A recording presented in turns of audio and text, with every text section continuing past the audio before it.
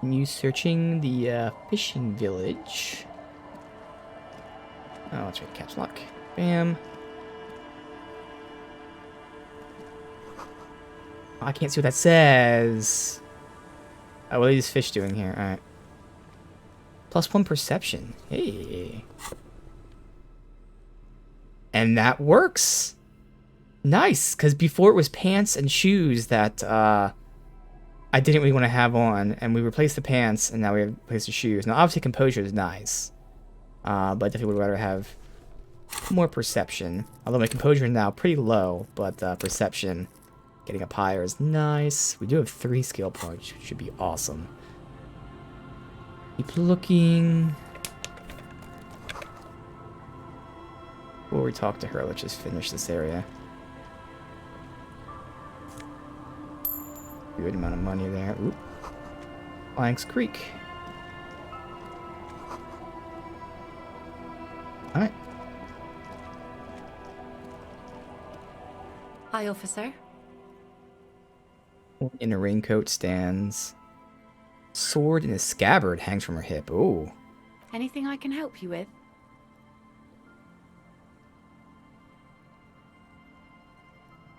As always, I am the Lawbringer. You've graduated to Lawbringer now? Men with authority have their quirks. Comes with never being second-guessed about anything. So what brings you here, Lawbringer? Oh, what's this? Bringing of the Law. Lawjaw. -1 rhetoric. Obviously, I like rhetoric. It's not bad for now. Obviously, we don't know what the solution is. Let's see. So, a little observation. It's all cool, man. Don't freak out. But every time you say, I am the law, you say it a lot, your jaw does this weird thing. Sort of shifts sideways, hanging off your face at a jaunty angle, while the word law sounds oddly guttural and low or guttural. It's strange. You wouldn't notice it, but after saying you're the law 80,000 times, the question does come up. Why do you have law jaw? Huh. Okay. I'm just trying to think.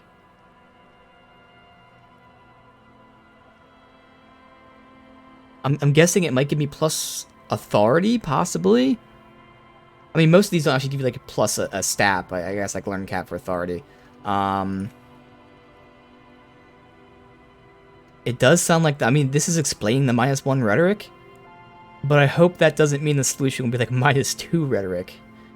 Fuck, dude, because I want to start saving my skill points for actual skills. Thankfully we have 3, but this might be one of the last ones. It's so tough. Because we're starting to get some pretty decent checks. Only just starting, but still.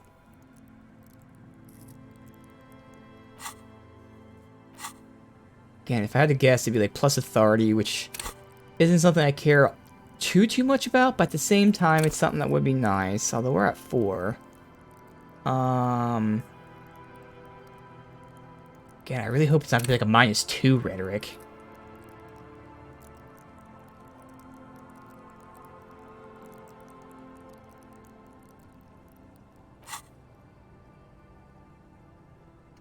Fuck it.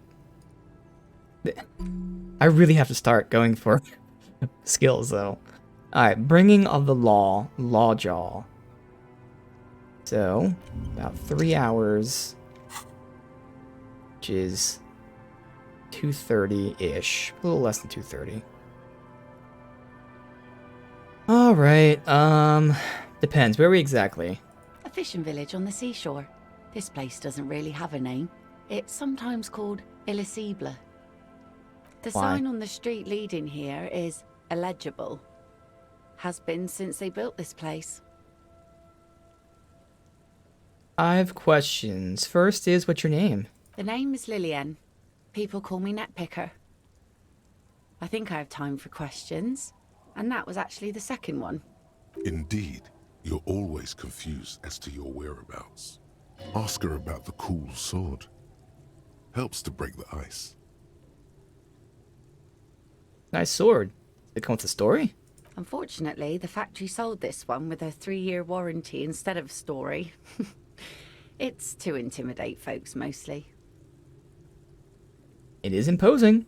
It's a regular mass-produced sword, like a shovel or an axe. Nothing fancy, just for intimidation. Why do you need intimidation tactics? From time to time, people need a lesson in respect. That's just the way it is. Back in the day, I caught the eyes of many men. And believe me, men need a lesson in manners from time to time. Why don't more women arm themselves if it's so effective? What makes you think we haven't? The truth is that almost everyone in this life is scared and tired and stupid and too dull for that. That goes for men too. But they put on an act for us. Pretend like everything's good and living in shit doesn't bother them. Like anyone falls for that.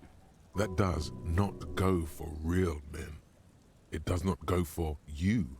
Show her. Show her the wonder. Coach means the expression. Behold.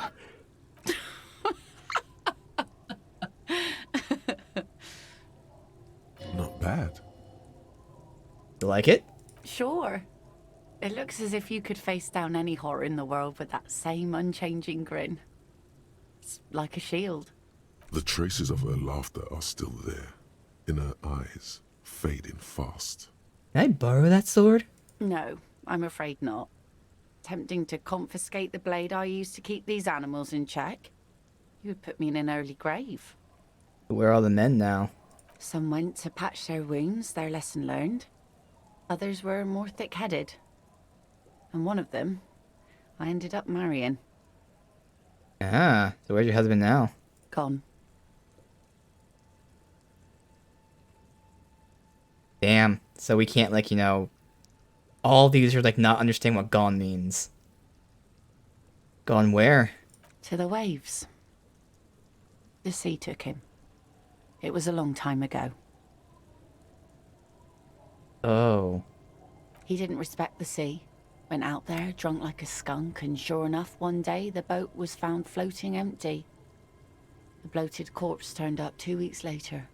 Now, before you tell me how sorry you are for my loss, know that it was 4 years ago, and I've moved on.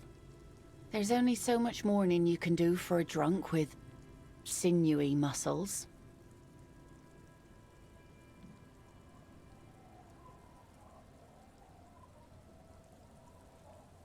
Time really is the best cure for sorrow, isn't it?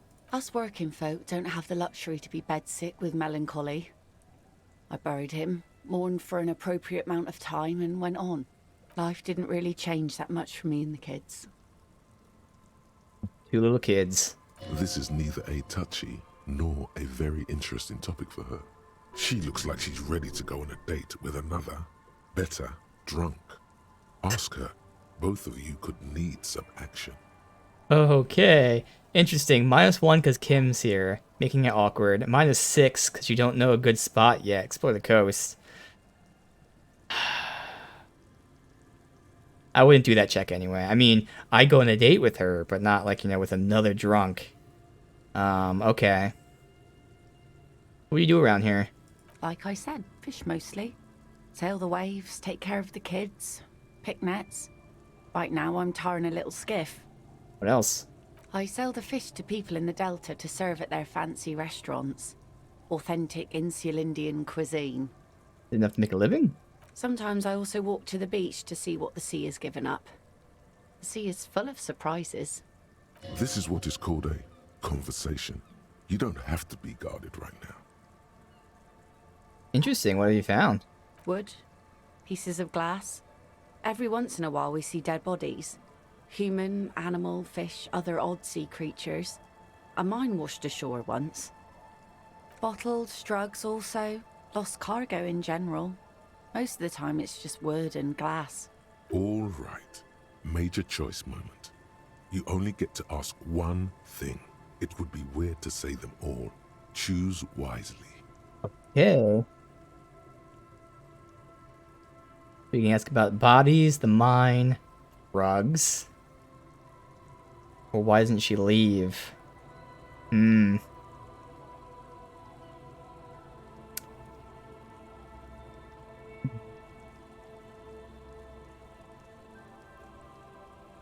What do you know about those human bodies? Well, you're barking under the wrong tree then, officer. I have no interest in floaters. Seen enough of them in my life already. Very unattractive bunch. Yeah, maybe stay clear of the things reminding her of the floater she used to be married to. Yeah. Just saying. Do I take it that's your skiff? Sure is. The sun, I call her. Coated with a fresh layer of tar just yesterday. It'll take some time for it to dry, assuming the sunny days continue. Sunny days, it's raining. Aye. Sunny days.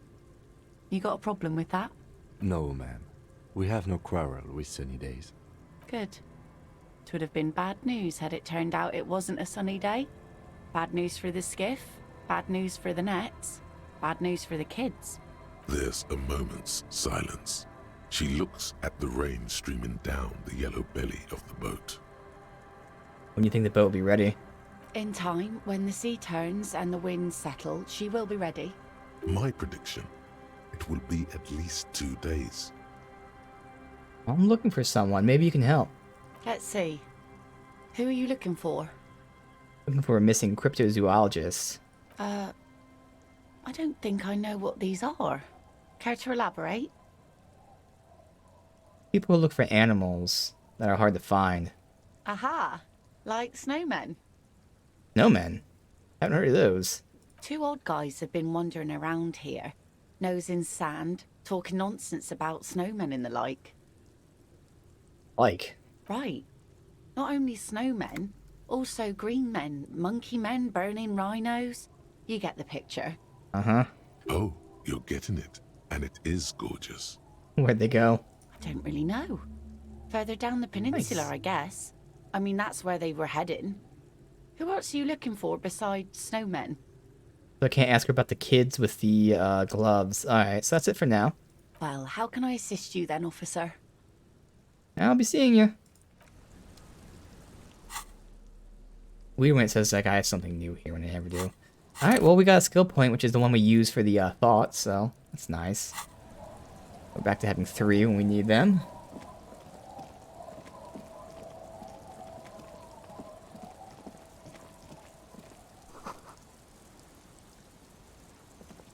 Guess that might be her kids there.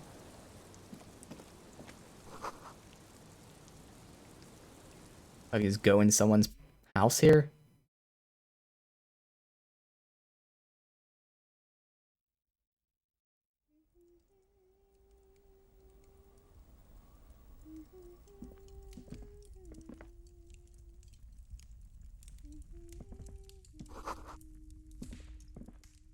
Interact with. Alright. Oh, I can take it? I'm just gonna steal this. Maybe I can give that to Gart. Hello, mister. Young girl, 4 or 5, sits on the sofa. She clutches a small stuffed animal. Occasionally, she twirls it around. Are you Lillian's daughter? Yes, I am. Little Lily. You know my mom? Yeah, we just met. That's nice. My mom is great. She's never angry or anything. What's this stuffed bird here? It's a grouse. You might be able to get on Gart's good side if you make up for the skewer you broke. Can I have it? I know someone who really likes stuffed birds. Sure. I mean, you already took it. I don't like it anyway. It looks angry. What's that thing you're holding? It's Lammy. He's my friend. Sort of. Like, Lambie is a stuffed lamb that, admittedly, has seen better days. One of the eye buttons is missing, and the fur is tattered in several parts. Oh, well, pleased to meet you, Lammy. Lammy usually doesn't like strangers. But you're also fuzzy, like Lammy. Hey, I heard there was a girl here who had some armored gloves. Is that you? Oh, I had gloves. Very big ones. Heavy, too. Where did you get these gloves? Found them when Lemmy and I were playing hide and seek. In an empty house. Where no one lives. I think someone hid them there. She doesn't want you to think she stole them. Where are they now? I hid them. the twins were gonna take them. They're stupid. We're going to need those gloves. It's for important police business. Oh. Doesn't seem to understand, but the tone conveyed her the important part. They're in my sandcastle. Behind our house. Under the sand. You can break the castle. It's not very good. Okay, well, thank you. Goodbye. Bye! Oh, all right. Well, that works out. For now.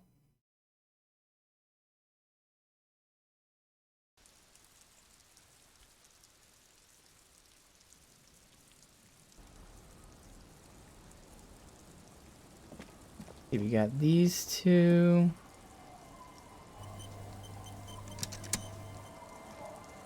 The scruffy-haired little boy kicks a stone. He can't be more than 5 years old. The other one looks indistinguishable from him.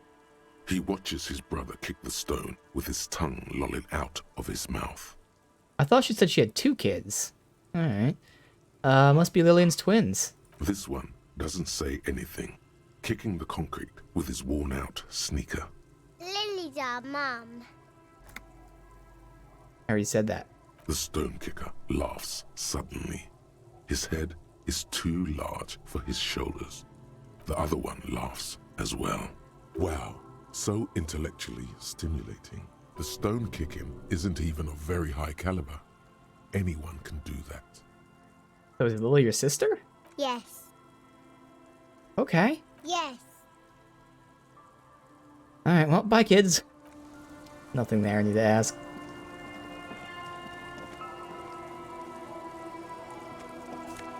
Guessing these are the drunks here.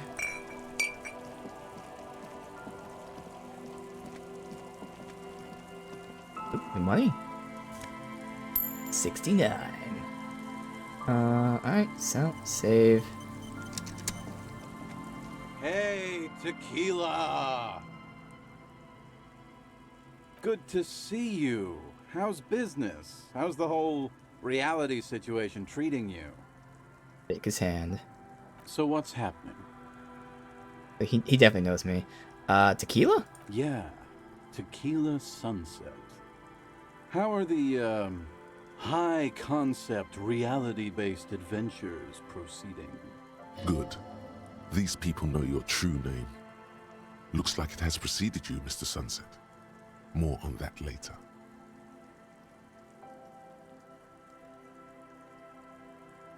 I've re-entered reality to conquer it, to bend it to my will. I am the law. That's the spirit. I used to shape reality into my image, long time ago. Those days are over now. Sadly, things aren't going that well in Idiot Doom's Spiral Land. Haven't found those keys yet, haven't won that great piece of ass back. No word from my business buddies. Takes a sip of beer. This guy's your buddy. You feel it immediately. You belong to an organization, a fraternity of drunks. So what is a Tequila Sunset? Keep saying it. It's you. You're Tequila Sunset. How do you know this? We've met before. Don't you remember? No, you sure don't. No. Aha. Do you want to know how Tequila Sunset came to be? They understand me. Tequila Sunset. Something ominous there. Go ahead. Let me take a sip to moisten up my chords. Tequila Sunset rolled into Martinez last Friday. And by Tequila Sunset, I mean you. The man, the myth. Was I alone? Hey, let's not jump ahead of ourselves. This is your story. Stop interrupting. You got here on Friday to solve a case, hoping to be the early bird who gets the worm. And by the worm, I mean the buzz. Because as far as I know, all you did was get piss drunk. Word on the street is you went around the local hostel telling people that you're a police officer, and that it would be really fucked up if you shot yourself in the head, right in front of them. That's pretty high concept, if you ask me. The lieutenant's brow is furrowed. He's listening as casually as he can. And then? It was a late Saturday night when we, the Union of Moribund Alcoholics, were getting our drink on. Nothing remarkable about this, we get our drink on 24/7. Makes everything warm and glowy. I trust you know the feeling. One moment we hear the sound of a motor carriage revving up somewhere on the plaza, followed by a series of dings and bangs. Do you remember the sound of wood cracking? The billboard? Naturally, loud noises pique the interest of anybody owning a pair of ears. That's just the reality we're in. Naturally. Anyway, there was a brief silence, a gasp of silence, if you will, followed by a real commotion. We heard the carriage careening towards the coast at top speed. Sounded like someone jumped the canal. We grabbed our brewskis and rushed to the jetty. Never underestimate the speed of an alcoholic. What we saw was a sight to behold. A beat-up police carriage containing you. Right there on the beach, you revved the engine and screamed at the top of your lungs, "The time hath come!" So, naturally, being the curious cat I am, I asked what time hath come, to which you replied, Tequila sunset. "The time hath come for tequila sunset, the end of all things." Say nothing. After which, your reality contracted. You jammed the pedal, plowed right off the jetty, and through the ice. Your hands cramp on the steering levers. We ran towards the ice, whilst you crawled your way out, miraculously unhurt, covered in seaweed and shit, like some kind of sea monster. When we finally got there, you were sitting on the beach crying. You said that your badge and uniform were in the car. It was too late to get in there, though. The carriage had sunk too deep. Recognizing a brother in need, we offered our condolences and invited you to party with us, which you naturally agreed to. We asked about the whole tequila sunset thing, and you told us it was your name now and insisted that we all call you that from then on. Tequila sunset? Sounds pretty good. Yeah, I agree. How long did we party for? Hours. It was an all-night drink-a-thon. Then, at some point, I think it was Sunday morning, you got belligerent and wanted to talk about Revacholian women. How they're beautiful and also whores and so on. How one of them fucked you real bad. After a short while, you crossed the event horizon, looked sullen, got up, and left without saying anything. Wow, that's quite a story. Yeah, I bet Tequila's a fucking legend around the precinct. You must be proud to work with him. If you only knew. Did I mention losing anything else? Beside your gun and your badge, you said something about your hope or heart or something. To be honest, the details are a little hazy. In retrospect, I guess you lost your motor carriage too? That's a big one. Did I say anything about the case? Yeah, you said it was no biggie and that you'd solve it in no time. And that you didn't need anyone to do it. You're doing it solo now. A lot of cops go solo and hermit once they reach that level of alcoholism. It's not meant as a joke. He's sorry for the hermit cop. Did I tell you anything specific about this person that fucked me? You were pretty vague about it, but you kept saying you got fucked real hard, and that we've all been fucked too. Please, don't open that door. No one's fucked me. I do the fucking around here. Abigail. It seemed pretty painful, to be honest with you. If I had to guess, I'd say you're still working through some shit. Did you read what kind of cop I was? You kept apologizing for being such a bad cop. Damn it. And for the damage you've inflicted on everyone around you. You also kept pausing to knock the heel of your hand against your temples, saying, "Stupid, stupid, stupid." I guess that fits though. I think that'd be like more so my character when he's drunk. He's just, again, very sorry and Hates himself because, you know, his life fell apart. So that makes sense for his drunk character. And that's why he's trying to work on it when he's sober now. Did I say anything about my colleagues? You told us that they were a bunch of fucking losers whose main interest was cramping your style. Like JV said. It's more like you were cramping theirs. No specifics, though.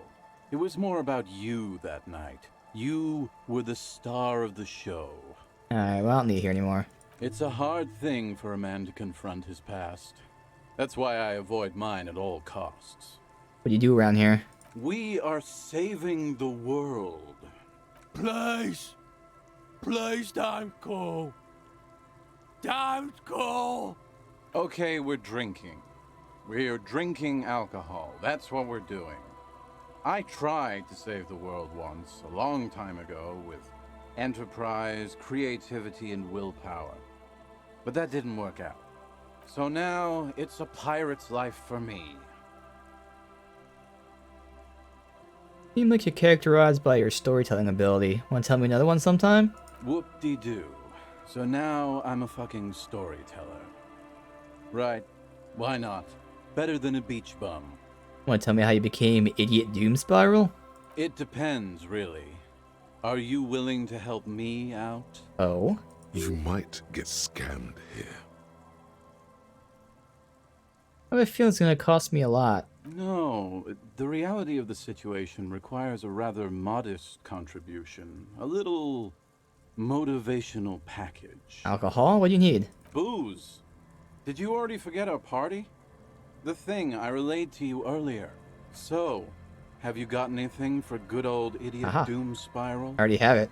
A bottle for a story. Seems fair to me. How about some Commodore Red? Classy.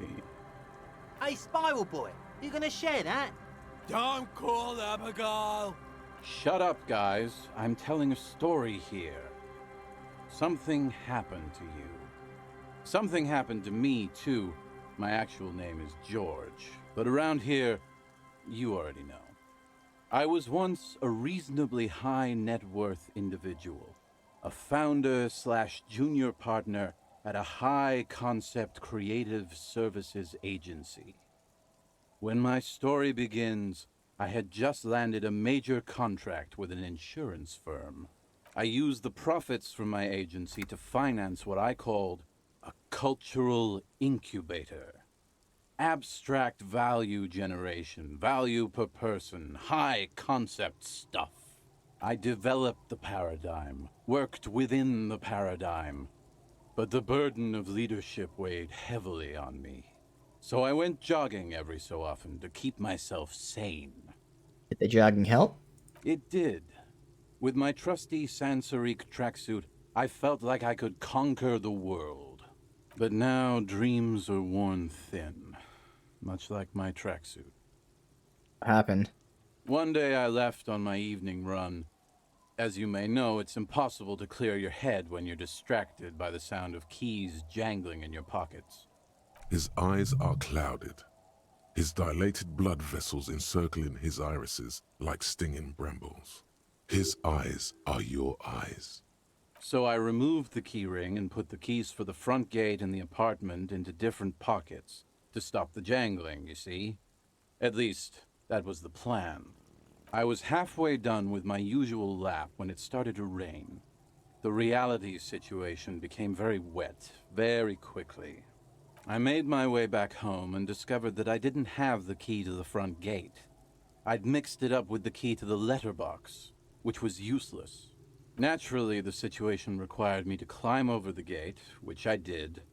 There was no climbing down because I slipped and landed on my ass. Ouch. Ouch, indeed. Reality was looking rather grim just then.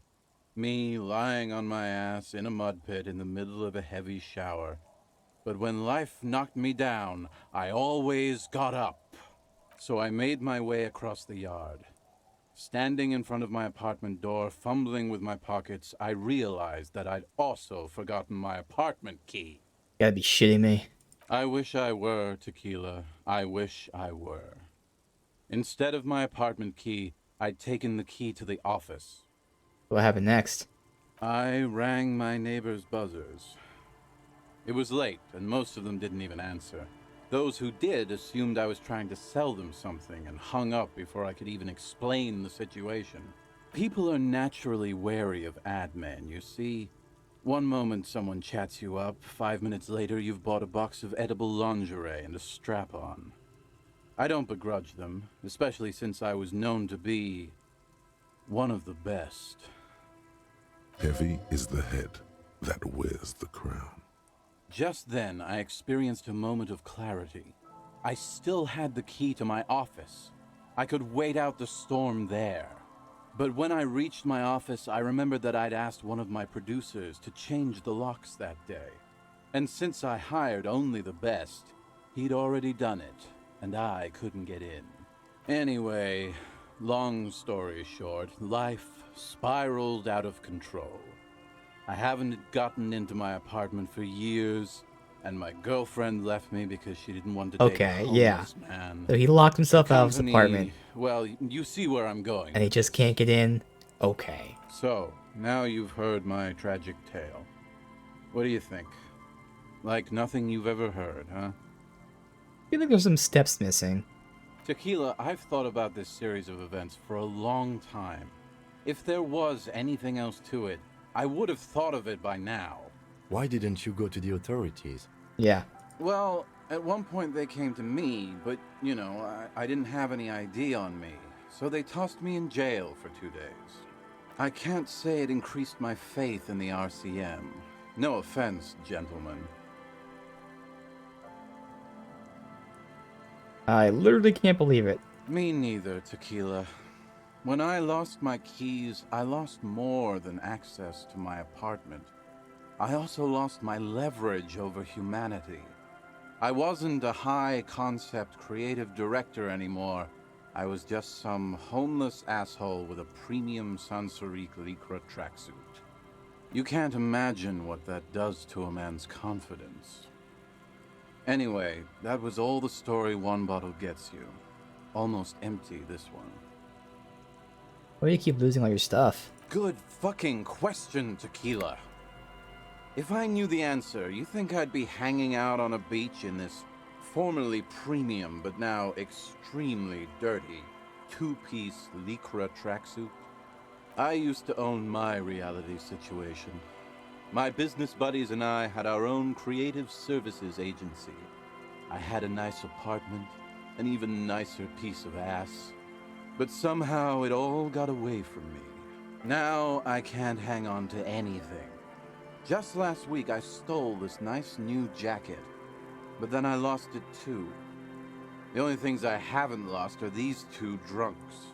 You of all people should empathize with this. Perhaps this lost jacket is something you could help with? What was the name of your agency? My agency, man. The Boom Boom Room. Our concept was combining high art with the lowest forms of marketing. The color red, breasts, and oil painting. Okay. I convinced my partners to reinvest some of our profits in an even more high-concept cultural incubator called Thin Air. The artists were happy, the clients were happy. I was financing a group of poets in East Revachol who were developing a new universal poetic language. But then it all went to shit. If it sounds like it makes no sense, that's because it doesn't.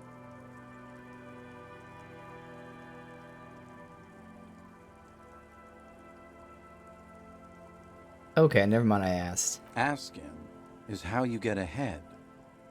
So what's this about Lost Jacket? Tequila, it's a verifiable tragedy. It was practically brand new. Sure, it didn't really go with my Lycra threads, but it did itch a lot less. Say, you're a detective, right? Maybe you can help old Doom Spiral out. Solve the case of the missing jacket. What do you say, Tequila?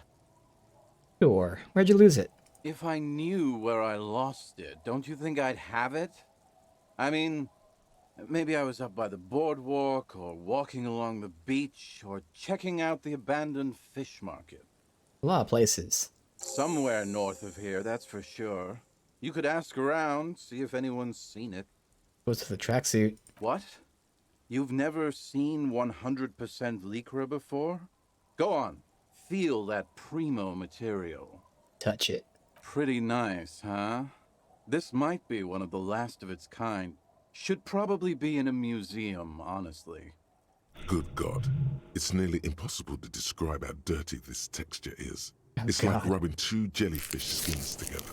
You feel about 15% less human for having touched it. Randomized trials have also found Lycra, TM, to be associated with a number of exotic, highly malignant cancers. So you also have that to look forward to. Cool. And then there's the smell. But you don't even want to think about that. Wow, you're lucky. He never lets me feel it. That's because your paws are fucking filthy, Rosie. We're right next to the bay. You could wash them any time. What about these other drunks?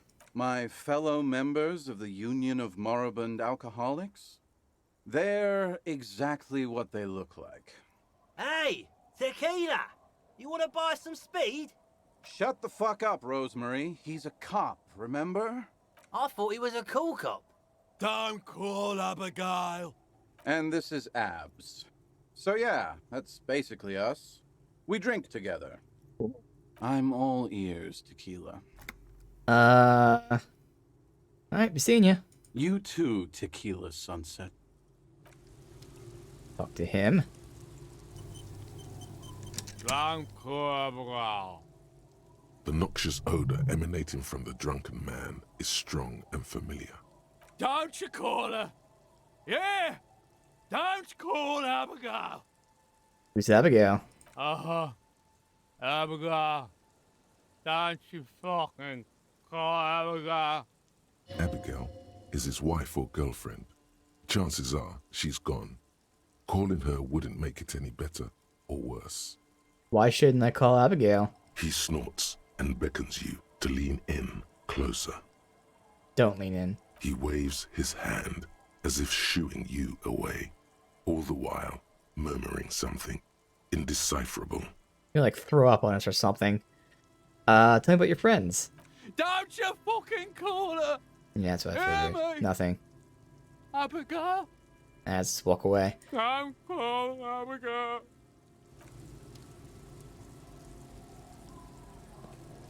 Good to see you, friend. Do I have deals set up for you, buddy boy? What are you talking about? So what do you want? I got smokes. They're cheap. Very cheap. I got Pilsner. Great deal.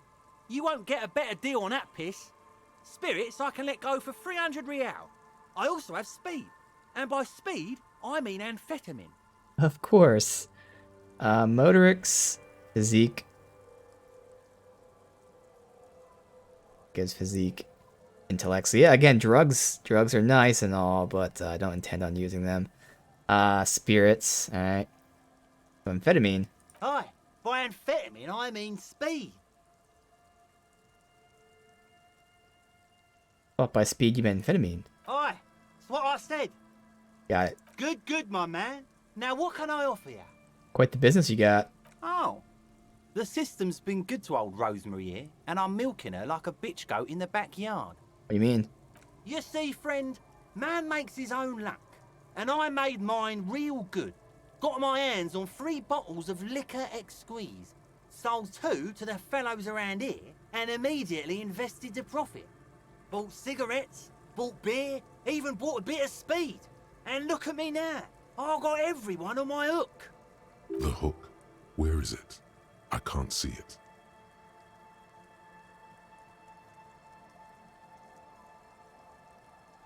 Looks like you're on your own hook, too. Of course. It is what it is, you know. What it's always been. People, buddy boy. It's the people. Why's a bottle of spirits cost 300? See, friend, it's real valuable. Worth every real, if you catch my drift. Got it from a bit of a business venture. Let him speak. You know, it's funny, actually. He's finding it difficult to focus his watery gaze. What? What? What do you mean, what? What do you think was funny? This guy. Conversation might bring a discount, no? Where'd you get the bottle of spirits from? Oh, this is medicinal spirits. The good stuff. Got it from the doctor's office. I got one of those scientific ampoules a few months ago. Torpedo, they call it. It's supposed to keep a man from taking a drink. Didn't stop me for shit, that's for sure. 5 lemons with half a pack of butter and you're good to go.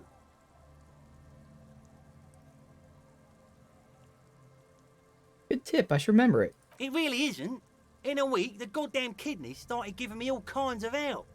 Finally, the missus took me to a private doctor's office. Not a charity, the real thing. Those arseholes charged me 4 real to remove the damn thing. But I came out on top after all. Ow. The idiots left me alone in there. Now, I used to teach high school biology. I know what doctors use to preserve dead fingers. It's like 3 cans of this blue medicinal stuff from the back room. Threw the Okay. snakes out and voila. What's left is this beautiful blue stuff. 98.7% almost pure alcohol. That's what he's selling as I already sold spirits. to these fine gentlemen here. Oh But this shit. last one is yours for 3 real, if you want it. Don't say it. I mean, it is only 3. I don't see where it come in use, but if it'll prove useful, yes.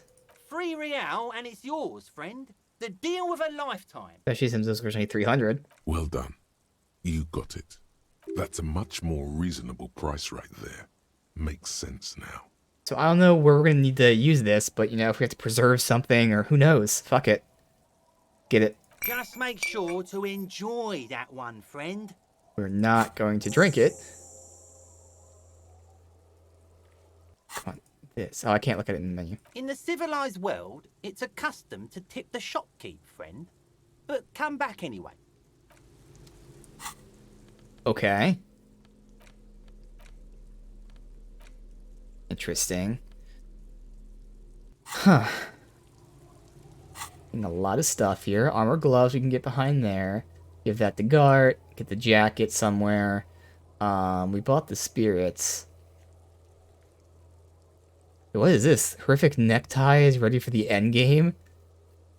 What the hell? I didn't get any dialogue from the necktie, but what the fuck? Does he want me to kill myself? Zoom out. Alright, let's see. She said it was behind. Oh. That's supposed to be Sandcastle? Guess it is. Weather has not been kind to Lily's little sandcastle. The once mighty towers are quickly eroding away. You can see something shining back to you from what must have been a vast underground catacomb network. Broken. The little castle? The reigning lord must have come upon some really tough times to let it sleep in such decrepitude. Pull out the shiny object. The walls and floors give way to the giant's greed. Nice. Collapse and present you with a pair of ceramic gauntlets. Congratulations. That's the gauntlets down then. We're doing good on the armor collection front. Well, that was our only lead as well. You can wear them. +2 interfacing. Just a flat upgrade. Hell yeah. Bam. And also the look, but okay. So there was incentive for the boots as well, rather than just selling it. But again, my character wouldn't steal the boots. So we have no intel on the chest armor. I think there's one other piece. All the other pieces. Doesn't tell me what they are, but okay. Again, I don't want to steal them. As you fold your fingers into a fist, you realize you could knock anyone out with one punch. The white ceramic gloves wrap around your digits comfortably. Your movements cause tiny little clicks, like dice rolling somewhere far away, as the plates reorient to your motions. That and future armor, interesting. I'll be responsible with this. It's just a way to protect me from harm, not to show off. The hardened vitreous enamel, at once sleek and light, adds a glow to your cheeks and a spring to your step. Just imagine what a full suit of this stuff could do for you. 1 down, 2 to go. 2? Are you sure you're correct there? There was a helmet too. 3 pieces more like. You were ambitious. Yeah, I want the full suit. It may be a while before you have all the pieces. In the meantime, you should analyze the armor. Figure out its vulnerabilities.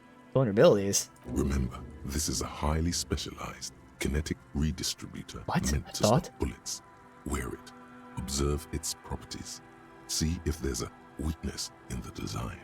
For the day you have to fight someone covered in the same material. Again, right now we're not going to get the full set, so I'm not going to steal those boots.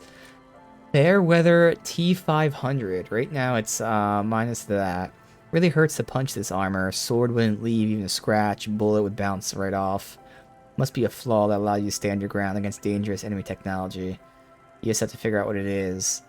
Possibly by beating yourself while wearing it? Shooting yourself? Let's see. So I would assume that gives me like plus physique maybe? But again, I kind of want to save my points. We're not going to get that for now. Alright, slowly making progress here. Let's see, this is like dead end back here. This is the edge of the map. Oop.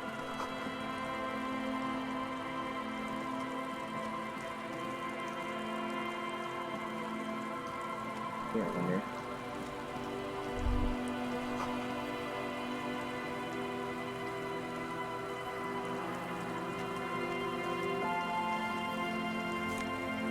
Money?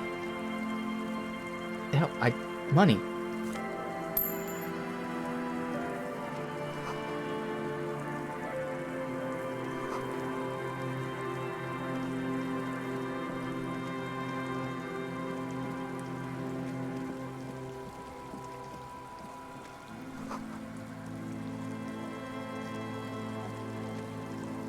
There you go.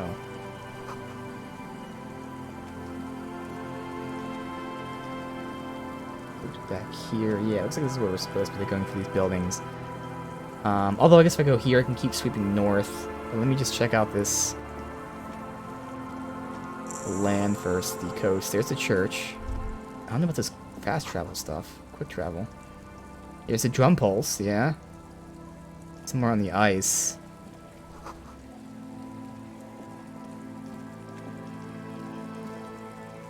Should be over here. The post high treasure.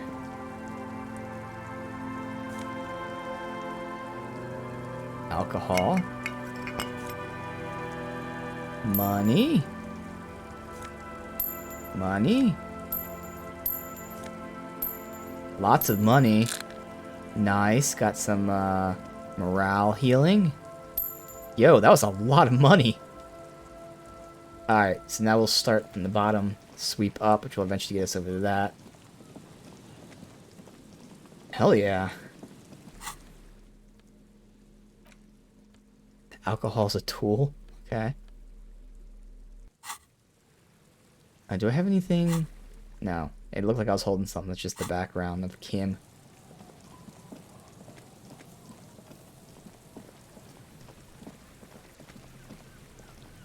Get up here anyway. People. Oh wow, we can go all the way behind here. Oh shit. Might be a cryptozoologist.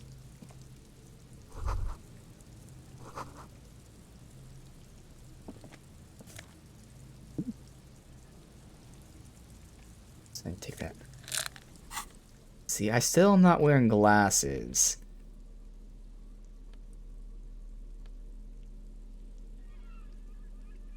Wait, where'd they go? Where are the glasses I just picked up? They're not here. Oh, that was weird.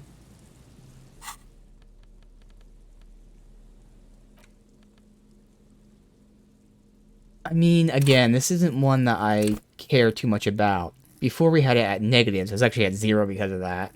So I don't want to make that swap either. So yeah, I'm not wearing glasses because, again, minus drama, minus authority. And that's plus logic, plus visual calculus. I don't really need them, to be honest. Alright.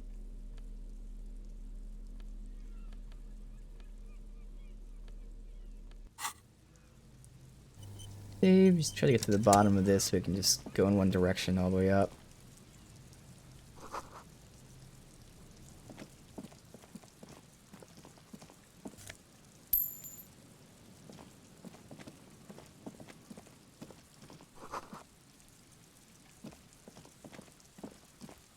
A scattering of bullet holes is spread across the cracked wall, reaching from one corner to the other.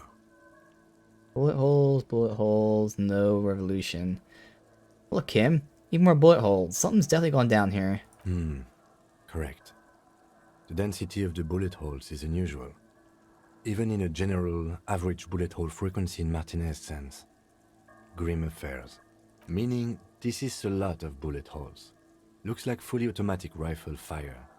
Something you don't see these days. Why not? The manufacturing and sale of automatic rifles was curtailed after the revolution. The destructive power of such tools proved to be too much. We do need to retain some humanity in this world. Alright, let's try the 42% chance. Why this many bullet holes? Unable to piece together the big picture just now. There's a hole in their hypothesis. Fine, okay. The scattering of bullet holes looks like one giant smiling mouth, smiling its deadly smile. I do want to level up perception anyway. We'll do 1 point, see if that helps, because we need perception for the body, and just for seeing things. Wait, what? Across the cracked wall, reaching from one corner to the other. Oh, this was visual calculus. Oh. Shit. When was my last save? Should have been soon, because I've been... Yeah, good quick saving all the time. That was my mistake. So I'll look if I want to do visual... Oh, well, I guess I can always put the visual calculus sunglasses on. So we'll confirm, but I should be able to do the check right now. When it probably fails, put the glasses on, try it again. And then we'll decide if I actually want to spend the point in visual calculus or not. Probably would, to be honest.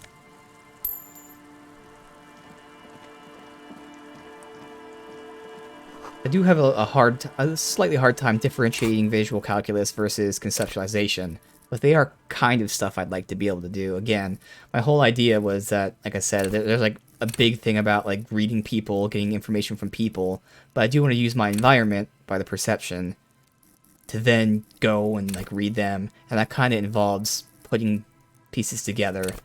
But again, like, you know, kind of conceptualization versus visual calculus, I kind of have a lesser understanding of the difference between the two.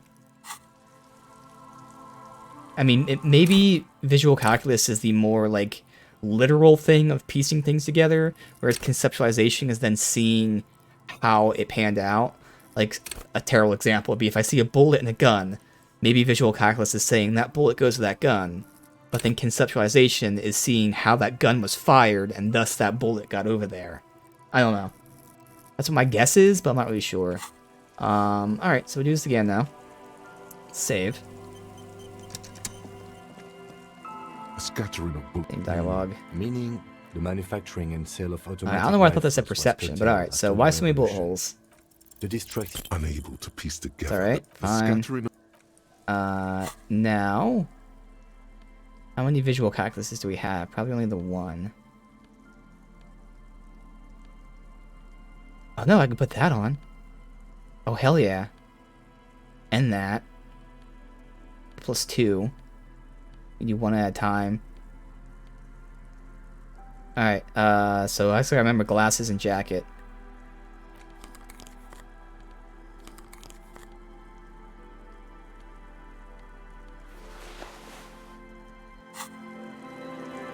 A scattering of bullet holes is spread across the crack. Okay, what the hell? I just put that on. Reaching from one corner to the other.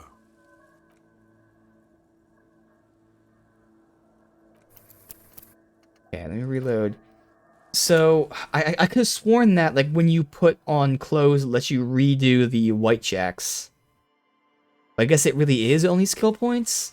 I mean, I know it's when you get the dialogue options, like if you talk to them again and get some extra info. Alright, I'm a little confused by that, but... Did I quick save before or after the conversation? Scattering of Good, bullet. alright.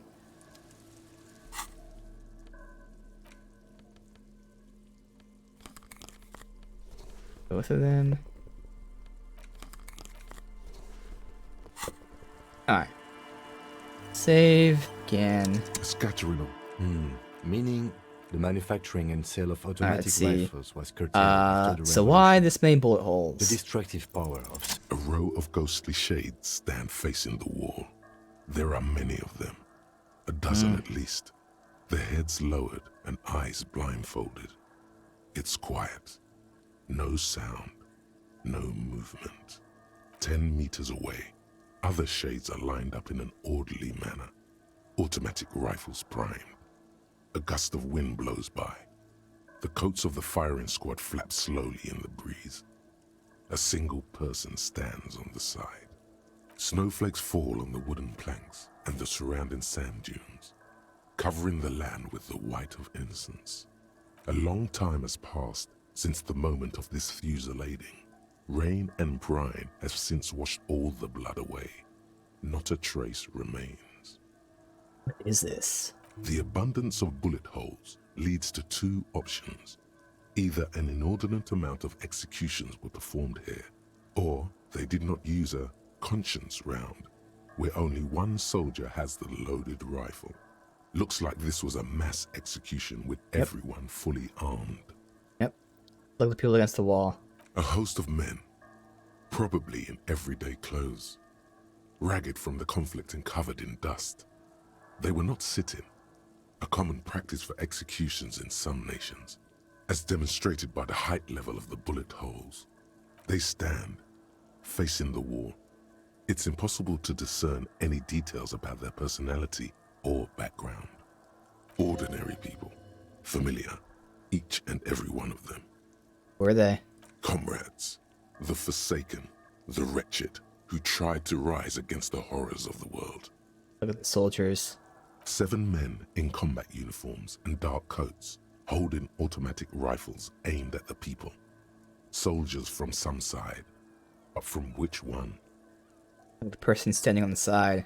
The commandant, the one who gives the order. Machine gun fire crackling through the air, the lights of the muzzle flashes dancing on his face. Who was who in this execution? I don't know. I don't know who died here, lined up beside that horrible wall. It could have been any of the parties involved in the revolution. Perhaps the ones executed here were the loyalist conservatives, killed by the communists at the start of the Civil War. Or it could have been the communists, put to death during the last stretch of the conflict by the coalition forces. It could even have been the employees of the failed R&D center down the coast, as their building was taken over by the revolutionaries. Or maybe... The forces, the coalition forces, could it have been them against the wall? Yeah, it's very unlikely the coalition forces were the ones who died here. They were always the last ones against the wall. To be honest, if a coalition member was anyone in this situation, it was a commandant, the superior giving the orders. Yeah. Alright. A cold sea wind blows away the figures. Here we go. Take that off and switch them. Bam, bam.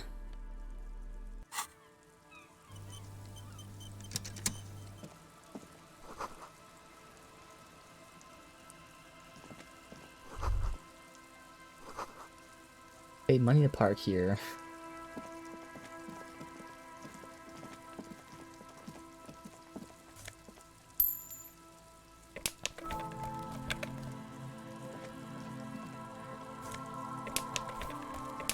You gotta hit space for each thing you pick up, okay.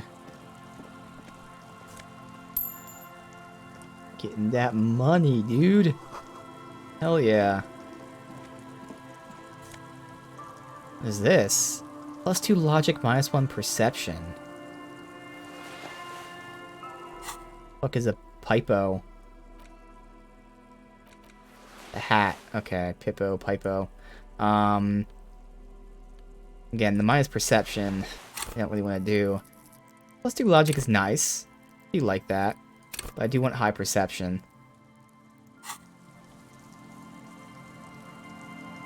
How long's this thought got left? Probably a little bit over an hour. An hour and 10 minutes. Alright. Getting around 2:07.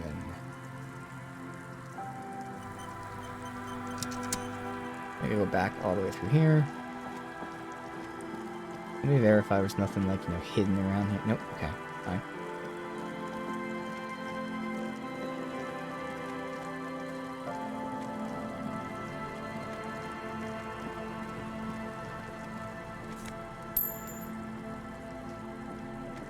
This. These have to be cryptozoologists.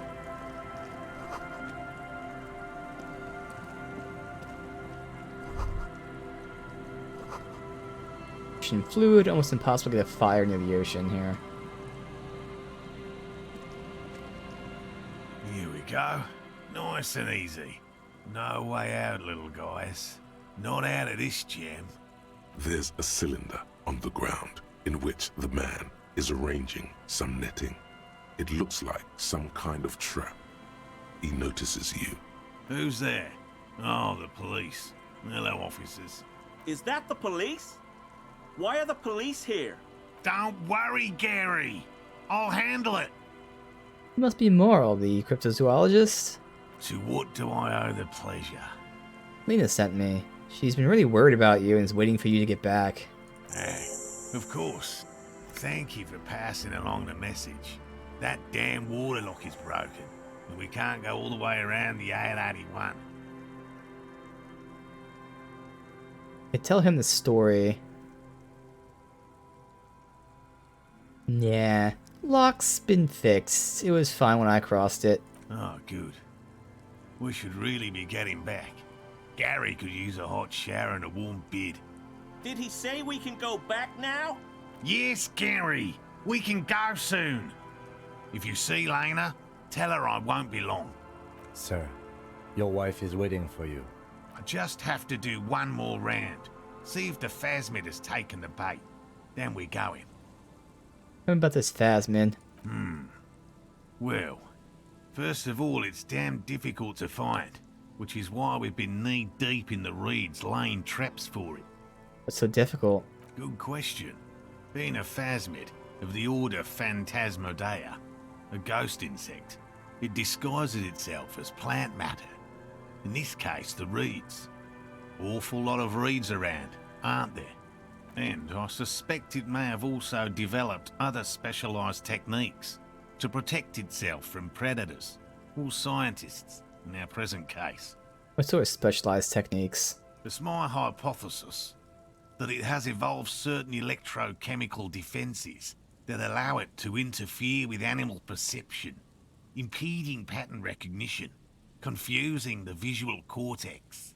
But I cannot describe how these defences work, much less how they evolved, without studying a live specimen. Yes, it makes perfect sense. You're beginning to suspect there's something paranatural about this phasmid. Uh-huh. So how big is it? I'm expecting it to be quite giant. One known species of phasmid, called the Megaphasmodea zoensis, is about the size of a grown man's forearm. So, Seems puny, to be honest. Why are you so interested in this bug? Doesn't seem to be as colorful as some of the other cryptids I heard about. typical rookie assumption. Insects are much more sophisticated creatures than those unversed in zoology give them credit for. Even simply catching a glimpse of the Insulindian phasmid would be the apex of of any cryptozoologist's career. But to study it and its defences, find out how it stayed hidden so long. What we've discovered so far. Very little, I'm sorry to say. No one's ever captured a specimen, so all our information is based on first and third-hand accounts. No one's ever found one. Not yet. That's what makes it a cryptid.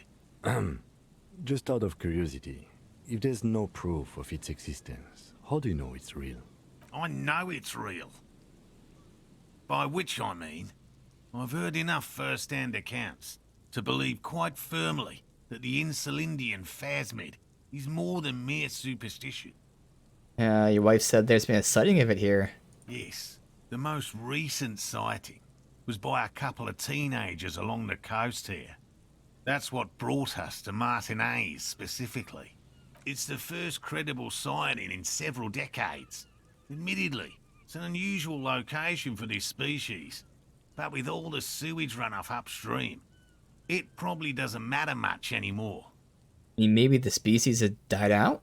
I have to resist the thought. Such an extraordinary creature is doubtlessly highly resilient.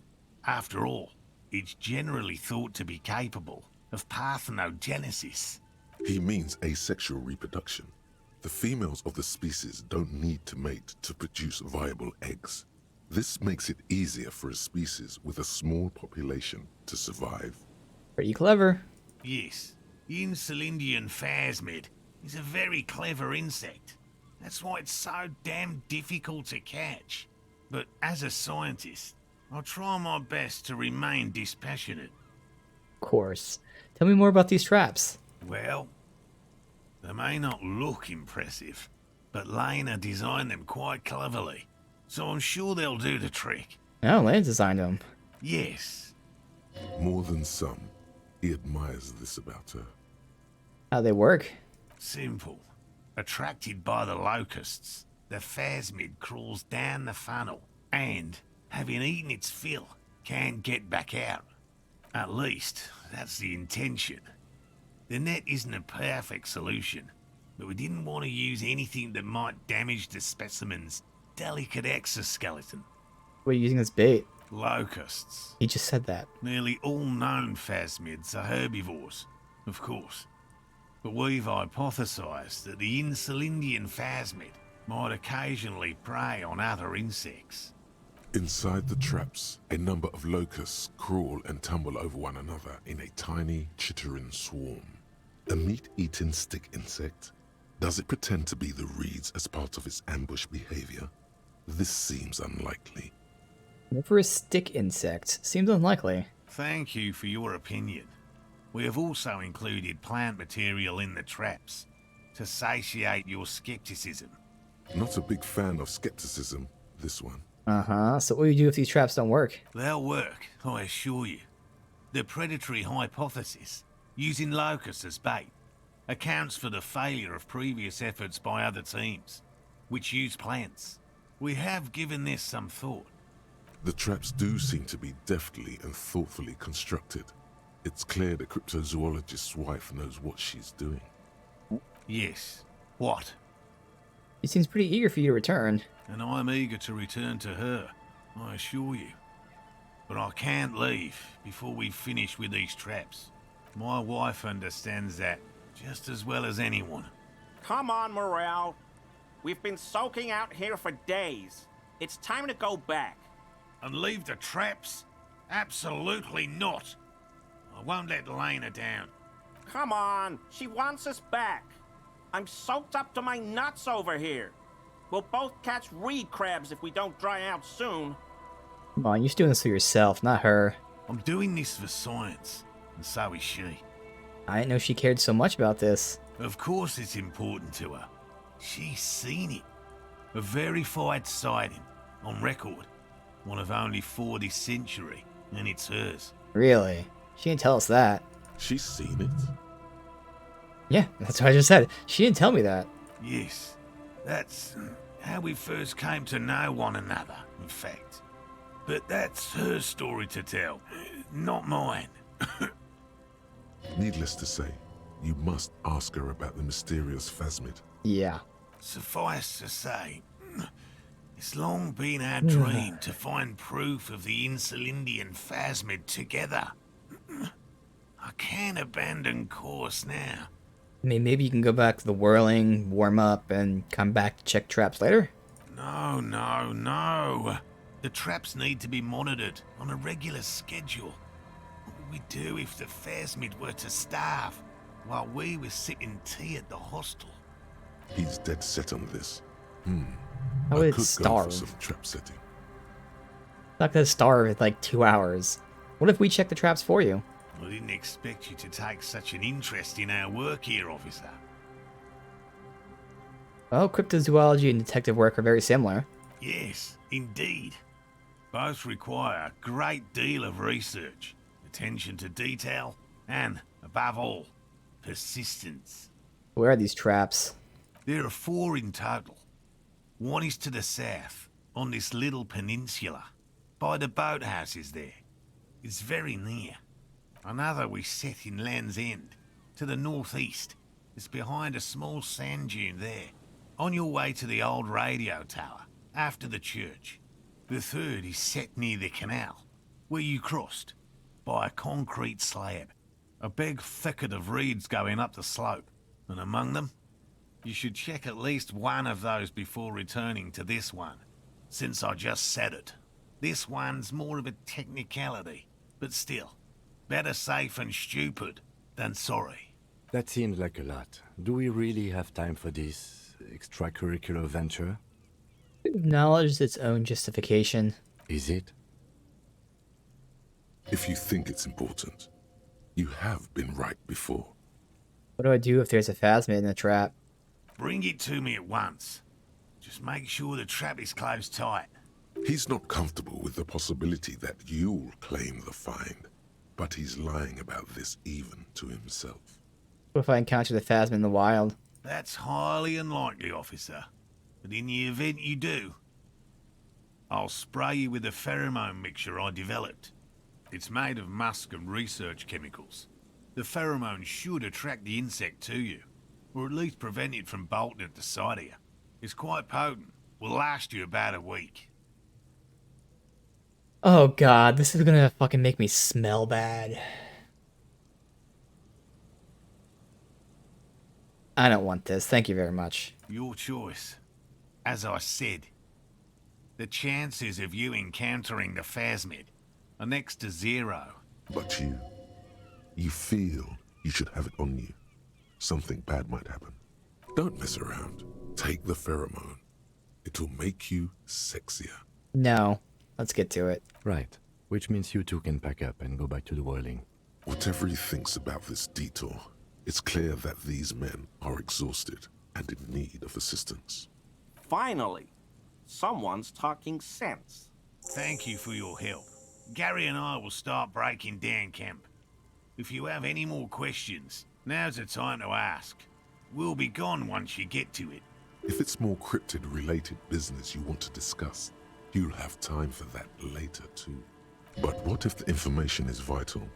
On the hunt. What about his eager-to-leave friend Gary there? Talk to him too, perhaps. Yeah. So how'd you become a cryptozoologist? I've just always liked animals and puzzles. Searching for cryptids is a bit of both. He seems reluctant to talk about himself, but he'll open up, if you prod a little. So you're living your childhood dream out here. It's not child's play, just because I have to traipse through the mud every so often. Alright, so why not just a regular zoologist? Animals are puzzling too. Real. I know you think one is a respectable profession, while the other is superstition. Everyone does. Honestly, being a cryptozoologist trumps most of the garbage I've seen people do. My methods do not differ from other scientists. I simply draw upon a wider variety of evidence.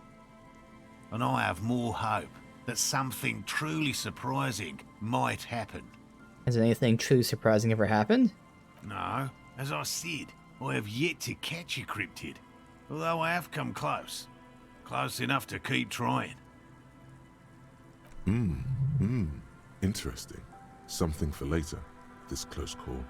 What kind of evidence do you use? Everything from forgotten regional lore to newspaper accounts, like the one that brought us here, to look for the phasmid. I keep a very open mind.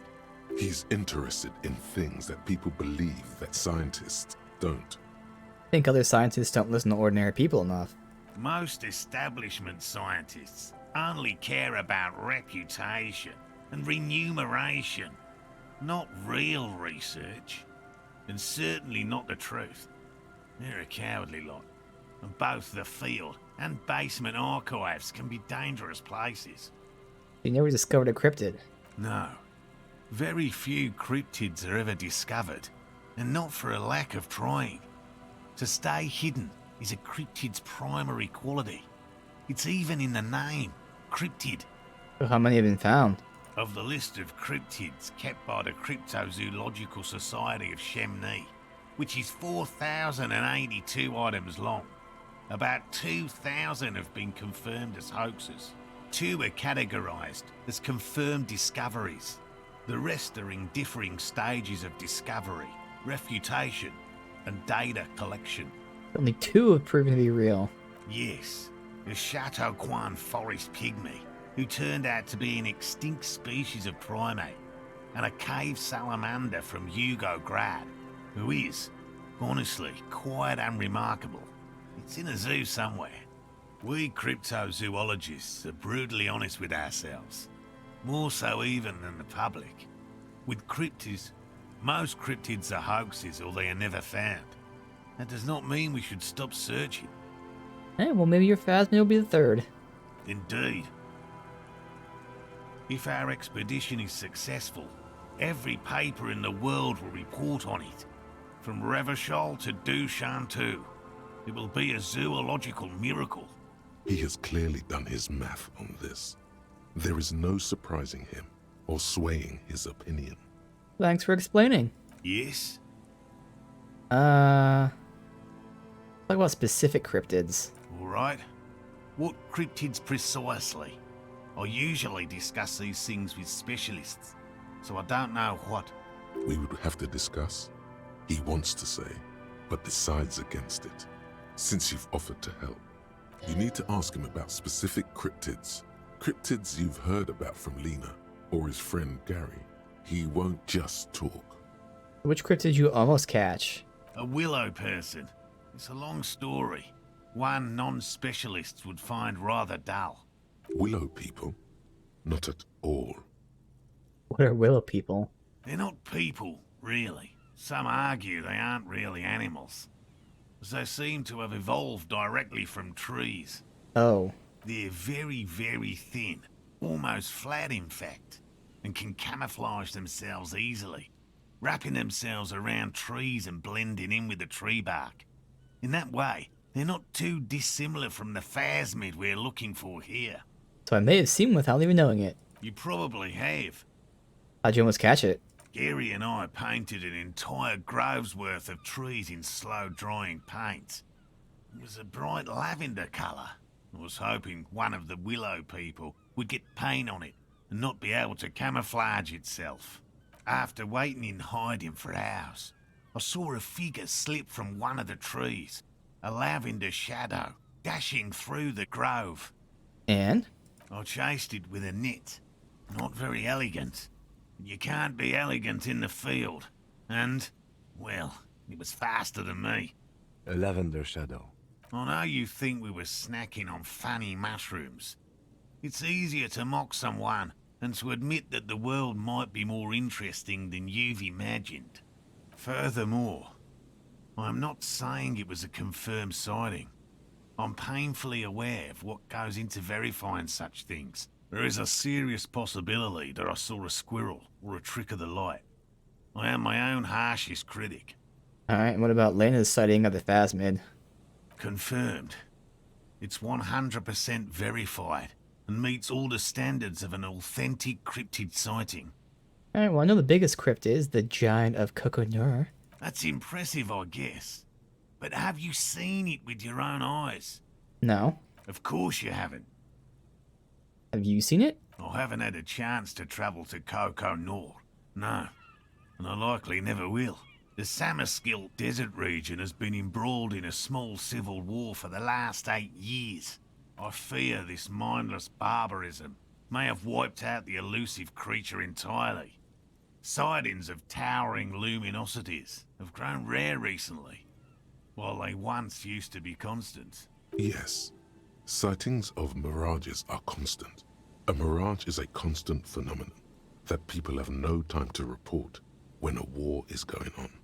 It remains unclear what this has got to do with you seeing it, as he was inquiring before. He was just being defensive. Yeah, so tell me about the cool cryptid. No offense, officer, but I'm not much of a pedagogue. I don't know what I would have done if Lena hadn't persuaded me to go back to field research. You should ask her if you want interesting stories. Me? I'm not a people person, unless you haven't noticed. and I don't make a good lecturer.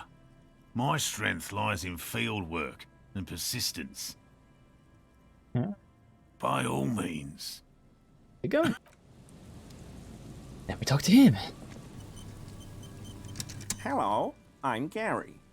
Very generous of you to help us out, officer. Oh, hello, Gary. Yellow man. I mean, officer.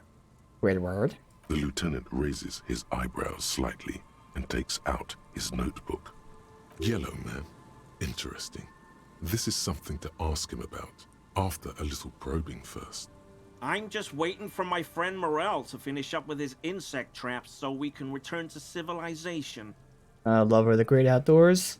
I like nature, just not this bloody coast. It's mostly drunks and degenerates that come here. Degenerates? This man respects authority too much. To see the truth inscribed upon thine own visage. Pretend thou art a paragon of virtue.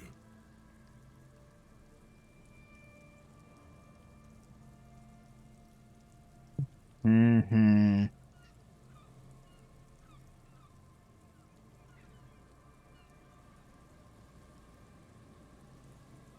So I could try to lie to him to get on his good side, get some info from him.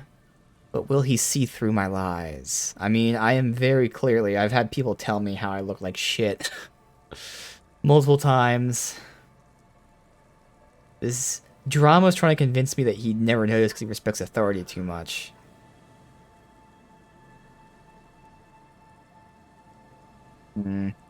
Nobody's perfect. I'm sure you've been tempted to drink. Oh, I've been tempted. But someone has to stay strong for Revocol. He pronounces Revocol with a hard K, unlike other people. I noticed that. Serious question time. This man is no innocent. No one is. You said Revocol. I like to pronounce it the hard way. The old way. The Vespertine way. God, he sounds so much like Squidward. I mean, it's not really like, you know, matching the voice, but the way he has that nasally voice. He winks at you, trying to relay some hidden message, inviting you to mispronounce it too, perhaps. It's odd. It's a secret rite. A very fringe nationalist handshake, probably. Ask him about the mug. Is this your mug? No, we're gonna ask him that later once we get to know him a bit. So you're cryptozoologist too. No. I help Morel with research sometimes, and I've learned some things along the way. But I don't usually go in for picnics like this on my own. There probably is a follow-up to this, but you can't think of any. Doesn't matter. Waste of time anyway. Gotta keep moving. Is this your mug? My mug? Why would you think that? I can see you recognize it. It's in your eyes. I may have had a similar looking mug in the past. That's all. Oh shit, it actually is his.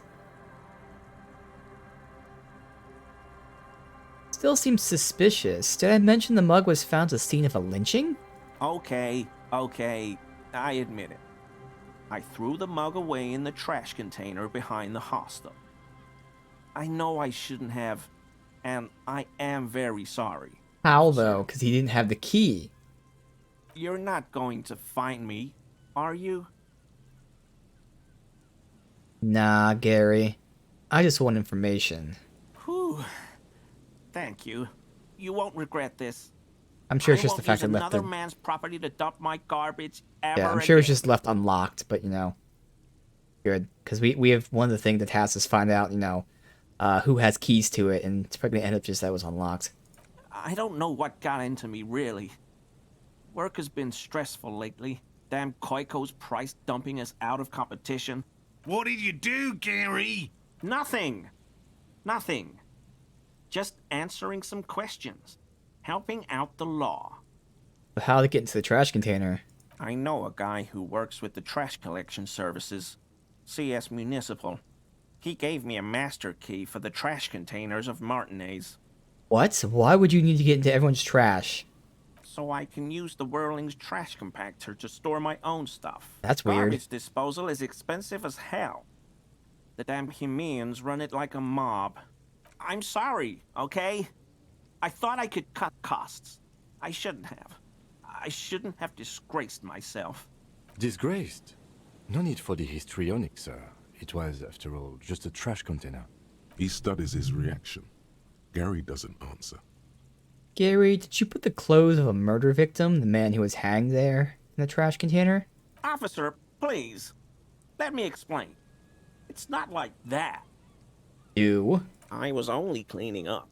I live right across the yard from where he was hanged, and I saw Fucking him Gary. stripped I did naked. not expect this. All the clothes lying around in the yard, smelling. People are animals, you know? Yes, yes. What happened? Then I came out to clean up the rags because no one else would. I put them into the Whirling's trash, along with a broken mug, admittedly. Okay, I was coming to throw the mug away, and, well, I threw the mug there and the clothes too. Right. It was just civic duty. Exactly.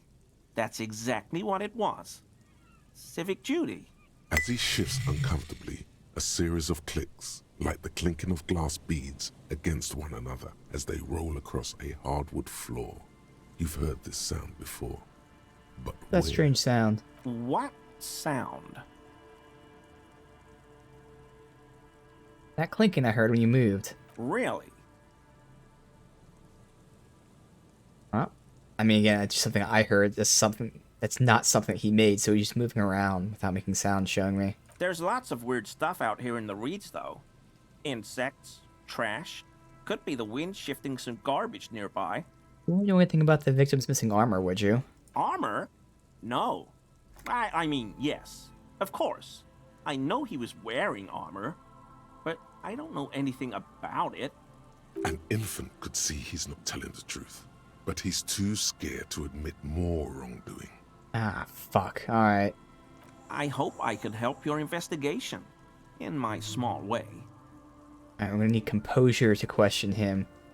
Let's try to get some more info here. You were surprised to see my colleague, Lieutenant Kitsuragi. Not many Sealites here, or anywhere, other than Sail. I meant no offense, truly. He's native of Revachol. Oh, yes. Of course he is. I was just speaking about his connections. Let's change the subject, okay? Composure. Oh, man. I would like to level composure, honestly. But it's not going to be enough to make this check be good. Now, the hope is I can talk to him later when he moves to the, well, I'm assuming he's with this guy moving to the, hotel. Obviously, I don't have any composure clothes. Actually, I might. Alright, well, thank you for your cooperation.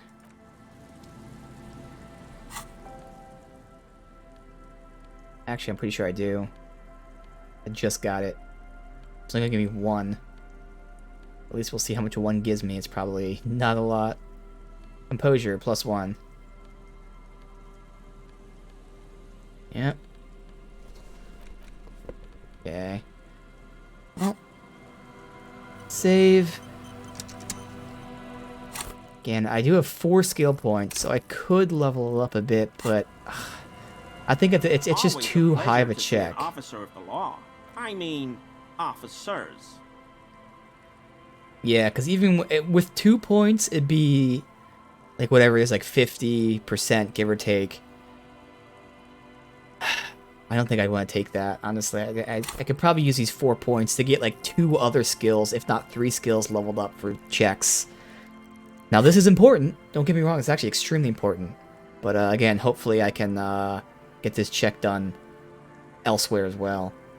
Alright, let's try to analyze why he's shifting around like this. That shirt looks very uncomfortable. on No you. shit. Look at the This buttons, makes up for yesterday. barely Okay. keeping that thing together, as if something is ready to rip out from underneath. He's wearing the armor. Something went underneath. Yes, like a piece of ceramic armor. No Something. shit. One Dude, that this makes was a such an clicking important sound check. when the plates meet each other, resembling pearls or marbles, stolen from the corpse in the yard near where he lives. I see you're a connoisseur of high-quality combat gear. I knew you'd figure it out, officer. I'm sorry I didn't tell you at once. I was ashamed of what I did. And I didn't want you to know. We're not detecting falsehood, sire. He's gearing up to admit the truth. This shame is surprisingly sincere. Gary, what's going on? Later, Morale. I've got apologizing to do. No, you've got explaining to do. Give me that armor. Now. He sighs again, hangs his head, and unbuttons his shirt fully. A cuirass that matches the dead man's boots comes into view. Soon it is in your hands, smelling of his sweat. Alright, so only one more piece left to get, because again, we know where the boots are. It's on the body. We're not getting them. But so light to hold, like a bag of cotton. Why'd you really put those clothes in the trash? Everyone was picking those pieces off him, and I was watching them do it. And they'd scattered his clothes all over the yard. Everything was smelling. So I went there to take out the trash and started cleaning up.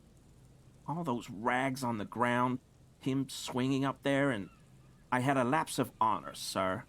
I thought, he's a foreigner. They all say he wasn't from here. Only the cuirass was left. So I stripped it off him. It was early in the morning. No one saw me. I took it with me. It was a mistake. Had I known it'd give you guys trouble, I wouldn't have... Fuck. We're detecting sincere contrition here, sire. He's not trying to flatter anyone. It's okay. It was a loose end, and you are tying it up now. I'm so fucking sorry I called you Yellow Man. Seolite officers commanded the suzerain's navy. Most of them sided with the king when... They were thoroughly conservative men, he realizes suddenly. It's difficult to say what the lieutenant thinks of this historic apology. His face does not belie emotions. You lied to me, Gary. Because I was weak. I should have told you the moment I saw you. But The hell, Gary? You in trouble? I'll explain later. You know who killed the hangman? I always thought it was the Union. Some Union hardasses. Lynched him because of the strike. But almost everyone in town knows that. I wish I could tell you more. This is all he knows. You done, Gary?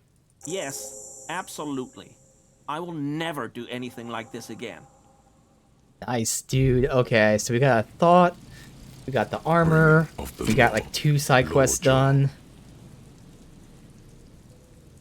Okay, so we now know why you have law jaw. Why you say the law in a weird manner. And why your jaw does that thing. You had polio as a child. You hadn't gotten vaccinated. It must have been right after the revolution. Not a lot of vaccine going around then. So you got infantile paralysis due to polio, and this jaw thing is a complication from that. Admittedly, it's not very funny, but you overcame it. This little infant survived and became a sharp-shooting super cop. So, fuck you, polio. Fuck you, polio. Sharp shooting. I wonder if it's gonna give me hand-eye coordination? Do we still have the -1 rhetoric, though? Let's see. Learning cap for hand-eye raised. Succeed all hand-eye passives? Yo. That is major. We still have -1 rhetoric, but that is extremely major. Because these are those passive checks that, you know, that's not the ones I can click on to do. These just happen organically. Okay, that's actually insanely good. That was so worth it. -1 rhetoric, yes. We can always level it up when I want to. We have 4 skill points. Dude, that is insane. I have to inspect the traps, but I did not expect this coming from these guys. Talking to him specifically, all this stuff we got here. Pain and volition. First of all, let me put these, what was it, boots back on.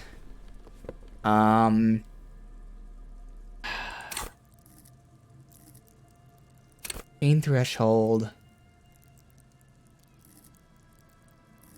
Volition. Damaged. I feel like physical instruments still would come up more. Again, I'm trying to cover my weakness with this. I'd probably want endurance. Like, if I had the choice, I'd take endurance, and then physical, and then pain. Volition should be fine. Obviously, it's at 3. I can just heal my morale to get to 4.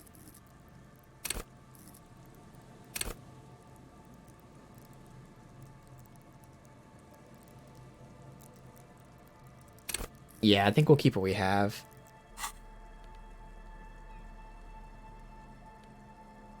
It looks cool, though. Or, looks kind of messed up. Like my guts are hanging out. Alright. That's fine. Ooh! Well, this was surprising. Alright, let's get this. There's a trap below That me patch of somewhere. reeds over there. It's a great place to hide something. Kind of out of the way, being so close to the water. What's this about? Nothing. Just a hunch. The hunch passes, leaving you there, by the old boy bobbing in the water.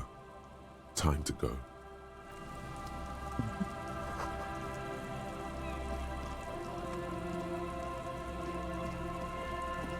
Wonder if I had the smell on me. If that was for that, but I feel like the smell would fuck me over anyway. Alright, so where's this trap? Here it is. Dave. There's a trap in the reeds at your feet. Looks like the same one you saw Morel set before. Same mesh, same wiring. Look around. Behind you, the ruins of a residential building rise over the reeds, shielding them from the wind. The reeds rustle confidently. Reach for the trap. Locusts are crawling around in the trap, confused but uneaten. You see no carnivorous reed phasmid gorging on them. Big surprise. Anyway, 1 down, 3 to go. No need to grin. I'm not expecting to find anything. I'm just helping some citizens. I meant no offense, just... Alright. Now, he said come to that first, and then I can go back to the one next to us.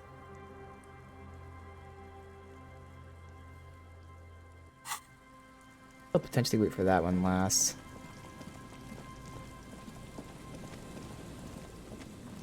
Yeah, I'll expect that later, even though I technically can do it right now. I'm gonna go over here.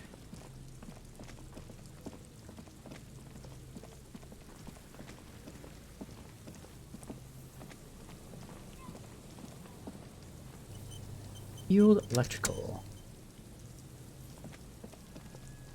And Mikhail noticed the windows, especially with how there are no windows on the south side. This was to deal with. You officers, come to investigate the historic subtext of West Martinez? I'm Tran Heilostam. You must be Kim Kituragi, right? I was just telling my son about this building. How's he know Kim? Not a lot of people realize the historic significance here. Very rich in hypertext. Nice to meet you. Hypertext. Yes, hypertext. Young Carp and the collection of cultural hyperlinks. What was that about the windows? Oh yes, so Mikhail. They had to deal with monitor glare, especially in the summer. They still had vector monitors back then. That was 49 years ago. So they didn't have windows on the south wall. You and Kim know each other. No, I can't say that we've met before, but I've heard of Kim, of course. Mikhail, say hi to the officers. Mikhail's a little tired today. We spent all night trying to run Orbis on his radio computer. Have you heard of it? It's a programming language used in Grad. Quite tricky, but he wanted to play this Grad-made adventure program. We've been getting really into Worms lately. The man speaks in the artificial cadence of a professor, or someone who's been on too many radio shows. But I assume you're not here for giant worms when there are so many real things to see. Just as I was telling Mikhail before, this is where the Coalition landed in '08. We could be standing on what is the most interesting landmark in Revachol West. This man is your half-brother. You feel it. But why? Well, get a load of this guy. He really enjoys his trivia. The Orbis programming language was named after its inventor, Victor Orbis, a cybernetician from Grad. They run Vox in the Occidental countries. What's so fascinating about an empty old building? Aha! But it's not just any empty old building. What not a lot of people know is this used to be the R&D department of Feld Electrical. And Feld, which now sells ink cartridges mostly, was once a top dog in the turn-of-the-century cybernetics boom. Hold on. What's R&D?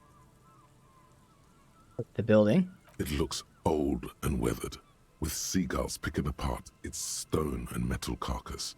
Bushy undergrowth has taken hold of the collapsed rooftop. Some kind of bird has set up a nest on a broken windowsill. What's an R&D department? Apologies, it's an acronym for research and development. They don't use it anymore. You're probably more familiar with RTD, Research and Technological Development. Mea culpa. You are not familiar with that one either. This man is a bookhead. I don't think I ever heard of this, Feld Electrical. That's not surprising. Only a vestigial ink cartridge and ferrotape manufacturer remains. They started out as a midway electronics outfit in Königstein 2 centuries ago. After an aggressive move to Revachol, Feld became a global player in the emerging personal electronics market of the pre-revolutionary era. Still, Tricentennial was beating them in business machines.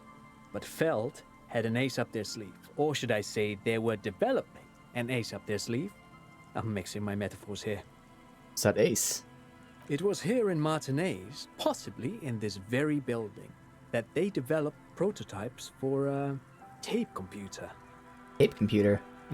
An elegant folding mechanism of rollers and ferrotape ribbons, portable enough to be a take-it-home solution.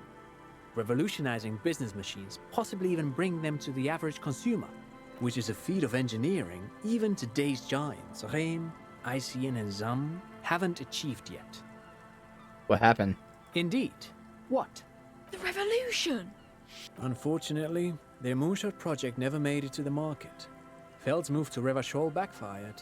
The revolutionary government liquefied their assets and expropriated those very advanced prototypes, possibly from this very building, or one of the adjacent ruins. All of this was built by Feld, even the boardwalk. Wild Pines built Martinez proper as a resort for their middle management. Feld built this side of town for R&D. Ah, interesting. So you're saying Feld built this boardwalk? Yes, they even built a pleasure wheel, but that got destroyed in the war. Pleasure wheel, you don't say. A pleasure wheel?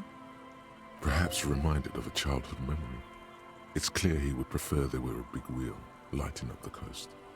Yes, to lure in their star engineers. This part of Martinez was nothing but reeds before Feld arrived. They had to make the prospect of living here attractive. It was supposed to become a global center for innovation in cybernetics. But history had other plans. Now we do a little research every now and then. Do they call Ferris wheels pleasure wheels in like other places? Pleasure wheel.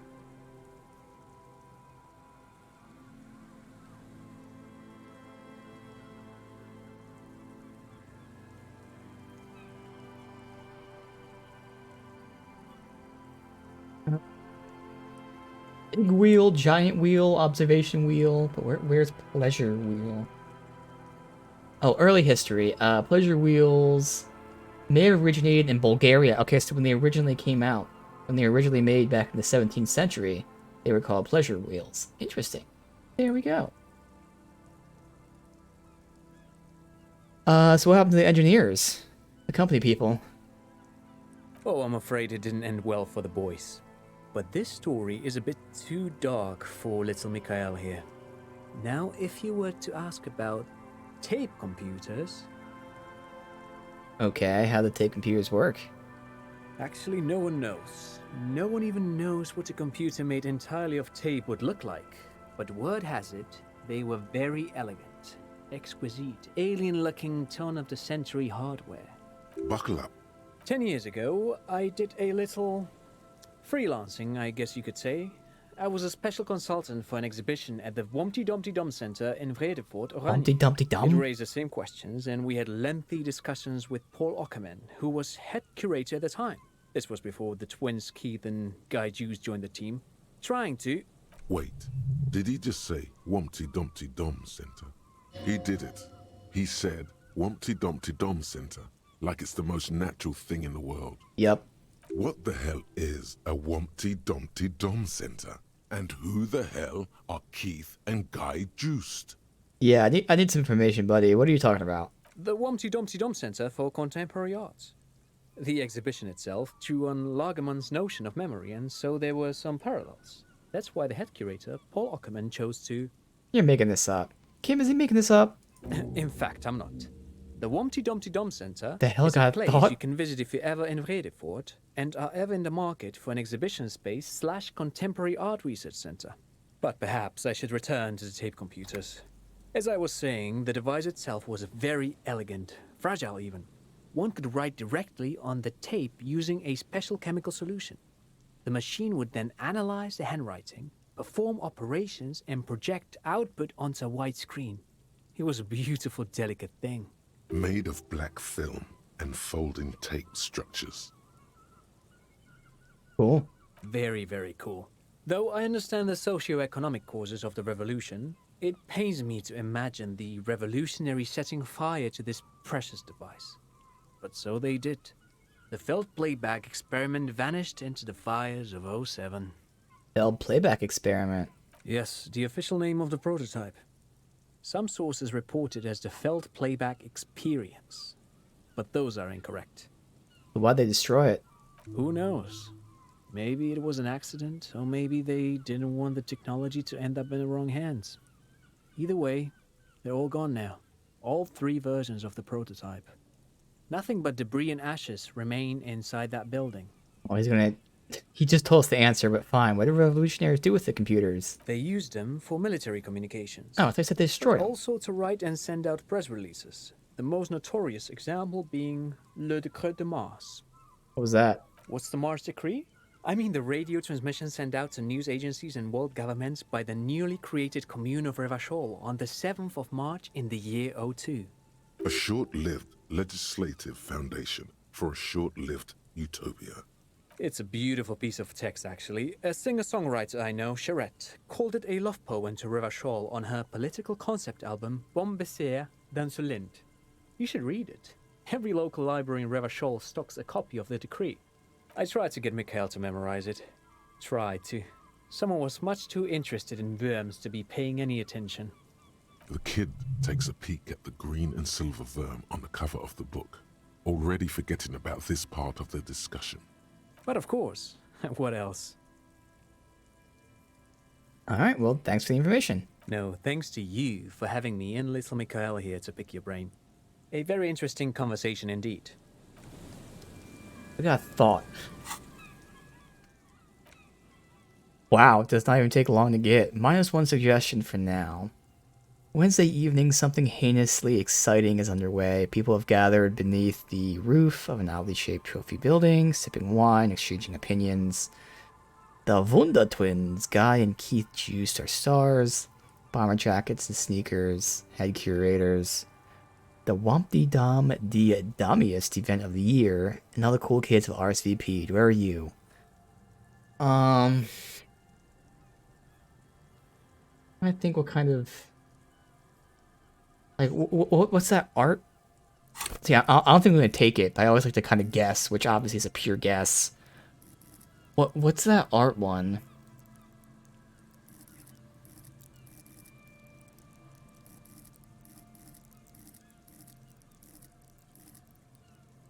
Oh, maybe I'm thinking of something else.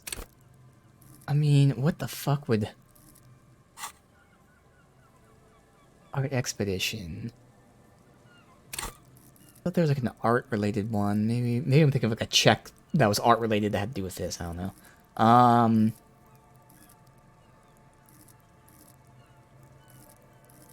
Again, maybe conceptualization.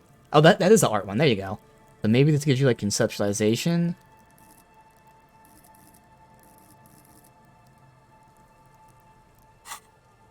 I'm not gonna take it though. Right now, -1 suggestion, and suggestion is something I think my character is good at. Now, obviously, we can always make do with -1, and it might even go away. But even though I do have 4 and almost 5 skill points, Again, I think I spent a lot on thoughts. I'm tempted. I'm actually tempted to see what this is, but for now, I won't. But it's gonna be quick and easy to get if I decide to get it. Alright. Interesting.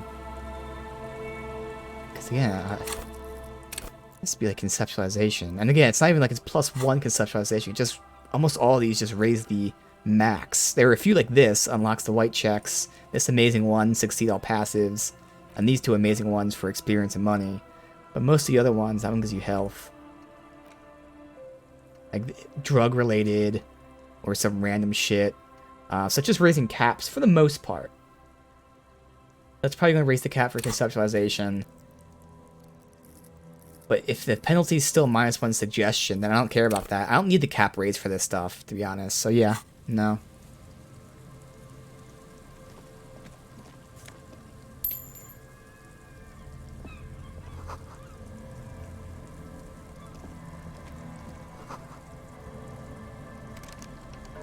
Okay. Alright. You see a once bright mural towering above you. The signage has peeled off over the years, but you can still make out Feld Electrical R&D. A slogan used to intertwine with the loops a long time ago. Now, only a shadow of peeled letters remains. It says, "Tomorrow is just a whisper away." I don't know where it says that. I'm looking for it. Tomorrow is just a whisper away. Looks like tomorrow never came. Yeah. Alright.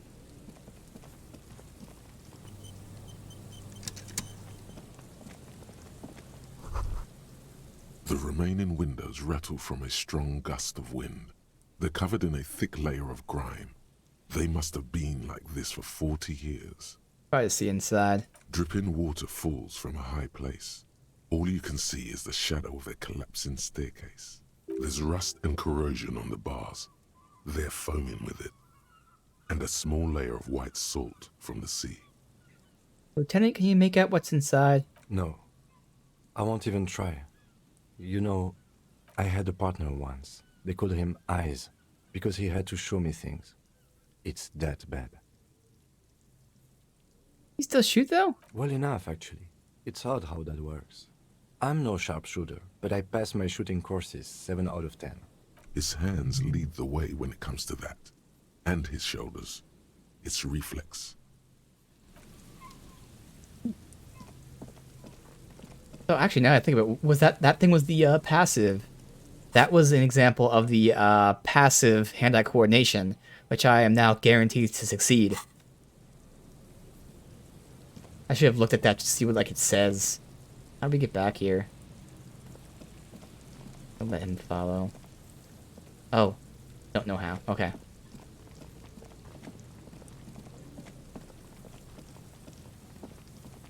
Go down here first.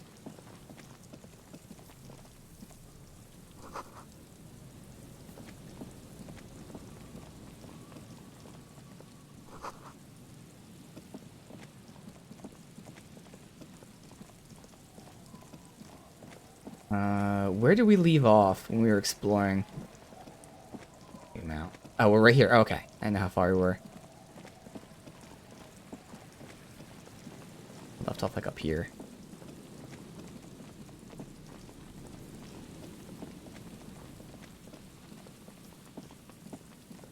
Up here.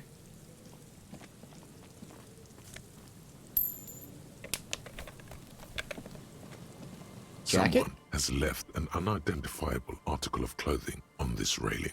Oh, God. It smells really bad. Great. Take a closer look. It's streaked with dried seagull shit and tangled with pieces of seaweed. A dangling arm suggests that there might be a jacket beneath the crust of filth. It seems likely that it was left in the surf until someone laid it out on this fence to dry out. Unfortunately, that just seems to have stiffened it into a shapeless mass. Please tell me you're not taking that with you. I think this is the jacket from Idiot Doom Spiral guy. I'm sure he'll be thrilled to have it returned. Did we actually take it? No. Filthy jacket. There it is. You interact with it, really. As you hold it in your hands, it makes an uncomfortable crunching sound. How this jacket gets so disgusting? It's a sordid, filthy tale, not for the weak. Are you sure you can stomach it? Oh god, we don't have a lot of healing. But think about it. It occurs to you that you're not even holding the jacket itself, but rather the thick crust of jetsam and seagull shit that ensconces it. It smells like a dead sea creature, tangled in grey strands of seaweed. It must have spent quite some time in the water before the tide deposited it ashore. What's the crust made of? Somehow, it was carried or dragged to the boardwalk. If not by human hands, then perhaps the feral dogs that prowl the beaches at night.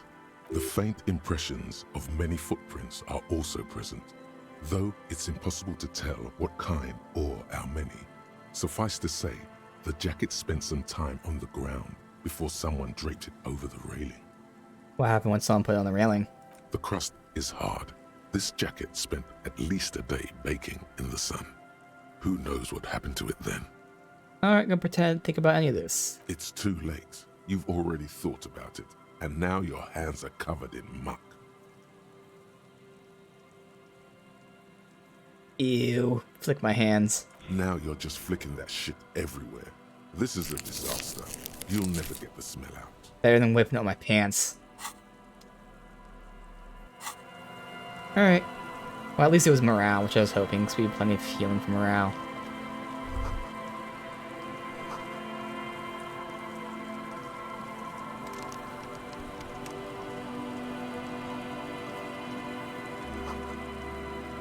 Point. Yay.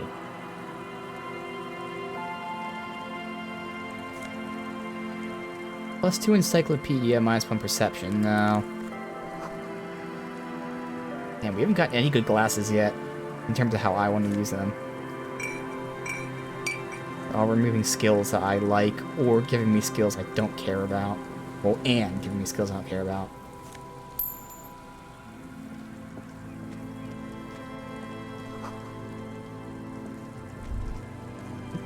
The smell.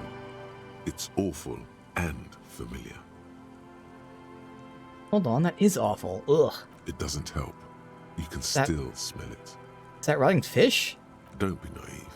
Oh no. Don't you recognize it? That hideous pungency, that faintly cloying sweetness.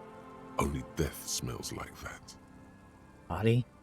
Something cold wakes in the pit of your stomach. Fear. The signs of decaying meat. It announces itself from 24 meters away. A warning. A memento mori. Heads up, Lieutenant. Something's not right here. The lieutenant has already brought a handkerchief to his nose.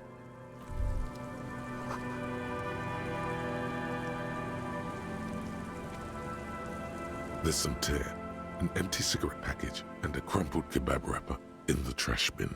Check the tear. 2 empty bottles of Tallulah vodka and a can of black potent porter is all you find. No, there's more in there. Livis strawberry liquor, plus some Pilsner bottles too. Better not pick them up. They seem unhygienic. A tragedy. He shakes his head with genuine sadness. Check out the cigarettes. Whoever tossed it here was a heavy smoker. The brand name reads Red Astra. Red Astra is the black market version of Astra cigarettes, known for their high tar content. And a kebab wrapper. You see traces of mayonnaise and ketchup on it, as well as a tomato wedge. The wrapper reads Shish Kebab Revachol. It's no older than a day or two. No mold yet. Really? Brits spell mold with a U? Oh, crazy ass Brits. It's hard to concentrate in the smell. The sea air brings some relief. Let the body last.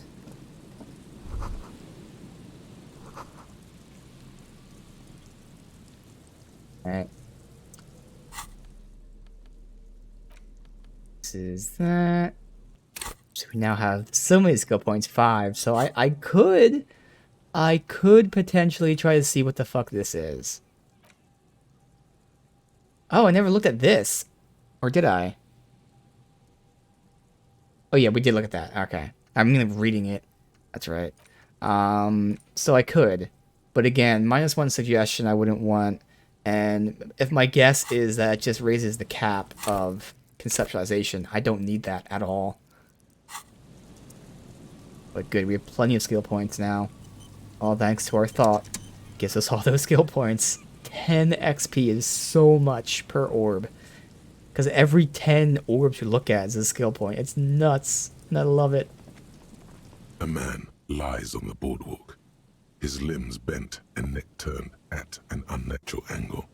Right next to him is an empty bottle of spirits. In his cramped hand, a chewing gum wrapper. Half of his body has slipped between the cracked boardwalk, starting with the right leg. The fall has left him broken, contorted like a sad puppet. The smell is not as bad as a 2-week-old corpse, but it's definitely heading there. Hold on. Watch next to the corpse, examines the face. Lividity is faintly pronounced. Whoever this is has been dead for 2 days. No longer. We need to investigate. Another dead body. This is your job. Steel yourself. Calm now. Carefully. Just another day. Just another dead body. Breathe. Got his clothes. He's wearing mud-caked boots, beige trousers, and an old brown leather jacket with a bright blue lining. There are traces of kebab sauce on his chest. Search his pockets. You find some sunflower seeds and a rain-soaked library card folded into 2. His jacket feels sodden and heavy under your hand. Good. We should take a look at that library card after this is done. Tell you the man. The man has fallen through a crack in the boardwalk and hit his head against the metal bench. Coagulated blood covers his black hair. One of his feet is still dangling through the hole. A bad fall. It might have been dark outside. This place is a minefield in the dark. And his face. His expression is dull, like the sea behind him. Drops of water shining on his mustache. His eyes, empty and wide, look frightening in their frozen gaze. Height, 170 to 175 centimeters. Curly hair, stout build. Age, approximately 50 to 60 years. Tell you the surroundings. There's some dried blood on the metal bench, right where the corpse's head rests. The floorboards are rotten and slippery wet around the hole. An empty bottle lies nearby. A chewing gum wrapper is clutched in his fist. Be very, very careful where you step here. Examine his head. A dried chunk of blood covers the hair at the back of his head. An open wound. It's sticky and cold to your touch. I don't see any other major wounds, do you? No, just the one on the back of his head. Seems like the head wound was fatal. It's exactly the shape of the bench. Examine the bottle. A .75 liter Tallulah vodka with its cap missing. There's hardly anything left inside. Tear all around us. I'd prefer if you didn't collect them this time. It's not proper. Well, at least we're making money now. True. It feels disrespectful. Alright, gum wrapper. Rubowski spearmint chewing gum. Green leaves on the cover. The man's mouth is half agape from the terror of the fall. Look in. The blackness of death. Stench. You think you see white chewing gum too. Confirmed. Nearly the whole pack is there. Solidified on his lower rear teeth. Damn, just ate the whole pack. He ate the whole pack, right?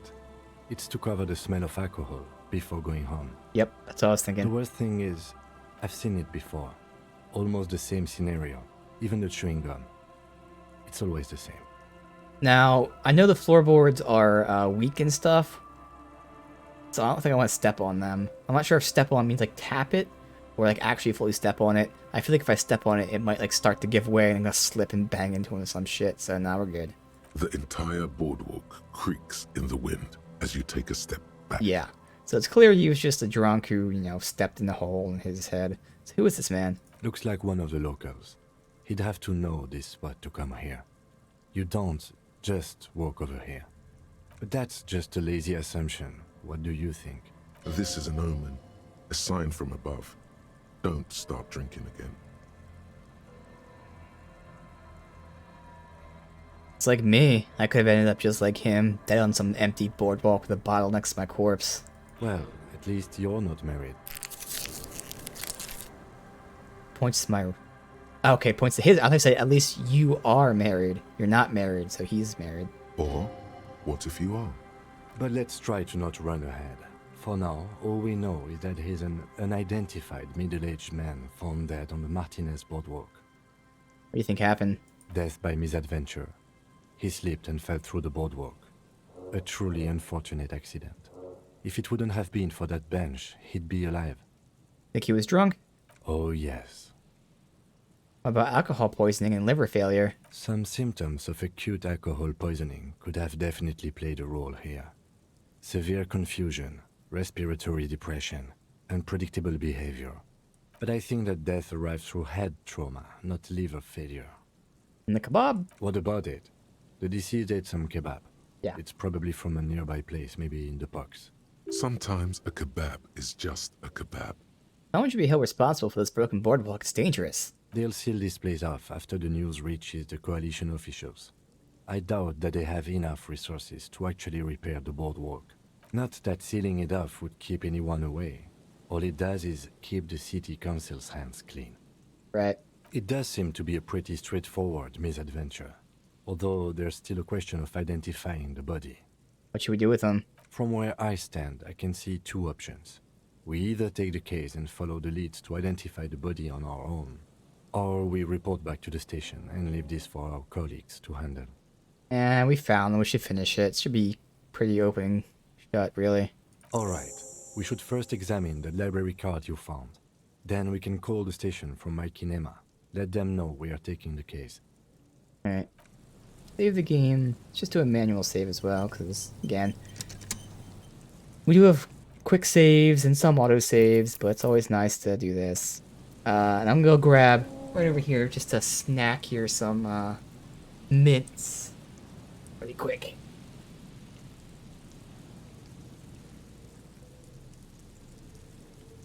Good old junior mints. Delicious.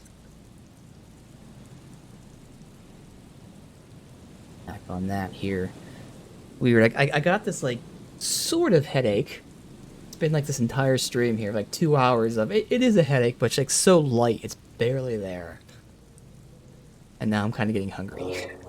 But at least it's not a migraine, which I do get at times, which sucks. Alright. Look at the card here.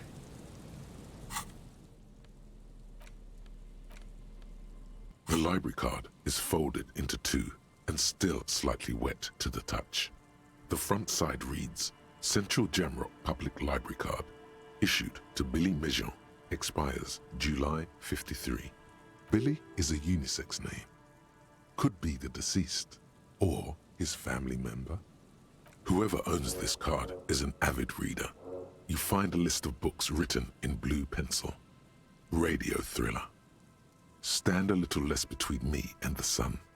The last one in the list is The Glinton Curve by M. Theobald. A library stamp indicates that the book has been returned. Most of these titles seem to be in the sci-fi genre. Some thrillers too. If lost, please return the card to the library. Dial 005 02 55211 or visit us at Moreau Street, 78, Jamrock. Business hours, 900 to 1800. Good. We should give them a call from my kinema.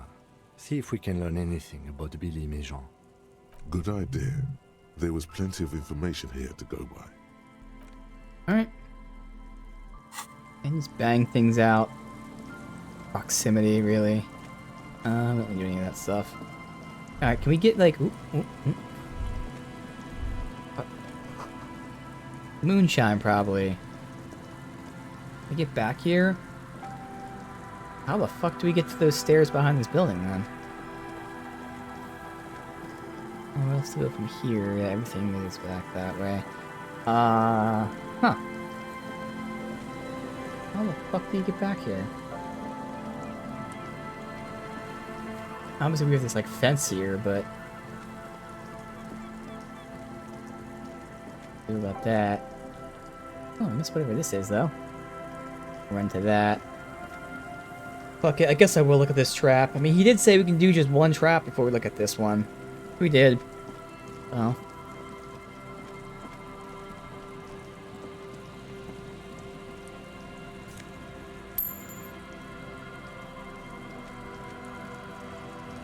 This is the trap Morel just set. Checking it over, he said, is just a technicality. But the reeds by the abandoned campsite hiss and shake in the lazily falling rain. It's good the cryptozoologists left. This isn't a very cozy place to stay night after night. The later it gets, the colder. Remnants of the camp can still be seen in the sand. The fire that's gone out. You feel strange, somehow. Oh? This trap is also full of panicked locusts. No sign of any cryptozoological beast inside. Another empty trap.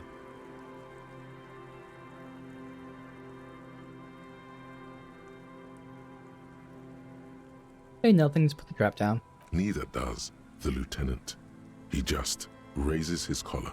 It's cold out. Alright.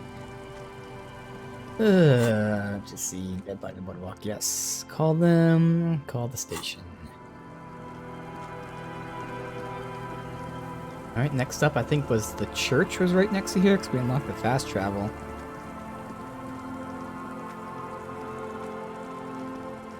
This is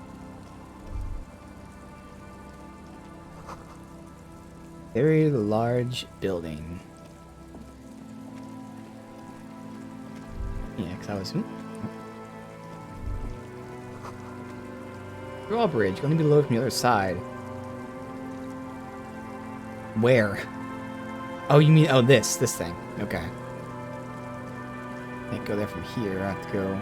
Yeah, all the way through. Ah, fuck it, we'll do that.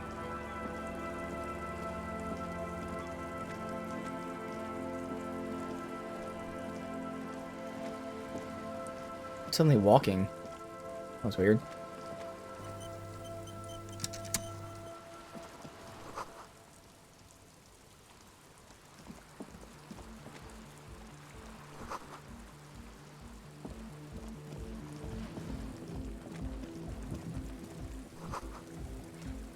Yep, lots of tribalistic stuff here.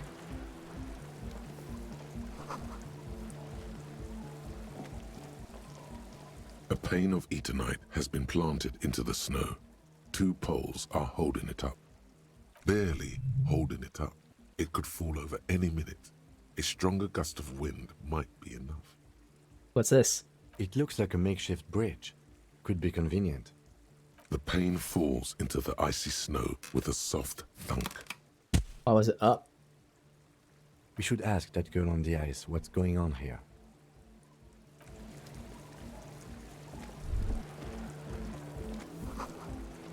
Oh, it's home away from home. I can look in her tent. We'll talk to her first. Here we go. A shaggy-looking girl in her late teens or early 20s kneels on the ice with an electronic contraption in her hand. Hearing you approach, she looks up. Oh, hello there. It's cold out here, but she's not wearing a hat. She must be freezing. You call her a child? Yeah, fuck it. Dear child, it's freezing. Where's your hat? Huh? Maybe she didn't hear you. A little louder. You should have a hat on. So should you. I do. Oh. I should. And I do. Oh, I didn't notice that. It's nice. You should wear one too if you're planning on staying outside in this weather. Yeah, well... Look, man, fuck the hat. What did she just say? That's not how a civilian is supposed to address an officer of the law. I wouldn't want to do this anyways, even if it was a high check. Is that language really necessary? I'm sorry I said fuck the hat. I was concentrating on something else. My whole family swears and it rubbed off on me. Name. Estelle. Her hair is dyed blonde, with dark roots showing. There's a coarseness to her features, some masculinity below that timidness. And your surname? Why?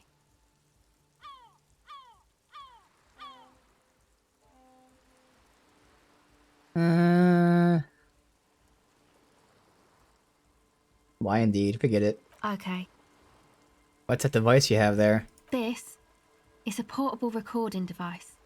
It's for field recording. Low quality, but still. Wires? Actually, just one wire. I picked on it till the braiding came loose. The wire leads to a contact microphone. Contact microphone. A contact mic records sounds from inside things, like this ice. Ah. Your mangled brain would like you to know there is a boxer called Contact Mike. Okay, what am I supposed to do with this? No idea. How's that thing work? The mic? I don't exactly know. Somehow it doesn't pick up vibrations from the air. The book said it only picks up structure-borne sound, if you like technobabble. Where'd you get it from? Same place I got the recorder from, the Palaceum. What's the Palaceum? Oh man, you haven't been to the Palaceum? It's the coolest place in this whole drug-addled shithole. It's a music club and a synthesizer workshop on Boogie Street in Jamrock. Musicians live there, like real musicians. I once saw Arno van Eyck. Thinking about it really cheers her up. It's a long way from here, though. Sounds interesting. Who is this Arno guy? Oh yeah, guess you wouldn't know Van Eyck. Or really be a Palaceum going kind of person. Hey, I get down. I don't know what that means. I grind. I don't know what that means either.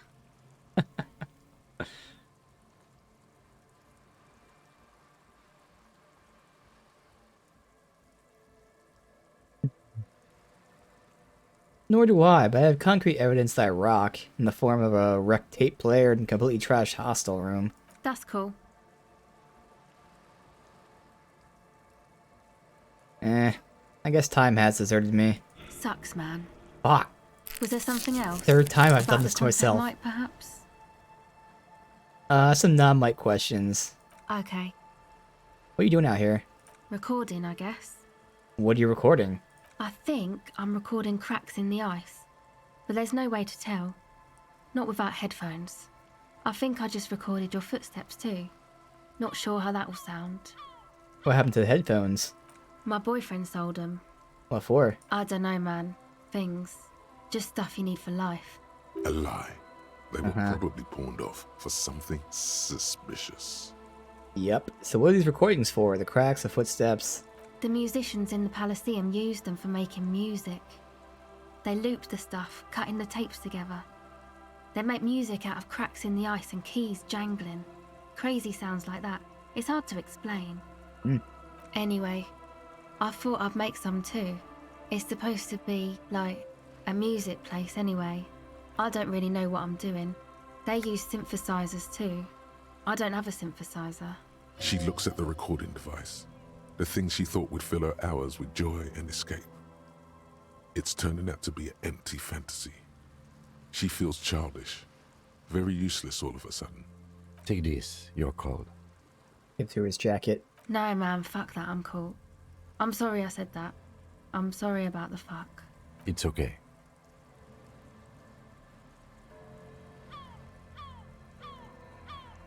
I don't want to give her my hat. My hat has good stats. If I equipped a shitty hat, I would. I mean, this is a case where I guess I could reload the save because, roleplay-wise, I don't have to give her the hat I'm wearing if I'm carrying like 3 other hats. So I'm gonna do that, and then we'll reload if we actually give her this hat and I lose it. I can just equip a shitty hat. Here, you need this hat more than I do. Thanks. Okay. Go ahead. Okay. Alright, so we'll reload. Do I have shitty hats? I mean, it's not too shitty, honestly. Reaction speed over rhetoric? Oh, I don't have... Oh, that was it. Alright, yeah, no, never mind. We can't give her a hat. I don't have a shitty hat. That's okay. Oh, well. Same dialogue options. Done.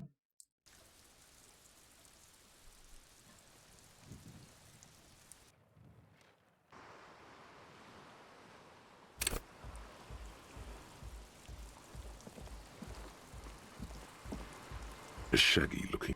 Oh, It's cold out here. huh? Maybe she didn't hear you. So should you. Oh, I didn't notice that. Yeah, What did she just say? I'm sorry. My whole family swears in a cell. Her hair is dyed blonde, with dark roots show. Why? Okay. This, actually just one wire. A contact. Your mangled brain would like you to no idea. The mic. Same place I got the... it's a music... Thinking about it really cheers her up. Oh yeah. Guess you wouldn't know Van Eyck. Yes? Okay. Recording, I guess. I think I'm recording cracks in the eye. I don't know. A lie. The musicians in... Anyway, I don't really know. She looks at the... Take this. No, man. It's okay. Alright, good. So that's where we were.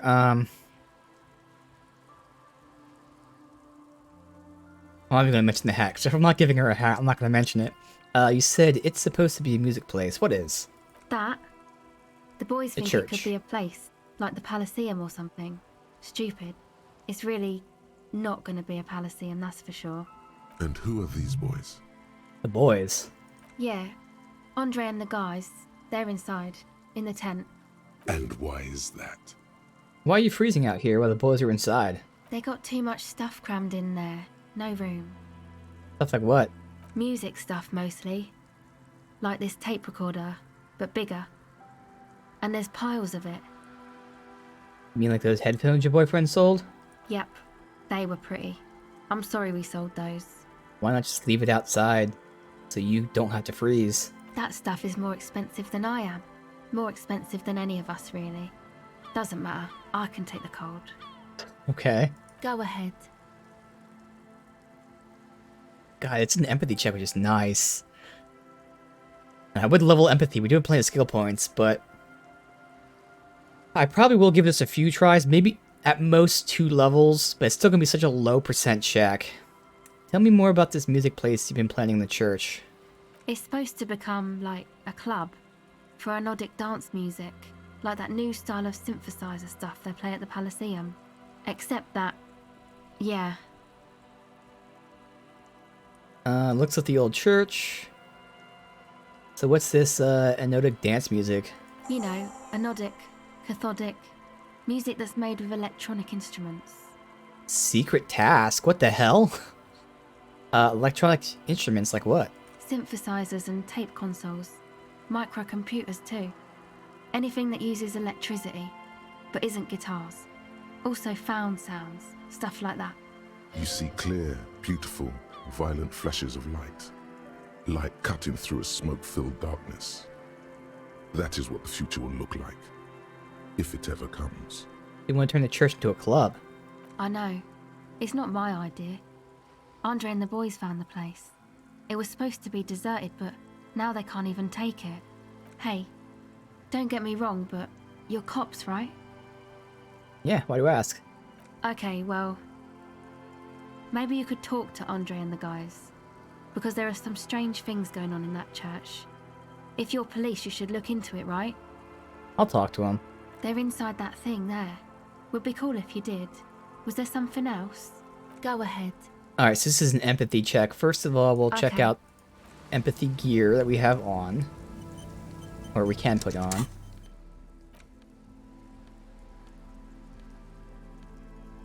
Pretty sure we have at least one thing for that. Well, it might have been like minus empathy.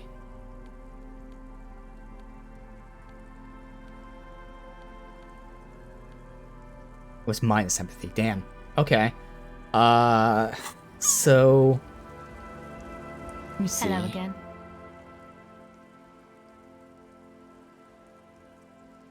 Maybe if I talk to them first and help her out, check will go up. But again, I do have plenty of skill points, and empathy is a skill I actually want to be specialized in, so I have no concerns about getting this at least to 6, because I still have 3 spare points. It's just that even at 6, this isn't going to do shit. But again, if I do something that gets a +1, it will let me redo it anyways. So we'll try this, spend a skill point, try it, spend a skill point, try it. Probably fail all 3 tries, but RNG, who knows. Alright, so the tape recorder lies on the ice like a discarded toy. Pick it up. The device is cold to the touch. An angular Omicron logo adorns the yellow plastic cover. Underneath, you see a reel of tape rolling. You put the device back on the ice. Alright. Empathy. Wing. Try it again. Hello again. Only 28. The device is cold to the touch. Okay. Try it one last time. Bam. And totally fine keeping this at 6 regardless. Hello again. 42%. The device is cold to the touch. Oh well. Again, I could spend 1 more skill point, but for now we'll not. Eventually we'll get that one, but again, I still have 3 more skill points. I totally don't regret doing that. It's totally fine. We had no like negatives to that, obviously. So yeah, all right. Maybe talking to them will get that up a bit. So in here, these assholes aren't letting her in just there. Tarpaulin fabric covering a pile of stuff. The flap is open. Inside, 3 young men are listening to some new form of music. It's like nothing you've ever heard. One of them looks at you. Come on, get in and close the flap behind you. The warm stuff's getting out. It's safe to assume this is their leader, or at least he thinks he is. All right. Sorry, we barely have room for one. You go ahead. I'm too old for this. I'm actually not, he thinks. I just dislike delinquents. I know. I'm sure you will feel right at home. I'll keep watch.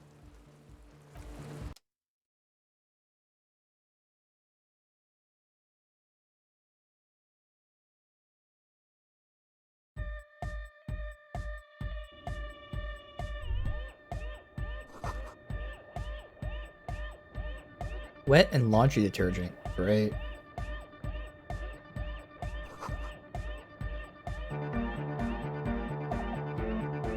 Distilled, what appears to be water. Nasal sprays.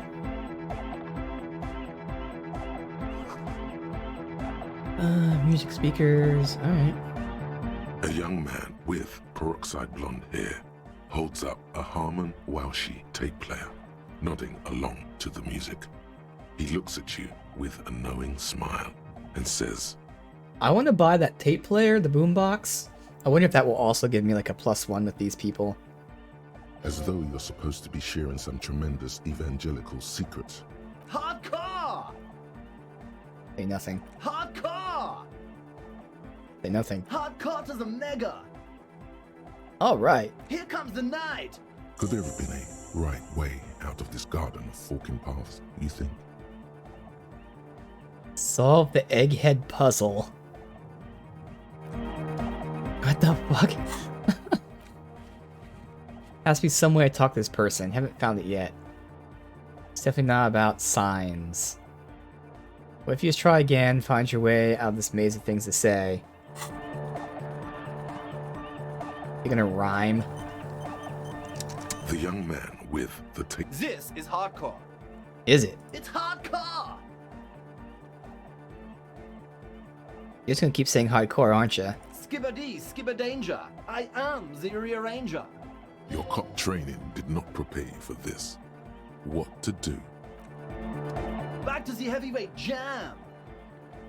Hardcore! Is it? It's hardcore! I don't say that. Skibba-dee, skibba-danger. Your cop training. Damn it. Alright. We're close. True, hard, full, Say nothing. hardcore! Is it really? Yeah! This young man adds a capital G before the H in his yegs and args. This produces a guttural, Gutwaldian accent and makes him sound more animal, more in it. Or maybe it's not Gutwaldian. Maybe it's Oranese. Probably an homage to Oranje, where Arno van Eyck is from, judging by his name. Could you be listening to an Arno van Eyck creation right now? So this is the famous Van Eyck. You know about him? Moves his mouth, doesn't make a sound, looks speechless. You know Van Eyck? Do I lie and say I like him a lot, or that she told me?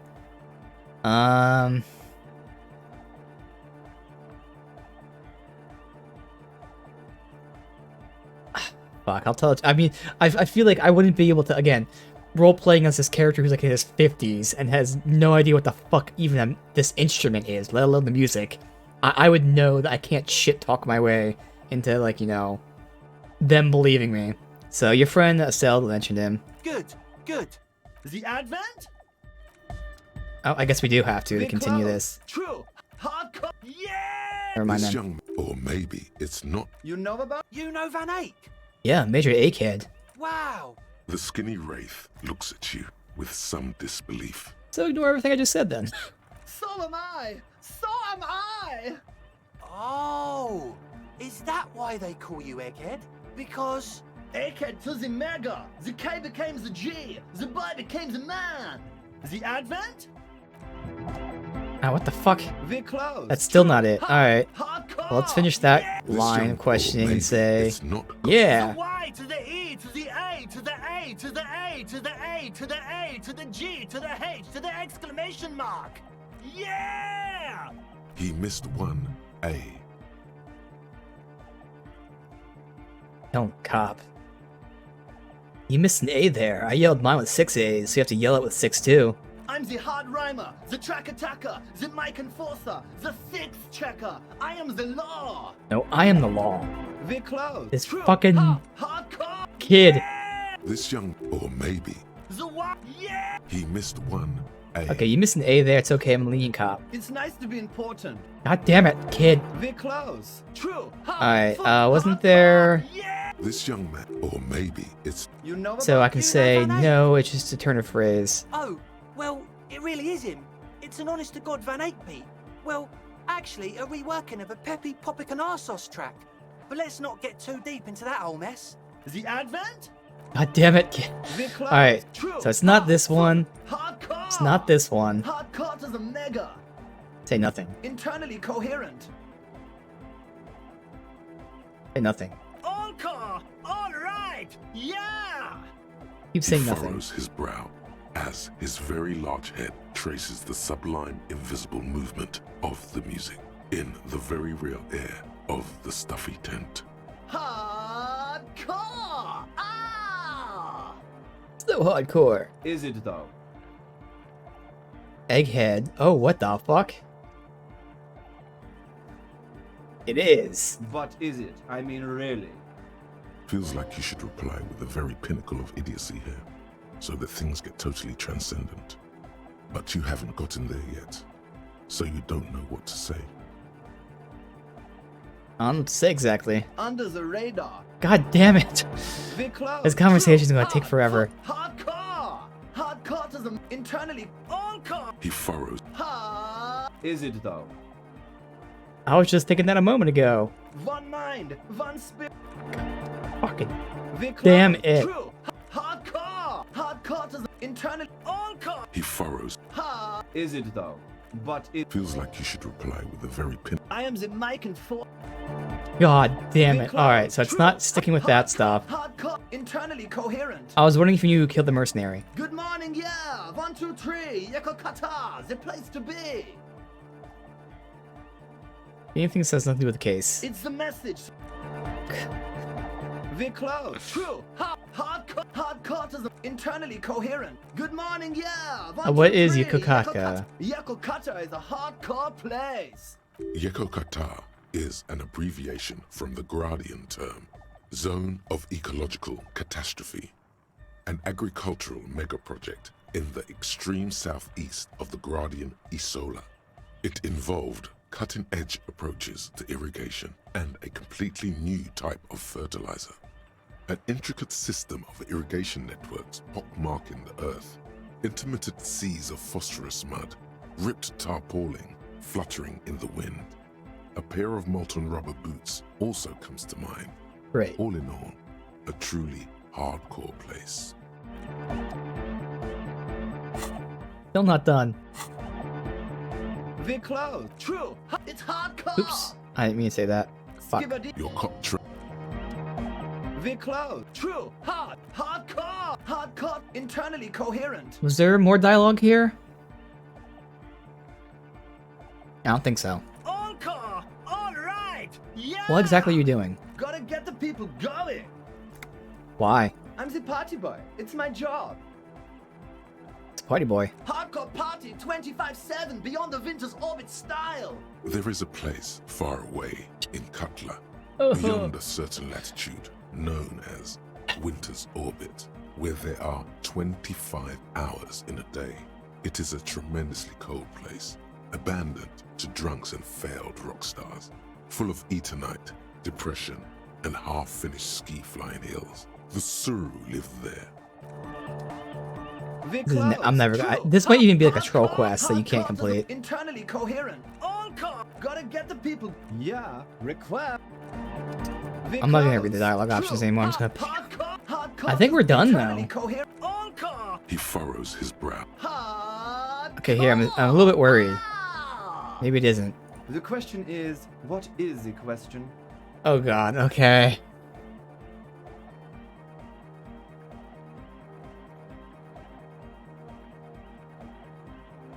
That would have been good if I had asked you a question, but I didn't. Now it's just idiotic. But there was a question? Ugh. We close. True. Hardcore. Internally all car. He furrows his. The question is, what Just is answer the question. But there was no question. Okay, there was more that I missed, I guess? I thought that was the last one. Internally all car. He furrows. So hardcore. Is it though? I did this stuff, yeah, it What is. is it? I mean, Okay, here. really. The question is, what is the question? No, but seriously, I'm a bit worried it isn't. Good God. I don't know if this is a German accent or if it's like one of the, what the fuck do you call like that whole region of like Norway and all that?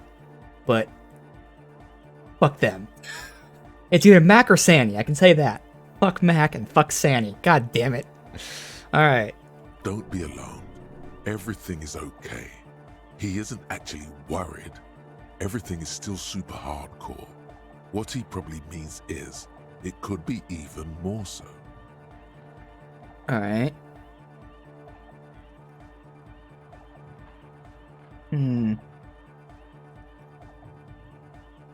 Said you were worried. What do you think is wrong with the music? There's nothing wrong with it. I'm still in love with the hardcore. Sometimes I just feel like anodic music is in its infancy, you know? For example, take this Arno van Eyck jam I've been pumping for the last month, and will continue pumping for the rest of 51. Isn't something holding it back from being hyper? It's like it's only ultra. I think it's super hardcore, but you're right. It's not hyper hardcore. If anything, it sounds a bit proto, like it's not fully formed yet. You might be a moribund alcoholic and a failed cop, but you are pretty certain a thing cannot be both proto and hardcore. Well, again, I think I don't know shit about their music, so we're not even going to try. We'll just agree with them. I think it's super hardcore. Fuck yeah, I knew it. He seems sure, but you are left with the nagging doubt you might have overestimated the hardcoreness of that jam. Of course. Are you a thought reader? No nation, but transnation. No war, but class war. Does that mean you're a thought reader? Don't be a lunatic. Of course he isn't. Jermaine here just yells random things. Odds are, sooner or later one of them will come off as fault reading. Okay. Yeah! Reversion imperative! Unless you were thinking Reversion imperative right now. Anyway, I've had a similar thing happen with Eggs yelling. I know what you mean. I was thinking Revachol Imperative. That's fucked up, man. Lying like that. And a cop, too. Okay. So you're not a thought reader. You're... I'm not going to say that either. Tell me something else, Egghead. Yeah! Your real name, Jermaine? Dark Code Hardcore! Jermaine Egghead! Yeah, German for sure. Basically, yes it is. Why are there lungs on your belt buckle? Lungs are for love! Why would lungs be for love? When Dolores Day was anointed innocence, her lungs started glowing through her body. For the world loved her, and she loved it back. Yeah! Why wouldn't they be? Are the lungs not the place where you hold the breath of your soul? That makes perfect sense. Love! In a woman's lungs. Lonely as I am, I'm not afraid. This strange, damaged feeling grows on, 'cause I've never loved someone like you before. Alright, goodbye, Egghead. Alright! Here comes the night! Well, that was Egghead done. Okay. Also, there's plenty of room for her to be in here, by the way. Go speak to Andre. I'm just annoyed. What if I want to speak to you first? I suck at socialising, man. If you go speak to Andre, I'll have time to tune in, get a reading on your sign. Maybe you should just stand there, watch him rattle his toolbox, get to know his sign. Sure. Observe him. The contents of the young man's toolbox are organized in a neat yet eclectic manner. He is constantly checking out the various tools and parts and rearranging them slightly. It's a bit hypnotizing if you look at it long enough. I have all kinds of screws. You have a lot of stuff. I'd have a whole lot more stuff if I had a place where I could keep that stuff. What do you do with all of it? These are my consumer items and my means of production. I enjoy them. Talk to Andre. No point in standing here. The signs are really out of tune. Alright, sync the signs with Noid. Interesting. Alright. Prove that I'm one of the crew. Alright. You see a youngish man bleaching the tips of his hair with a toothbrush. He puts the toothbrush down and extends his hand in greeting. Hello, I'm Andre. It's a pleasure to meet you. Shake his hand. His grip is strong, sweaty, and warm. He's trying to project and inspire confidence. This is my posse, Noid. The young man with earrings looks at you suspiciously. And Egghead. Egg! Together with a Settle Burger, who's out there right now, doing some seriously progressive sonic experimentation, we like to think of ourselves as music venue organisers. How many music venues have you organized? We have many in the pipeline, officer. Of course. Why are you here? You see, we've been all over Jamrock North, prospecting for real estate to establish a new venue in. Also for talent. Yeah, thank you, Egghead. And while there is no shortage of raw, unfettered talent spinning tapes in Jamrock, we've had rotten luck with the real estate part. Place is a shithole. I apologise for my friend Noid's potty mouth. I realise this is not how you speak to a police officer. He has authority issues. No need. Place is pretty bad. Which brings me to the problem of occupied ecclesiastical property. I bet you've noticed the derelict hive of narcomania on the coast. What are you talking about? I'm talking about the church. And I'm not exaggerating. Even a place of spiritual refuge can become a magnet for all sorts of dopeheads and burnouts if left unattended. Dopeheads! Burnouts. Well, I'm sad to say, that's exactly what happened. Sad because we were just about to put Martinez on the map with one of the maddest dance clubs in Jamrock. Nah, strike that, in Reversholt. Strike that! The world! And sadder yet, because the dopeheads and burnouts holed up in there are the worst kind. He leans back a little, watching you with a steady, serious gaze, letting you imagine just how bad those dopeheads and burnouts really are. Good. This calls for an opinion. You're an expert in those.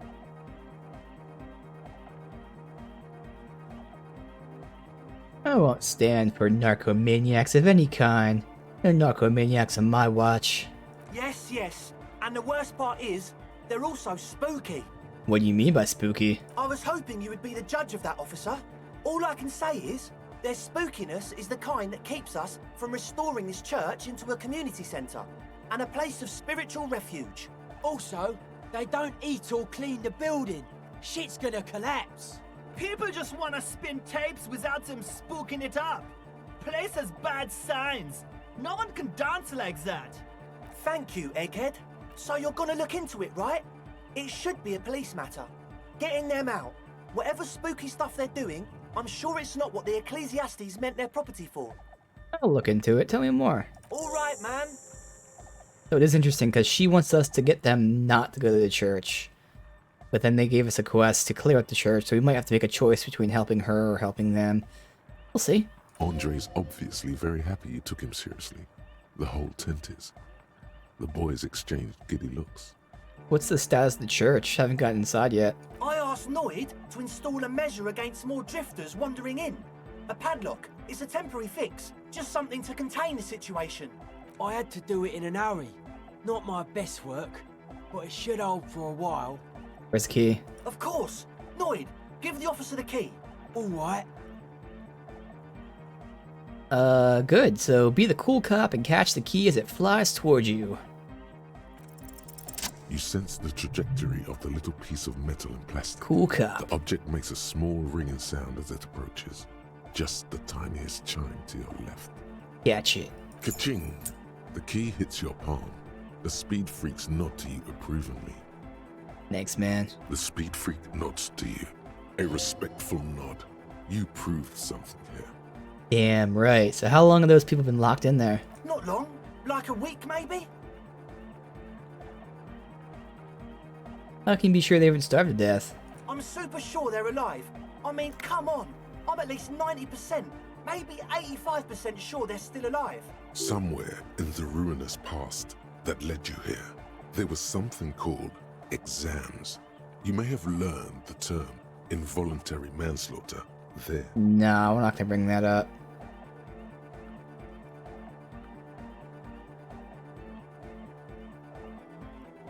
I don't really understand this last line. It says 85% is good enough, no one lives forever. It should be the opposite. We're saying 85% are alive. But okay, fine. 85% is good enough, no one lives forever, baby. Exactly. That's exactly what we thought. That's why I said I was again trying to get on their good side. Egg means the situation is monitored. It's relatively safe. No one has died yet. Right, other questions? Sure, man. Tell us what you want to know. Let's do it. Who exactly are these people in the church? Truth is, I don't really know. None of us do. I don't even know how many there are. All we've seen are glimpses. Better safe than sorry. Anything more you can tell me? Yes. There's also the machinery. This machinery is of the deeply mystical variety. When I first scouted the place, back in February, it was abandoned, empty. Took some time getting the crew together. So about 2 weeks ago, we came here hoping to set the stuff up. Suddenly, there are all these strange machines lying around in there. Hmm? One of them has wires running into bowls of water. Wires into water. Never seen anything like it. Andre, tell him about the feeling. Oh, and it felt like there was something in there with us, watching us from the dark. No, the other one. Which other one? I'm not as in tune with my emotions as you are, Egg. Felt like silence. Awful silence. For this man, even regular silence is awful enough. But that was something greater. Alright, offhand, I can't think of anything like wires in water. Obviously, we'll see it when we're there, but I'm trying to think what the hell that could be. Alright. But you haven't physically seen anyone. Not exactly. We've just seen someone who we think is a woman go in and out of the church. A couple of times. And we felt someone, or something, eyeing us inside. But that's kinda it. Maybe more about the machinery. You should talk to Noid about that. I just got a distinct burnout and dopehead sign from them. Probably jacked up to some snuff station too. Probably, very likely. How can you be sure they're burnouts and dopeheads if you haven't seen them? Well, honestly, I can't. But I am. Why not? Let's go with that. Damn. So I think I have a piece of gear that's -1 rhetoric. Yeah. So I would have passed that. Oh well. I don't see a single thing wrong with that argument. I'm 70% sure they're substance users. Don't 70%. let the technology fool you. Alright, what was about something watching you? Like you aren't alone, you know? It wasn't quite human, if you know what I mean. It was this dark shape climbing upside down along the ceiling, like some kind of crabman. A crabman. Yeah, you know, the way it was climbing up and around the ceiling, like a crab. It was stalking a cell, exhibiting ambush behaviour. Odd. Crabs are usually marine creatures and not known for climbing walls. Again, I'm not gonna call them out on it because I'm trying to, you know, bond with them for intel and stuff. Ambush behavior, Crabman. Crabman! Yeah, totally. I mean, I didn't personally see it. Estelle was alone that time, but I believe her. If she comes out running and says there's a crab in there, there's a crab in there. So he hasn't even been in there lately. Is he afraid? You should ask her about it, but be nice. Don't tell her you don't believe in the crab. There probably is no crab man. Don't let them draw you in with this nonsense. Alright. Sure. What? You mentioned some kind of ecclesiastes, whatever, on the church. Who are they? Oh yeah, that's a meteor name for the founding party. Thought it'd be cool to use it. What do you mean by Metron? You know, of Meteo, concerning Meteo. Meteo? Meteo, a country, on Muindi, on the Muindi Isla. One of the poorest of the first world nations today, but once a great ancient civilization. Capital, Tilakos by Percentic. And what's the founding party? Come to think of it, I've never really looked them up, you know. I can't give you a precise definition, but they're a very powerful religious organization. And? And they have roots in ancient mass society. And they're the custodians of the Pericarnassian church. Plus, they anoint the innocents. They, like, made the Innocentic system, no? Doesn't sound like they'd like having a dance club in their church. You're totally wrong about that. Really? The Pericarnassian church is about love. And Nordic music is about love. Okay. I got love for my Pericarnassian posse. Love is the relay out of death. We dance. Love is hardcore. Unity. Unity. Make some noise for my Insulindian posse. You feel it. The anodes and the cathodes coursing through you. Your big toe starts tapping along to the base, as if testing the waters. Yes, love can be pretty hardcore. Oh yeah, it can. He's coming around. You're getting it. Nod to the beat. Feels good. Alright, and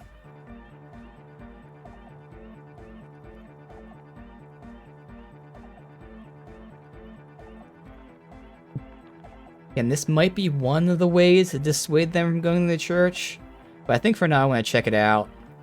I can probably see what's there and dissuade them through that if I chose to do so, so I now understand what that it was lame of me to suggest otherwise. I know that music is about love, so is the church. Yeah! Yakokata! The place to be! He seems ecstatic that you share his vision of Pericarnassianism. Do it for the masses. Do it for the crew. I didn't want to say it, but it was pretty lame of you to imply otherwise. Anyway, you got more questions? The one with the large head is still looking at you, nodding his head, waiting for your body to start moving. I want to ask you about this tent full of equipment. Yes. What? He brought you in water. Yeah. Good to have, bitch to carry. When I first scouted the place, I did some reconnaissance. I'm not sure the church even is running water. Water's distilled, too. Oh. It's the one they sell at the fuel station. It's like he's lying to you, my liege. But he's slippery enough that there's nothing for you to grab hold of. Really? Hate to tell you, but it reeks of sweat in here. It does, doesn't it? Told you we have a smell problem.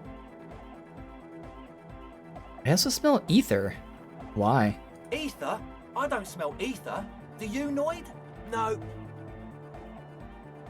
Mixed with the peculiar chemical scent like laundry detergent. He sniffs the air. Then, it doesn't take a forensic scientist to guess They're it's making drugs, drug-related. yeah. They look and act like the kind of guys who've done their fair share. However, their breathing is regular, their jaws stay put, and their pupils aren't dilated. So, not under the influence right now. At least, not under the influence of stimulants. That doesn't rule out hallucinogens, benzos, some depressants. How do you know all this? What's with all this Nosifed? The what now? The Nosifed Ultra? The bottle of it lying around. Oh, the old Ultra. We, So we built up all this I won't say trust, but bonding, and now I'm calling him out. He's like an actor, looking to the souffleur for his line. I have a major sinus infection. Stuffy nose. We all do. Shit's all blasted up. Winter. Can't even breathe. Sound fine to me. Yes, that's all Nosafed's doing. Without the Noser, I'd be drowning in shit right now. Nosafed is the shit. Can I have some? I have nose problems too. Sure. Here you go, officer. The Noser. Blast away. Okay, well that works. He nods enthusiastically, no doubt a little relieved. See, not gonna lie, when I did that whole like, oh, drugs are bad, I thought they'd react negatively. They didn't, but actually ends up being a -1. Still would have been a low check anyways. I wouldn't mind leveling logic a little bit. It's not gonna make that much of a difference. I can see if we have any logic gear really quick. As you turn, a bright light catches your eye, making you squint. Where are you coming from? From a distant sunset, a stage light, flash photography, nowhere in particular. It's just what superstar law officers do. Superstar They cop? squint at lights. I don't know what it is, but it sounded cool. Let's see. Actually, now that I hear superstar and law official in sentence, they sound... Oh, no. Yeah, that's me. I've been establishing my superstardom lately. Yeah, you have. You're a big dick cop, Dick Mullen. Salam Rocky Baye, badass on the edge disco cop. Time to recede into a ludicrous fantasy world. Here we go. Camera, lights. Action. With a sudden flash, the world freezes around you, and you along with it. In an iconic monochrome solution, a black silhouette against a rasterized orange world. It's on. Oh shit. Ooh, -2 logic. Well, first of all, we need logic for this check. Ah, fuck. Let's make this absolutely clear. No one's saying you're an actual superstar. And the groupies and cocaine, riddled with hepatitis C, strikes of lionesque pose with a mic kind of way. You're a metaphorical superstar. You bring that rock and roll authenticity and passion to a line of work where people don't expect or want it. Some would even say it doesn't belong. Law enforcement. Alright, fuck. Best case scenario, I don't even think that goes to 0. That's probably going to be at least a -1 logic. What would Superstar give me, though?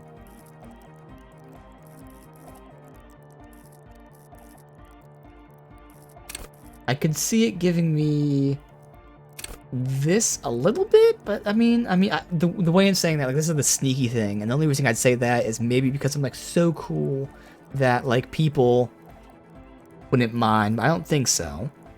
Again, this is all just guessing, obviously.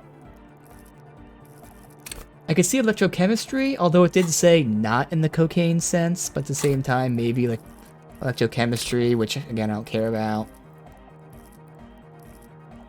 Endurance by the same logic. Oh, you need endurance to party hard. That would be nice, but I don't really believe that too much.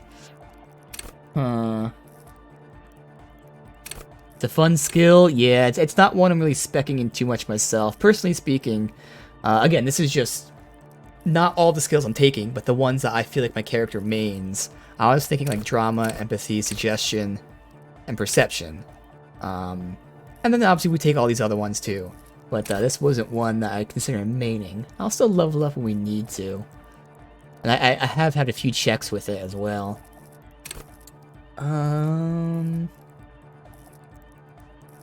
I could see suggestion going up, which I wouldn't mind, although that'd be like really high, because suggesting is one of the skills I want.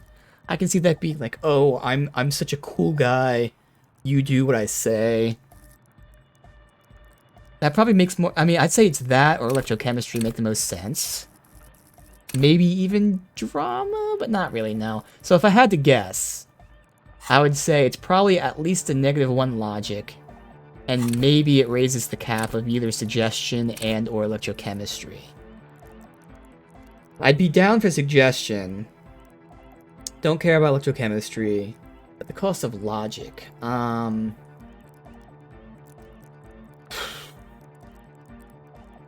I think for now we'll hold out. Obviously, we can always put that on later. Only 1 hour as well. I think we'll hold out, but that's cool. I at least unlocked it. Where are the things at here? Superstar Cop. I'm still... Sorry, Cop. But okay. Well, that's nice.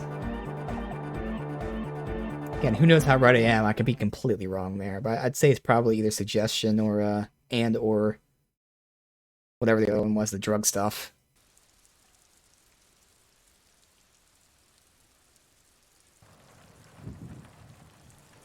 Alright, so we gotta talk to her.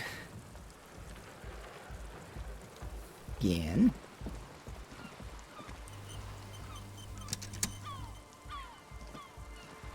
The shaggy-haired girl kneels on the sea ice. She looks up as you approach. So you talked to my associates, right? Are you going to help us? With the church, I mean. Yeah, I'll help you. Great. Let us know if there's any progress, will ya? We've been waiting for weeks here. Alright, others told me you went inside. What'd you see there? Oh, that. You're not going to believe me.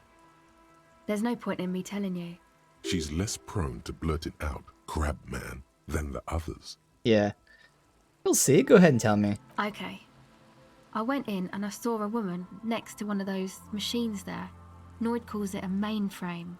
She was dressed like someone who's been raised by their grandmother, you know, strange old clothes. Had this absent expression, didn't say anything, just stood still. And then, you know, right behind her, a man crawled down the wall. Upside down like a crab, down the church wall. I think the woman didn't even know he was there. He was completely silent. He stopped right before he got to the floor, then just hung there like that, looking at me. Right at me. I fucking turned around and walked out. End of story. Alright, so some random ideas of what it could have been based on this little info here. Could it just been like a projection? Like if they have like a projector, something moving on that. I guess it could have been a shadow?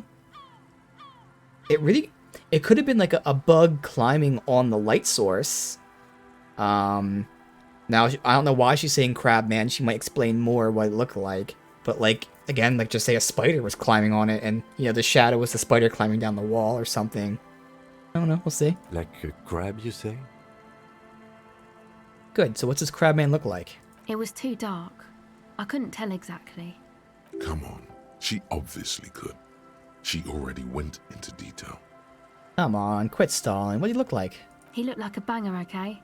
He was all muscular and stuff. Had a mesh tank top.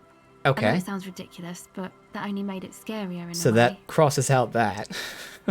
If he actually had a tank top and stuff. A crab and a banger? Yes, a banger. As in a mess gang member. I know what it sounds like, but that's what I saw. Oh, obviously she could have been on drugs too. That's right now. It's probably the most likely solution, explanation here, but who knows? A gangster Crabman. You were wrong. I do believe you. I'll just say that again, just to, you know, bond with her, get some intel if we need it. Why? What would you have to gain? Nothing. Anyway, what else? Kind of was hoping that it'd also help with this, but fine. Let me know about your associates. My associates? I haven't got much to say about them. What do you mean? You must know something about them. Of course I do. I just don't tell people about my friends and who they are and so on. I don't provide information on them. Now, what about you? Tell me about yourself. Me? I'm a silver bird. Oh, okay. Don't know what makes you think it'll be any different later, but... Get her to talk about her associates. Alright. That does remind me, I think I had the option to talk to Noid again. When I was talking to the last guy, I thought he said ask Noid, so that might have unlocked the dialogue. Again, I could totally level up empathy one more time and not really regret it. And that would give us over a 50% chance to succeed. I'm gonna hold out and see if we can get like a +1 or something for doing some of this stuff. With Andre, and now you want to diss that. Alright, this is the same dialogue. But I've got to warn you. Oh, here we go. Our signs are still off. Never mind, it wasn't the same dialogue. It'll take some time for me to get my sign on. Okay. Tell me about the machines you saw. Weird stuff. Specialised. There was a data processor, and some sort of long-wave machinery. Wires going into water. Gives off a spy sign. Or some fucked up Samaran science sign. You know, the kind that goes head first into the supernatural. The People's Republic of Samara is a product of Revachel's sister revolution on the Grand Isola. It's known as a severely degenerated rogue state. Well, it's a supernatural. Nothing's wrong with it. You should definitely be researched. You can still do sick shit with it, though. That bot both whispered and posted in chat at the exact same time. The sickest. That's perhaps why it should be researched. Alright, the supernatural. So you think it's real, that it actually exists? Most of it doesn't exist. But there's also stuff that isn't allowed to exist. Because the moralists think it's too dangerous for the plebs. Psionic powers, pale-related diseases, pretenders pretending to be human, folk rights, that kind of stuff. What do you call it, Noid? The hardcore aesthetic is esoteric. It's not meant to be discussed with the law at this moment. It's not easy to reach a harmonic resonance of signs without some adjustment. I thought we'd be okay now, sign-wise. I'm doing what I can. It's not easy for him. It probably took him years to get used to Andre. That's all we can do for now here. Okay. So we'll continue on with this, exploring while also making our way towards the church. And if I really needed to, I can get one more point in the empathy, but we'll see. Hopefully we don't need it.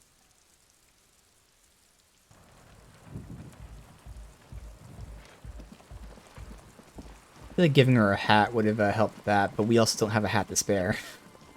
I have 2 hats, both of which I do like. Just remind me. That one's for reaction speed, this one's for encyclopedia. That's right, the reason this is because it's a minus rhetoric, which I already have -1 from the thought. That's obviously an option too. I could level up rhetoric just to get it back to 4, but I'd rather hold out on this stuff until I get checks. Rhetoric is a skill that I feel like my character would be pretty decent at. And he's very much like a conversationalist type of person. Reading people, understanding them, getting info out that way. Alright, so all this stuff is done and looked at. Before we go in the church, let's go around it. See if we just dead ends back here.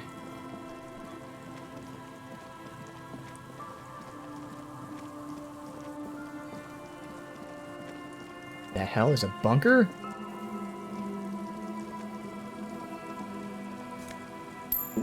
Lots of money, hell yeah. It's the gears. Used to house the engine.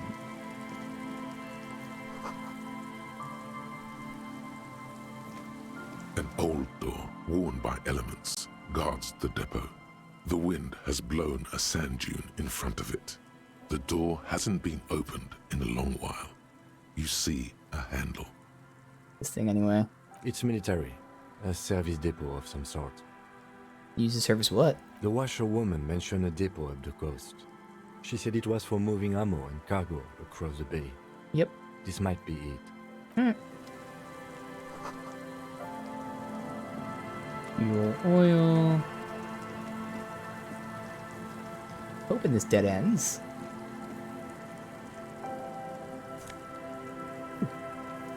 Rhetoric, the cost of empathy. And both skills I like, and I prefer empathy over rhetoric. What shirt do I have? Oh, that's right. In the shirts, I have physical instrument to make up for that weakness.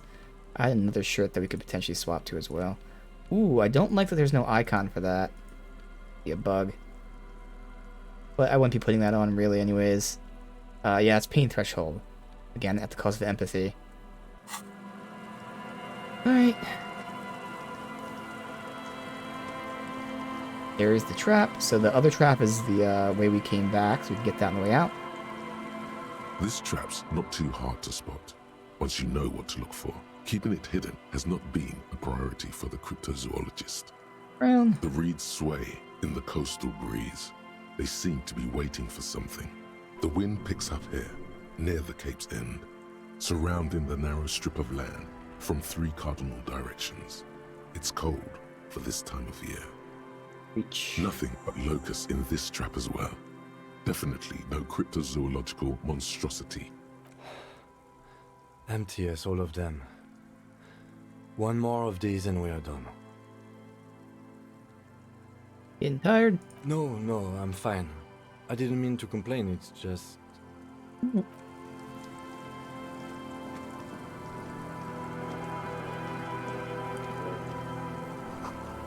Cigarette butts clean under rock. Campfire a long time ago. Roll box for the radio relay. Ooh, another tie. 1 shivers, -2. Man, I would take the shivers, totally. Well, this is +2 drama, which is nice, actually. I would still keep that, but definitely not for -2 physical instrument. Like, that's why I have this on, to make up for that weakness. At least partially make up for it. But no, this bow not is good. It's 2 drama. Alright, good. So now we can go to church. Save the seemingly best for last.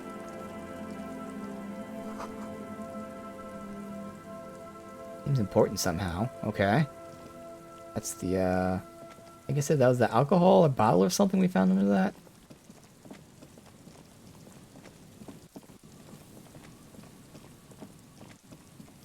Okay. Can't go back there, obviously.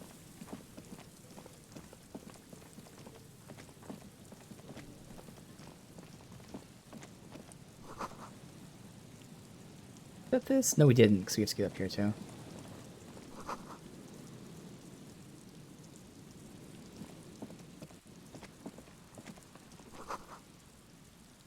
A pews and an altar. And some money. Alright. Save and enter. Heavy wooden doors, more than twice your height, stand shut in front of you. The rectangular sea-worn ornamentation appears in stark contrast to the padlock, carelessly drilled into the wood.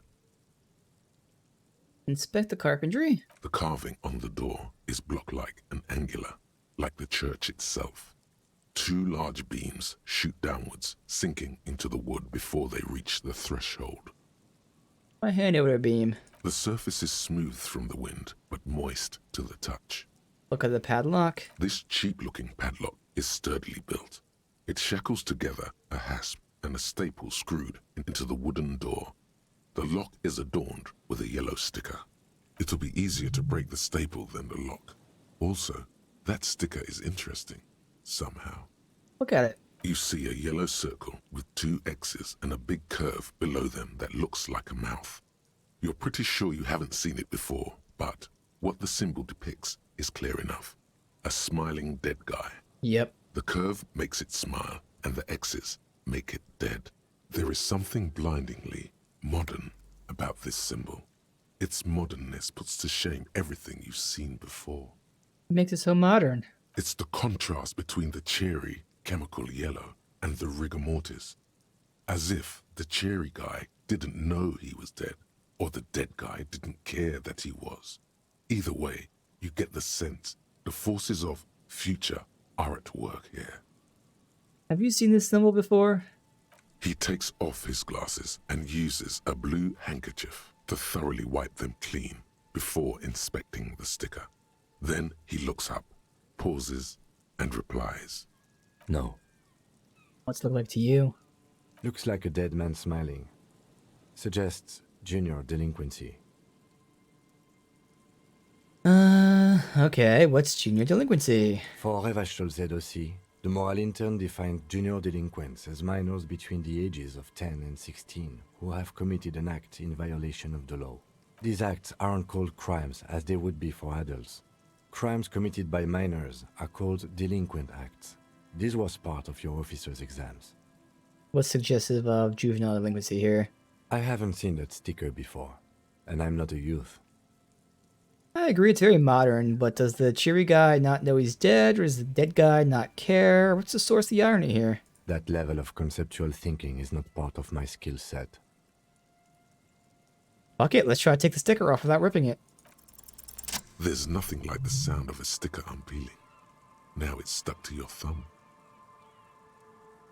Do we put it in the ledger on the last entry, or do we put it on the ledger on the cover? Let's put it in the ledger after the last entry where it belongs. Looks like today was a gold star day. Oh, secret tasks. Style your paperwork. Alright, let's open the padlock with the key. The lock turns easily. You hear a click as the shackle pops open. Let's go. Pull the doors. As you do, you hear the echo of the doomed commercial area. Its black halls and dusty machines. Then the feeling passes. A great whoosh of air rushes into the dark innards of the church, as though rushing to fill a great vacuum in the heart of the city. Yeah, see what these machines supposedly are.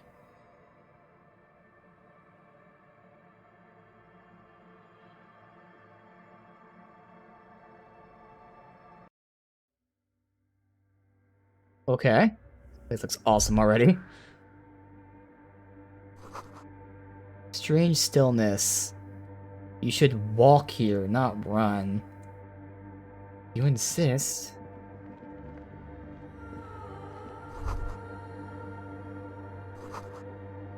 Bark beetles looks intentional. Okay.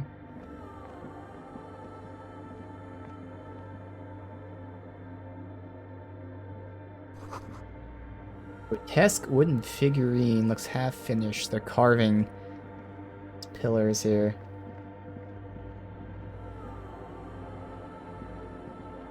Save. Complex equations look recent. Radio frequencies. Well, obviously we have some stuff here. Let's hope they're not doing snuff stuff. That's the cables. Filled with water. Live wire runs into it. Work as contact microphones. Okay. That makes sense. Interesting. The silence in this part of the church, it's almost palpable. All the shifting matter and shuffling of living things is gone. Nothing seems to exist beyond the church anymore. Maybe if you were to stand in just the right spot, even your footsteps would be completely silent. I think I still hear something. And then it's gone. Almost all of it. But for the faintest of hums, you can hardly hear your own breathing. Yell or stomp my feet and clap. I'll yell. Your voice is barely audible. Not a howl, but the softest of whimpers. I'll stomp my feet and clap. You produce a few muffled thumps, after which the silence feels even more total, somehow. And what's happening? The lieutenant points to his ears and shakes his head. Then he leans closer. Can you hear anything?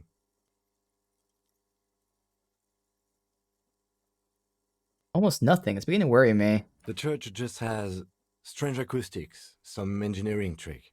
His detached tone conceals how uncomfortable he is. I'm sure it has something to do with the fact that we're in between all these plates, some sort of frequency being emitted, that kind of stuff. Whatever it is, it's definitely real. Something odd's happening around us. The lieutenant doesn't reply, but you can sense him tense up next to you. Look into the bell tower. The orderly rows of ceiling panels become barely visible, then disappear completely in the darkness of the tower overhead. Okay, come on. 58%. Come on now. Try to see beyond the shadows. I said failed. God damn. Okay. Damn.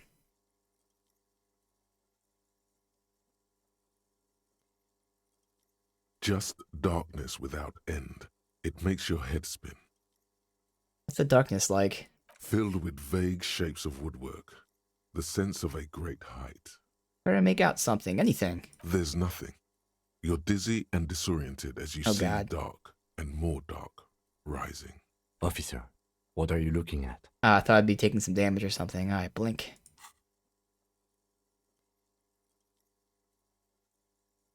You see something hanging from the rafters, looking straight at you with dark eyes. Maybe it's possible to talk to it.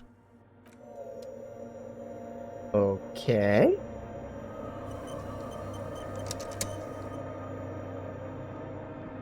Before we try, I kind of want to just look around first.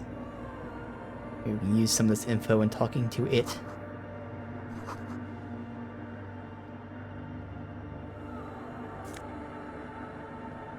+1 pain threshold. Ooh. Now again, this is where I have a choice. I can start making up for a weakness, which is pain threshold. Or I can emphasize a strength. I think I'm still going to emphasize the strength because, again, pain threshold, I don't think I care too much about. Like, I'd say shivers is number 1 because that sounds cool. Then endurance, then physical instrument, then pain. And we already have physical instrument. We do have shivers too from something, but you know, I'd like more. So I don't think I need pain threshold, so I will go ahead and keep the drama at +2 to get that drama up there. That's cool. Have that if I needed it. If I ever felt like I was going to get into like a combat situation, I would definitely put that on.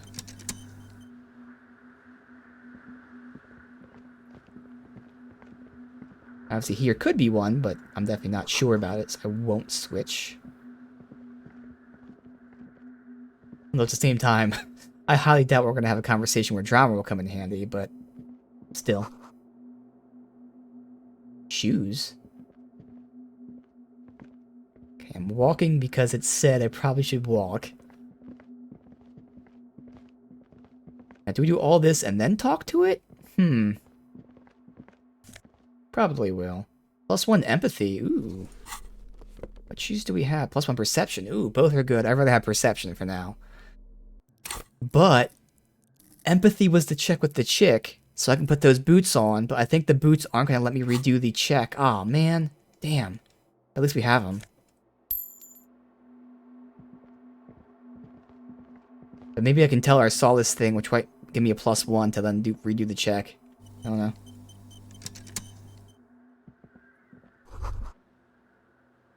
Tape recorder, recording something.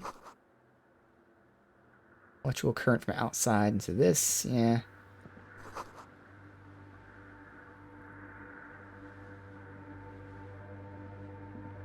In white, silver, and apricot faience, the young mother of humanism stands above you. A crack runs across her body. She is impossibly tall, oval-faced and sad. A dark and radiant majesty. This is her innocence, Dolores Day.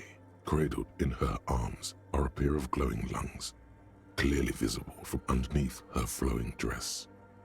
You should kneel. Kneel. Your knees touch the floor. The floorboards are hard and cold.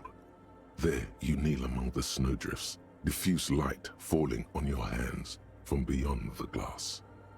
Close my eyes. The world is silent, but for the creaks and cracks of the massive wooden structure behind you. It covers you from the wind outside. The ocean feels distant, its ebb and flow blocked off by the centuries-old pinewood sarcophagus around you. In the darkness, you sense her eyes on you, inspecting you with their multicolored glass, as if you're a bug under a microscope. Open my eyes. The woman looks down at you, kneeling. She towers among her followers, architects, laymen, courtiers. There is a sad smile on her lips, and a glint in her green-blue eye of what? Compassion? Remorse? She acknowledges the passing of someone who is still alive. You.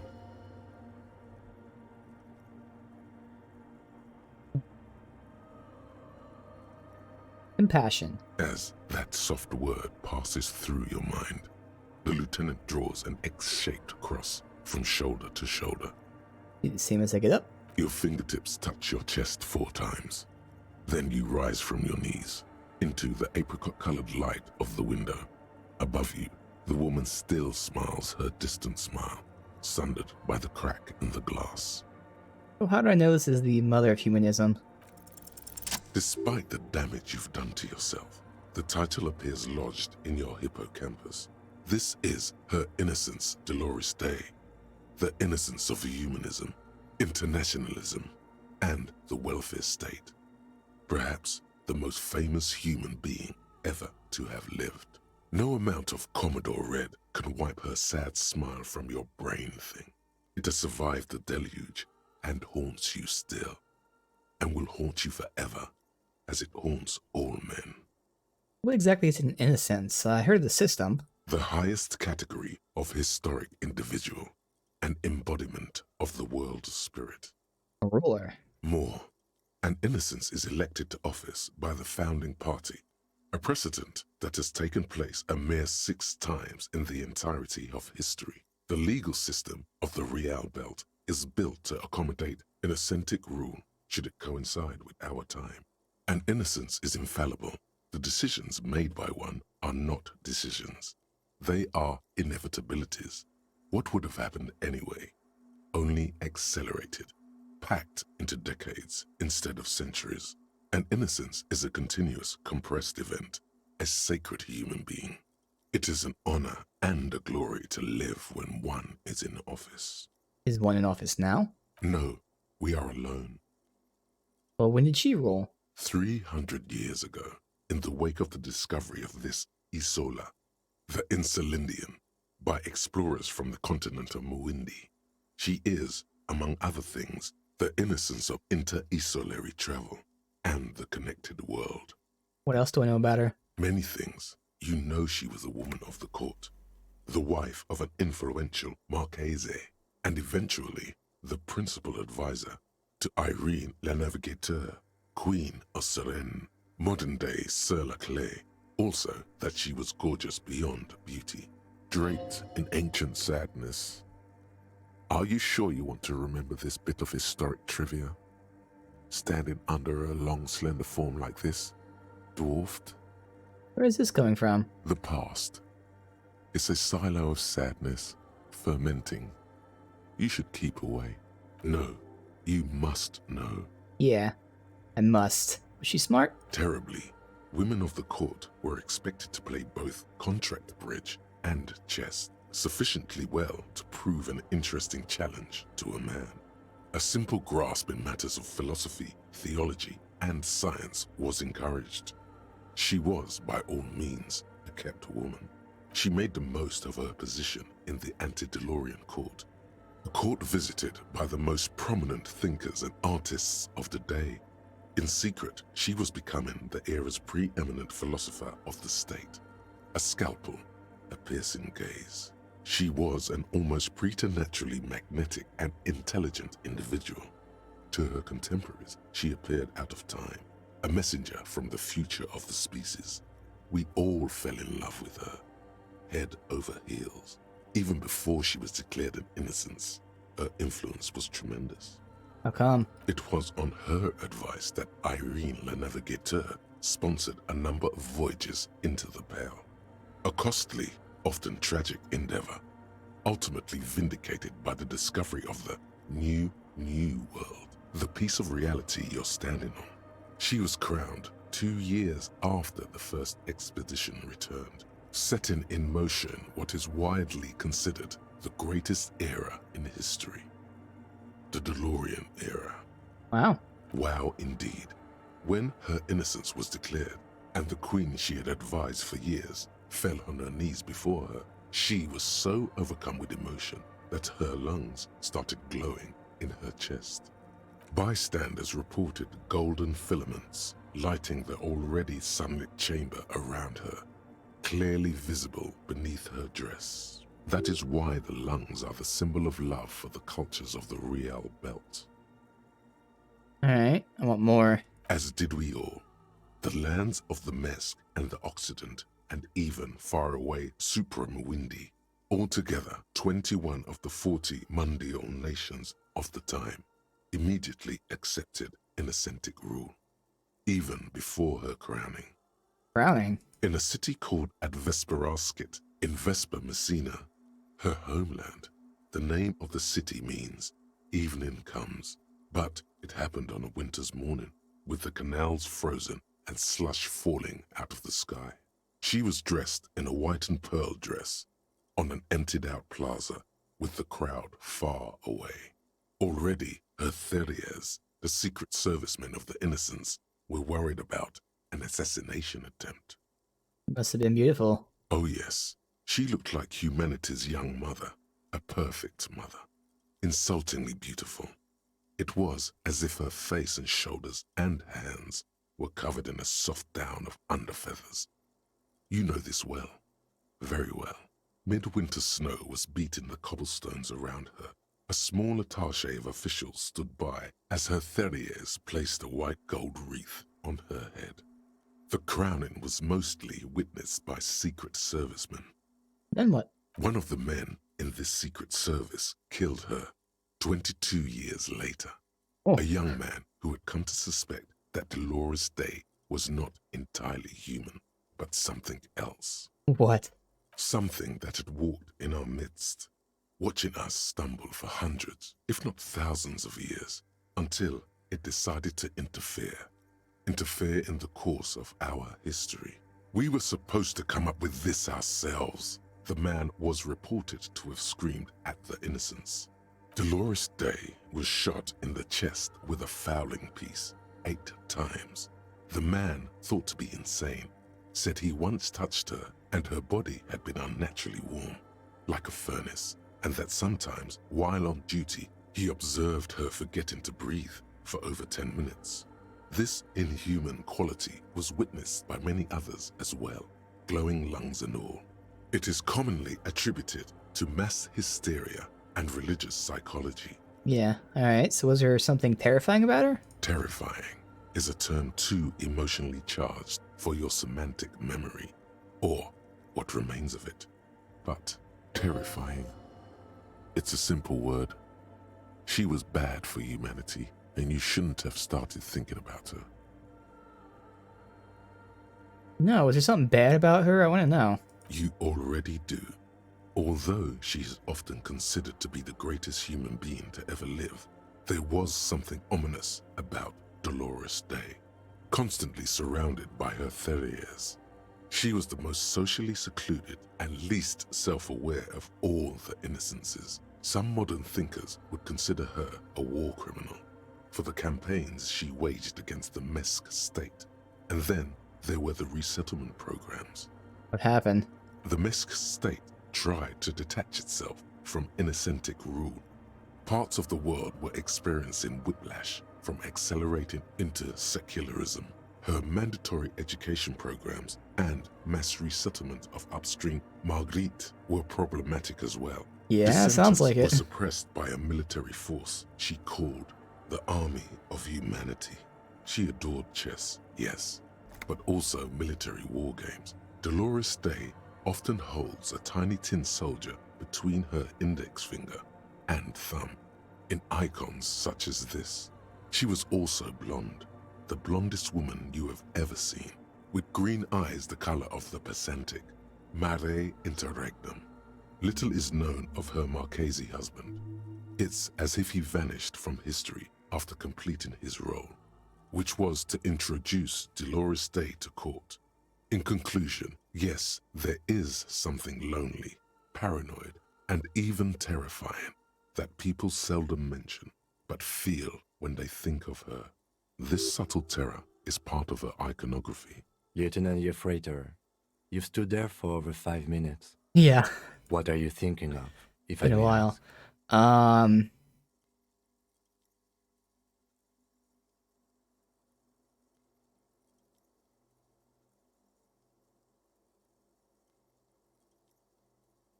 I don't see how she'd be connected to the case. I guess if you can, like, say in an abstract sense of, like, the mercenaries, but, nah. Nothing, just looking around. Okay. It's just that you've been looking at that window for quite long now. And it's cold in here. This church, the coast in general, we shouldn't linger here. This isn't a good place to get lost in. Alright, let's try a 40% chance to reconstruct the cracked glass. The shards glimmer in the dark. It's alright. You see little pearls of light on the edges of the crack that I might have splits the female gear. figure. Oh shit! Something was I keep written forgetting that there. if you put gear on, you can't Remains redo of it. broken letters line the emulsion. I thought that was the What it case. said, God damn. you Oh do well. not know. This is Dolores Day. The old woman in the village was right. This must be the DeLorean Church of Humanity in Martinez, or the small Pinewood Church in some records. You knew the place. It's a minor landmark, not easy to find. Most maps misplace it. It was built not long after Revachol's founding, 300 or so years ago, by first-generation settlers. On the coast of an uninhabited archipelago where only animals had roamed before, in the wild reeds. What else do you know? There used to be 7 stave churches on the coast. Lesetsa, they call them. The Seven Big Sisters. lore dump here. Only one remains. Ooh. The rest were burnt in the revolution or used for building materials. We should be respectful here, although the building appears to be deserted. I do not believe we'll find anything connected to the lynching here. Something else, perhaps? Respectful? Is the lieutenant a follower of DeLoreanism? A pang of guilt? The lieutenant is leaving something out. You know why it was abandoned? I have a theory, yes. There was a police raid a while back. I heard the place was shot to pieces. The old woman in the village was being tactful with us when she didn't mention it. She has more respect for the RCM than many around here. Interesting. Who conducted the raid? Well, your station was involved, I hear. Although I can't be sure. Not sure. 3 precincts were involved in the raid, and people say Precinct 41 was one of them. I guess I could have been here. I'm sorry, I'm not saying you were. It was a clandestine operation. I don't know anything about it, why it was conducted or... Yeah, now I'm curious. Why would they raid this I try place? not to pry into extra-district matters. I was here. She found out what I was doing. Good luck. You will not get information on a confidential operation from your station secretary just by calling. Yeah. If you really don't remember, it might be better to keep this one forgotten. It happened a while ago. It's unimportant to our business in Martinez now. You a follower of DeLoreanism? Yes, we all are. Her name, body, and rule are synonymous with humanism. The laws we enforce are DeLorean in origin. The woman looks by in silence, smiling enigmatically. I didn't think you were spiritual. It's not spiritual, it's constitutional. The DeLorean system does not demand faith, only accordance. Did we have stuff for visual calculus? I'm pretty sure we did. I'll verify that we can't redo it, but that's something I didn't know until today. I could have sworn that when you... Oh, that's minus. But when you put like gear on, that also lets you redo it, but now we learned you don't. So I could have put that on for +1. Ooh, +2. Oh, we definitely could have passed that then. I mean, still be RNG, but it would have been like a 70% chance. I don't really feel like putting a skill point in. Damn. We'll verify again, but we already know putting these on will not let me redo the check. The mother of Yeah, humanism damn, that's like a stands 70% chance now. Oh well. If I inevitably level that up at one point, I can always come back. I mean, we do have plenty of skill points, I will say. It's just, I don't think there's going to be any reason to do this in terms of finding anything interesting. 4 skill... I'm really tempted. I didn't know we had 4 skill points. I'm super tempted to do this. But I know it's going to be irrelevant. And again, we've been seeing some... I don't want to say super high. There have been super high checks, but there have been enough checks where 4 skill points can get me through like 2 or 3 of them. So I'd rather save them for things that are probably more useful than just reconstructing that. Alright. Let's look here. A machine stands in the corner, watched over by the figures on the stained glass window. It's turned on and quivering with soft electricity. Another radio computer. And this time it's already turned on. These machines sometimes harbor traps, he thinks. Alarm systems and the like. Let's be careful. We should leave. I doubt this place bears any connection to the case.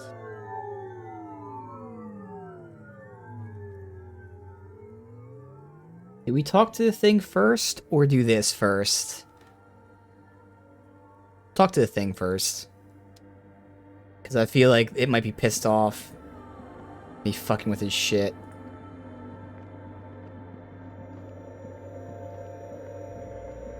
Do I need a change in gear? Really just be the hat more than anything else. And again, it would give me reaction speed at the cost of rhetoric. My reaction speed's already nice. I could put on drama. No, or conceptualization. Drama's already high enough. We shouldn't need conceptualization. And there is a small chance, I mean not really too small, there's a chance we get attacked, so I guess having physical instrument might be more useful. If drama wasn't at 6, I'd put the drama on. So I think we're good with her clothes here. So we need pants. Like, we don't have any pants that matter. I mean, that removes reaction speed, and I don't care about electrochemistry. Probably buy some pants if I need some cheap pants, and then obviously I want the boombox. There's the pants from Kuna that are 15. It's probably really fucking expensive. I have it written down.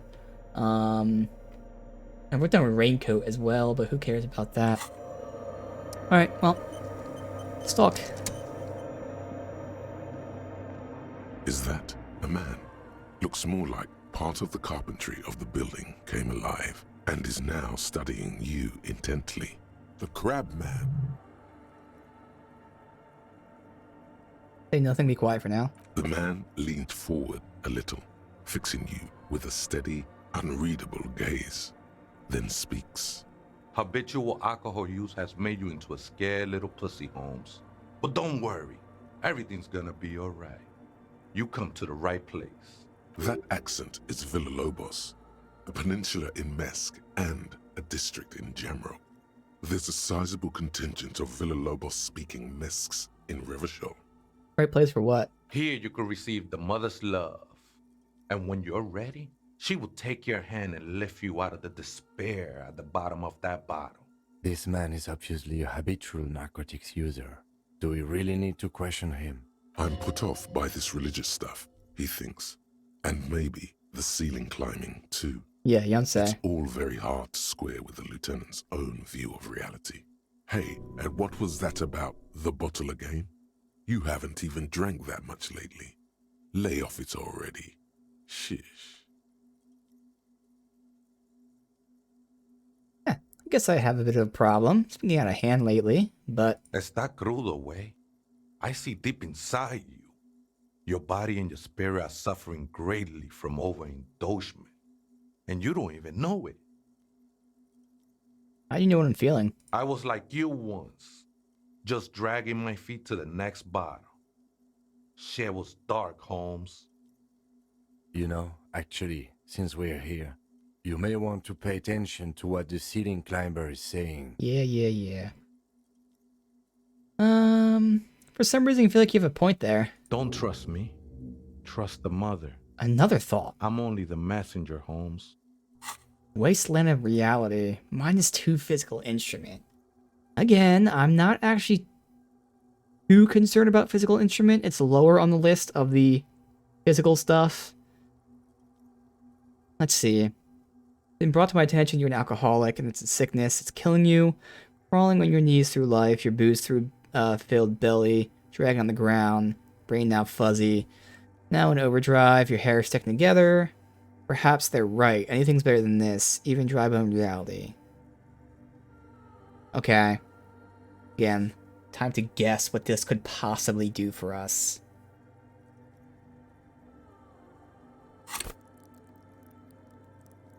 I mean, I could see it in the sense being something like raising the cap of reaction speed, maybe hand-eye coordination, because, again, as an alcoholic, you wouldn't have that. Well, suffice to say, I don't need hand-eye coordination to be raised in terms of the max level. I actually need it to be raised by itself, but the max level's fine. Reaction speed, yeah, I would take that. I could see composure also being raised. Again, all things that alcoholics wouldn't be having. Sure. Definitely wouldn't raise electrochemistry. It's the opposite. We want to get rid of that.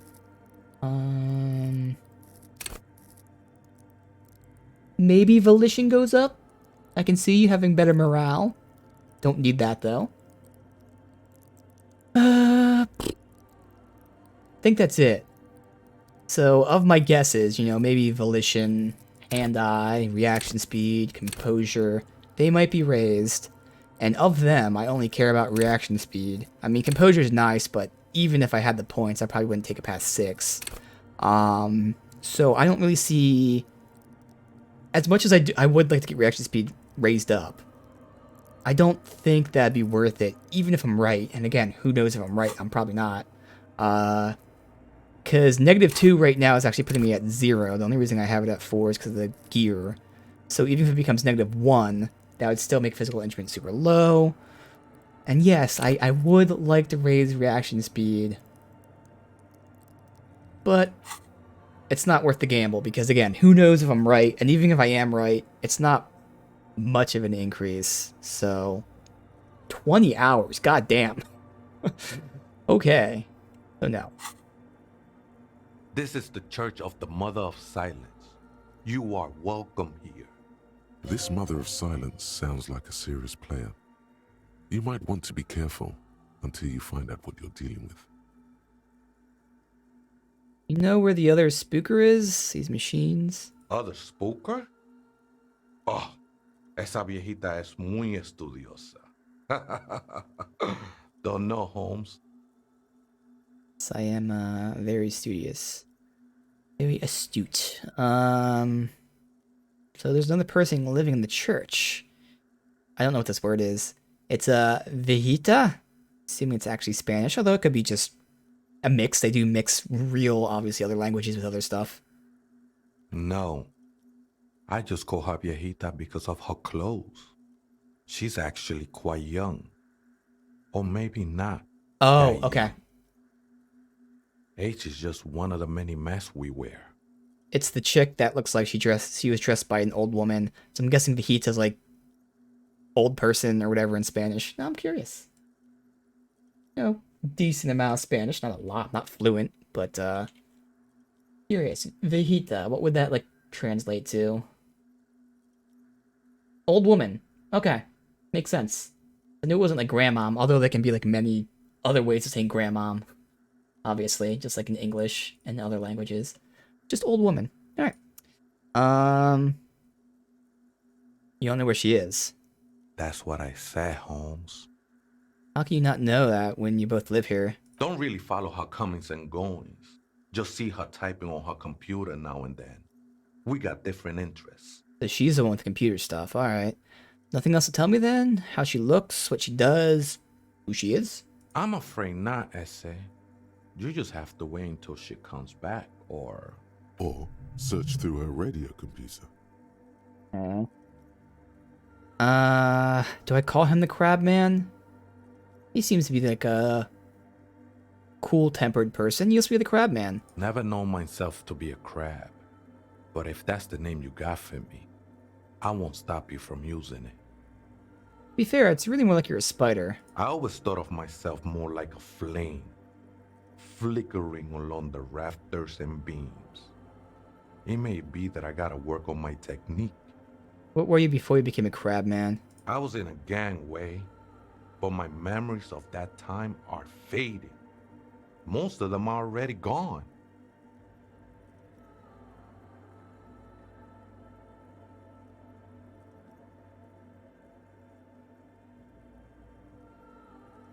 I lost my memory too, and it haunts me. No, man.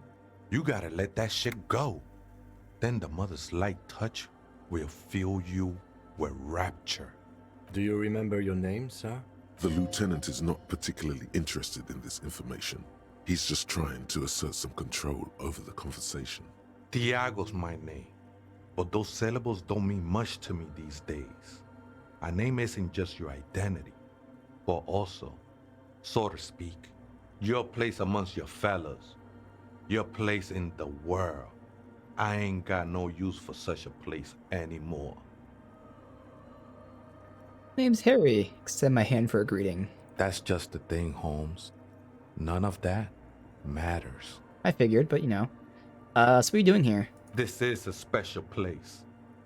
there's a perforation in the world up there, a way out into nothingness. This church was built around it for purposes of veneration. I circled it, nurtured by the silence bestowed by the mother. One of these days, I'll be pure enough to go drink from it directly. There was silence, you mean her? No, no, no. There's a new god in town. Oh? And she can be painted or sculpted.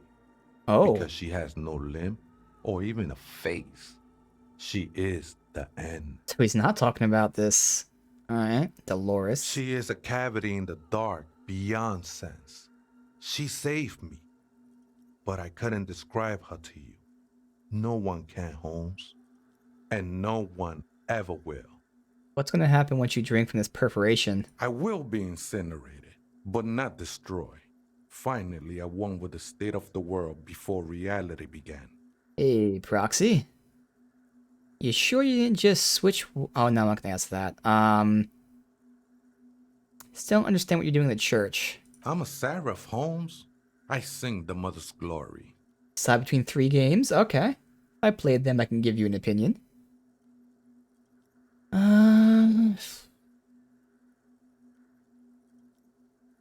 Singing's good. We should sing a bit more.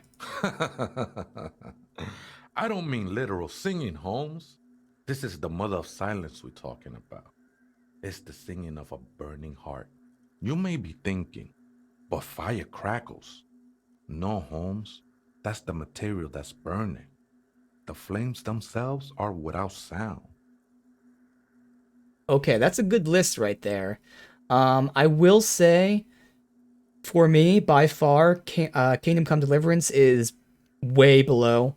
It was okay, but like I wasn't in love with it. And obviously, if you know the game, you're probably familiar with the combat system. People really love it, really hate it. I did not like it. But even beyond that, the RPG mechanics and whatnot, I just wasn't a fan. It wasn't bad, but I say that's way below the other two. Those other two are probably 2 of my favorite games ever. I mean, this is my first playthrough of Disco Elysium, and this is super amazing in terms of like legitimately role-playing the character. Not roleplay as in, you know, level up your skills and pick the certain moves and all that, but like being the character, making the choices this character makes. This is by far the most roleplay I've done. Like, yes, in games you play as your character, make choices as your character, but this one is like so far and beyond. I am my character. I'm not choosing things like this dialogue on purpose, whereas other games I would because I want to hear the lore and just the options. And then Divinity Original Sin 2, I just absolutely love Divinity. And with the second one, all the combos and all that. So that it's tough. It's really about what you want to do. It's really about what you want to do. Disco Elysium is a lot more passive because it is a lot of dialogue. Now you're obviously doing things, but I'd say, what do you want? Do you want a much more action combat oriented game? That's obviously Divinity. Are you okay with a very long game? That's Divinity. Do you want a really good story? Definitely Disco Elysium. And again, Disco Elysium is also a lot more chill. So it's definitely what you're in the mood for, but Divinity and Disco, you can't go wrong with either of them. Give a proper, satisfying answer. Yeah, I try to.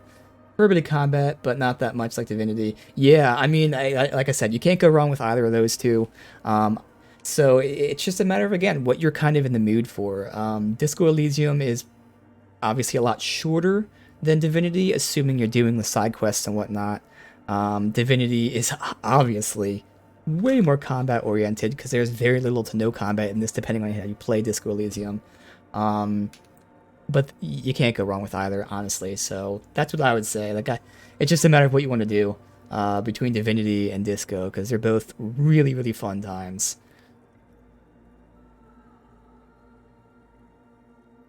Satisfy what you expect as an answer. Yeah, like again, this is like by far the best. Yeah, how you become the character, because you can say that in a lot of games, a lot of RPGs that have choices and all that. You are the character, but many people like me will still click on all of the dialogue options except for the ones that make a choice. Let me get all the dialogue here so I can just hear everything, absorb everything, and then make my choice. But I'm not doing that in this, partially because picking some of these options, like this, is insulting the guy. And that might then lock me out of other options or make him hate me, which then locks me out of some other stuff. So like everything genuinely could affect you. So you really, really, really roleplay the character in this game. Exactly, choices make a difference, and it just feels so unique because of that. So yeah, Disco Elysium is definitely amazing with that.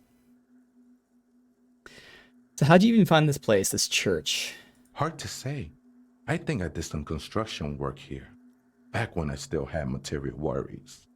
Up there, I realized what the true purpose of the church was. Been spending a lot of time here ever since. It passes nothing to me anyway. It didn't belong to me.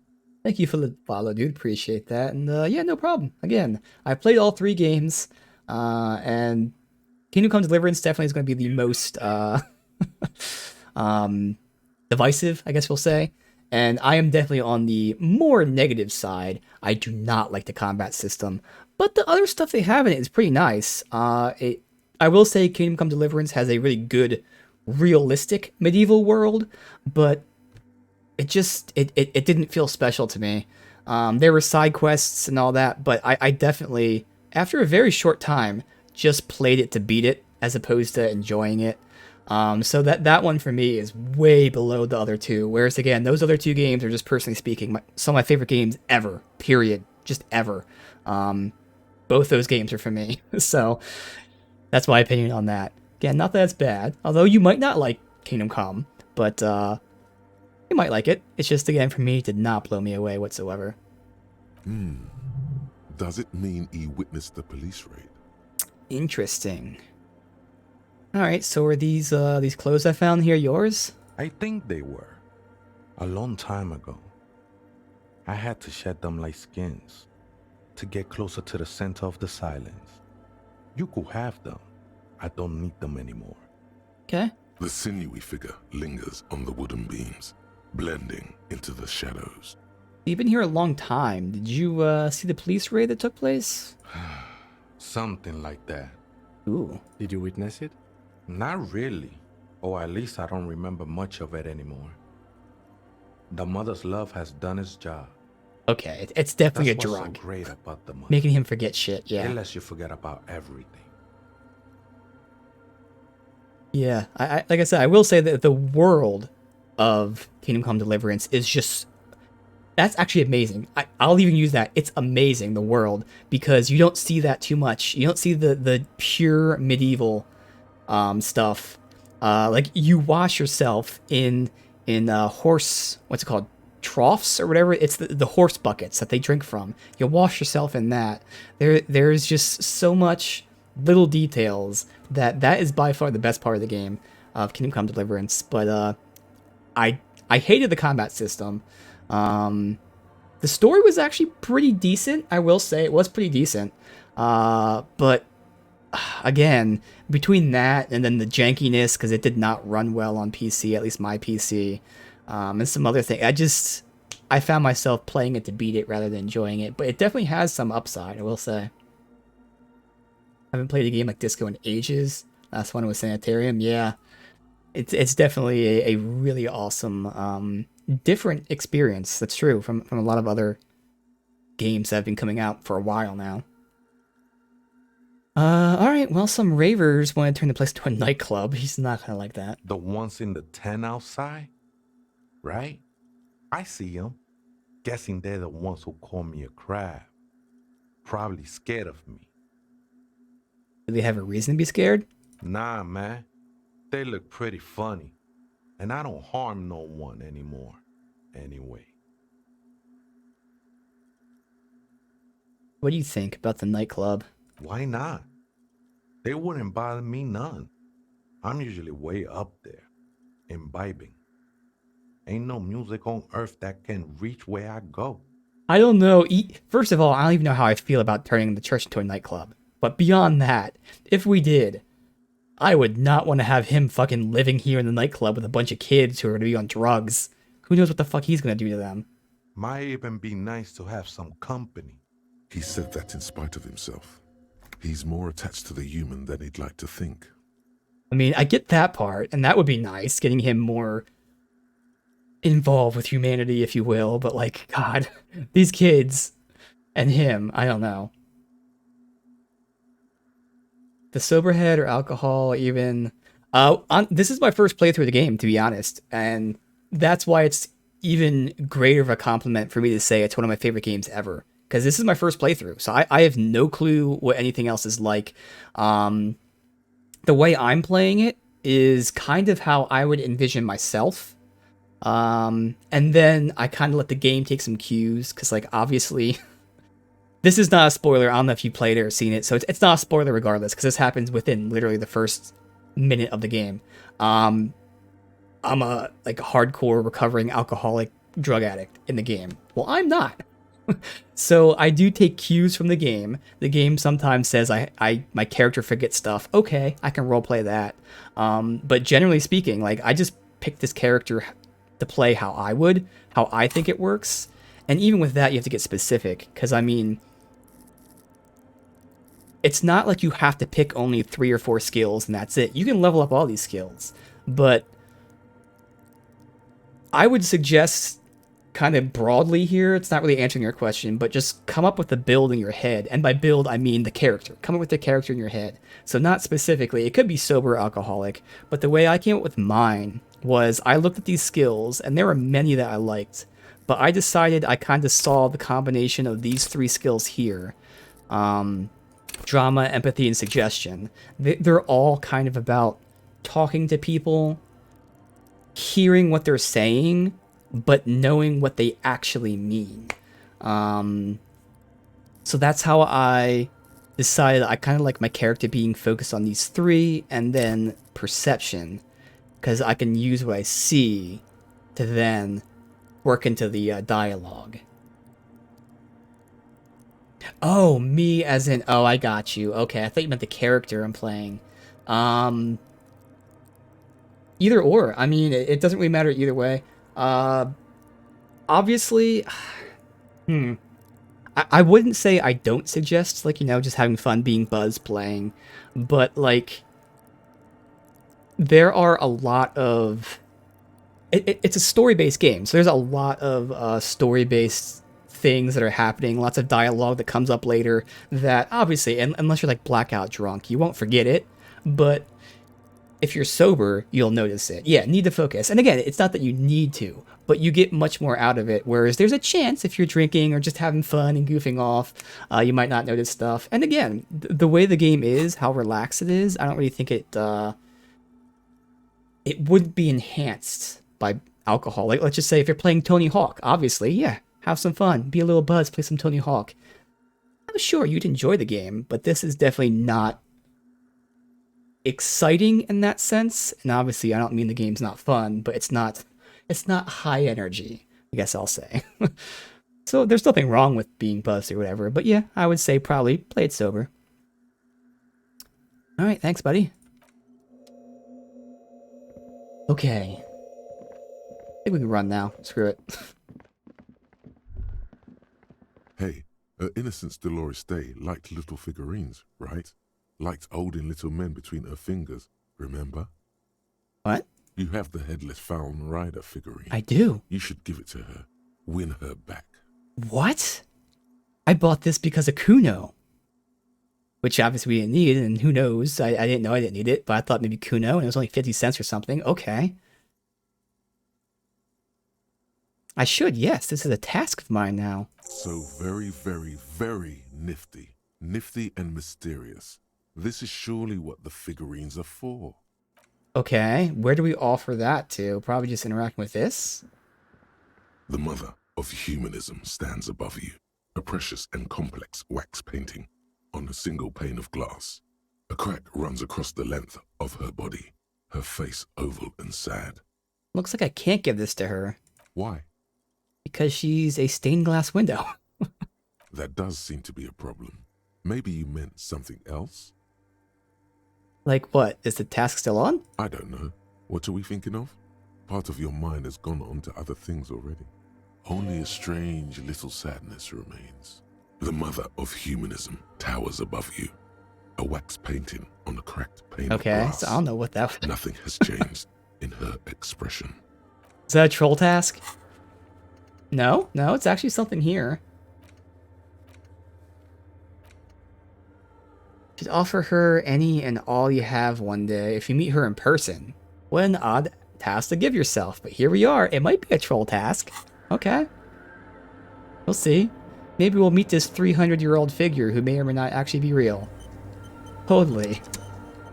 Alright, now there's a chance, like Kim was saying, a machine stands in that we set off like some sort of say anything, but trap from this. That he doesn't like you meddling with the machine. So I'm gonna do it. Alright, machine looks like the one in the doomed commercial area. It's also quite similar to the one we have down at the station. Must be the same model. The one you saw earlier was the Ream Civic. This is the Ream Prefect, a model number RC7024, equipped with a Fell mainframe and a Ream-compatible interim printer.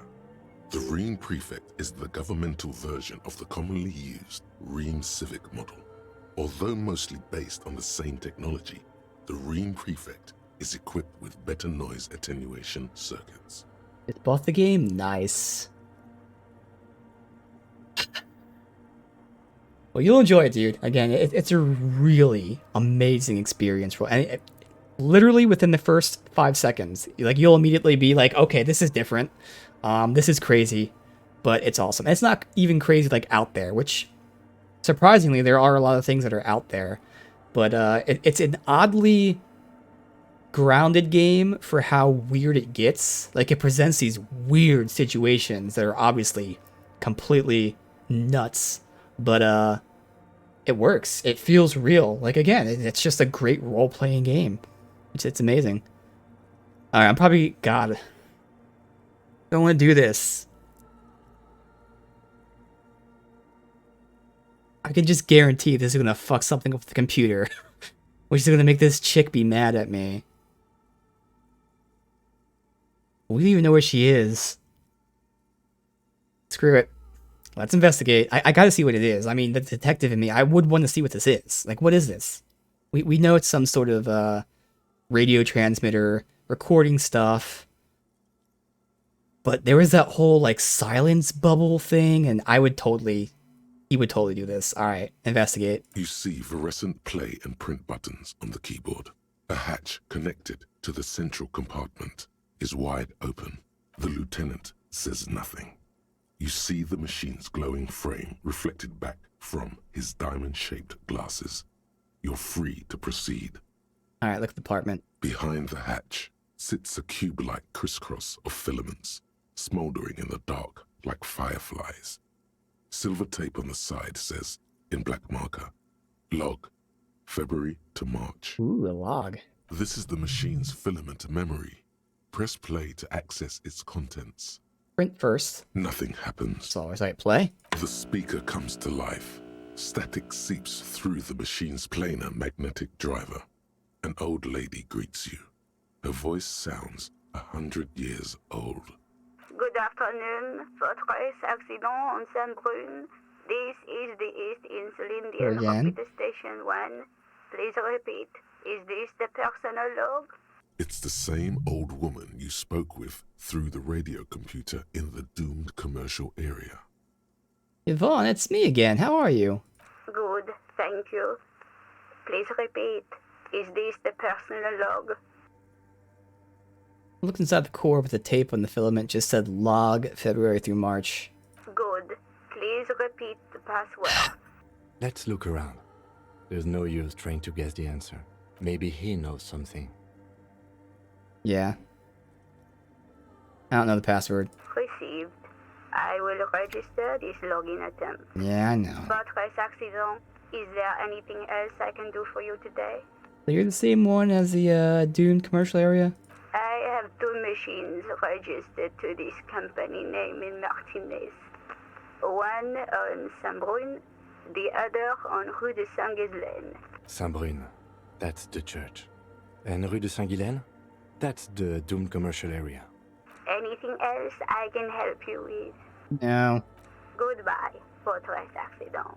The machine's keyboard is still illuminated, revealing fluorescent play and print buttons. Alright, well, we're not breaking it yet. Let's see if you happen to hear a password. Oh, hey, wait. There's coffee in the back. Oh, wait. I meant the mother's love. Coffee in the back. Something familiar about that. Coffee and stale cookies.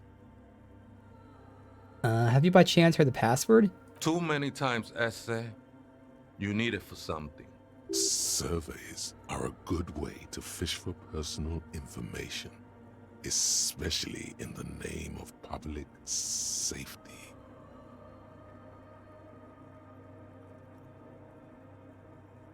You say.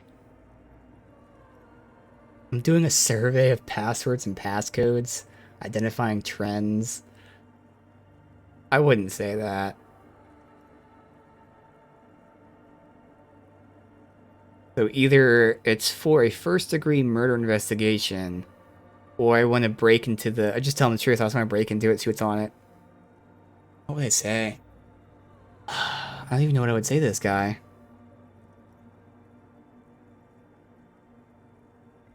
He totally identified me as, like, the alcoholic. But, I mean, it's not really hard to do. Look at my picture. Many people have done that.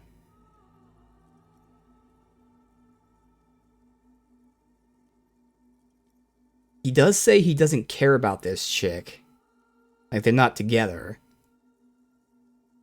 But that doesn't mean he'd be okay with me just breaking into it just to break into it. If I tell him it's about a first-degree murder, I don't see why that would be negative to him, because he's not a gang member anymore. He wouldn't be trying to hide it. He might question us as to why. Or he might just call out our lie.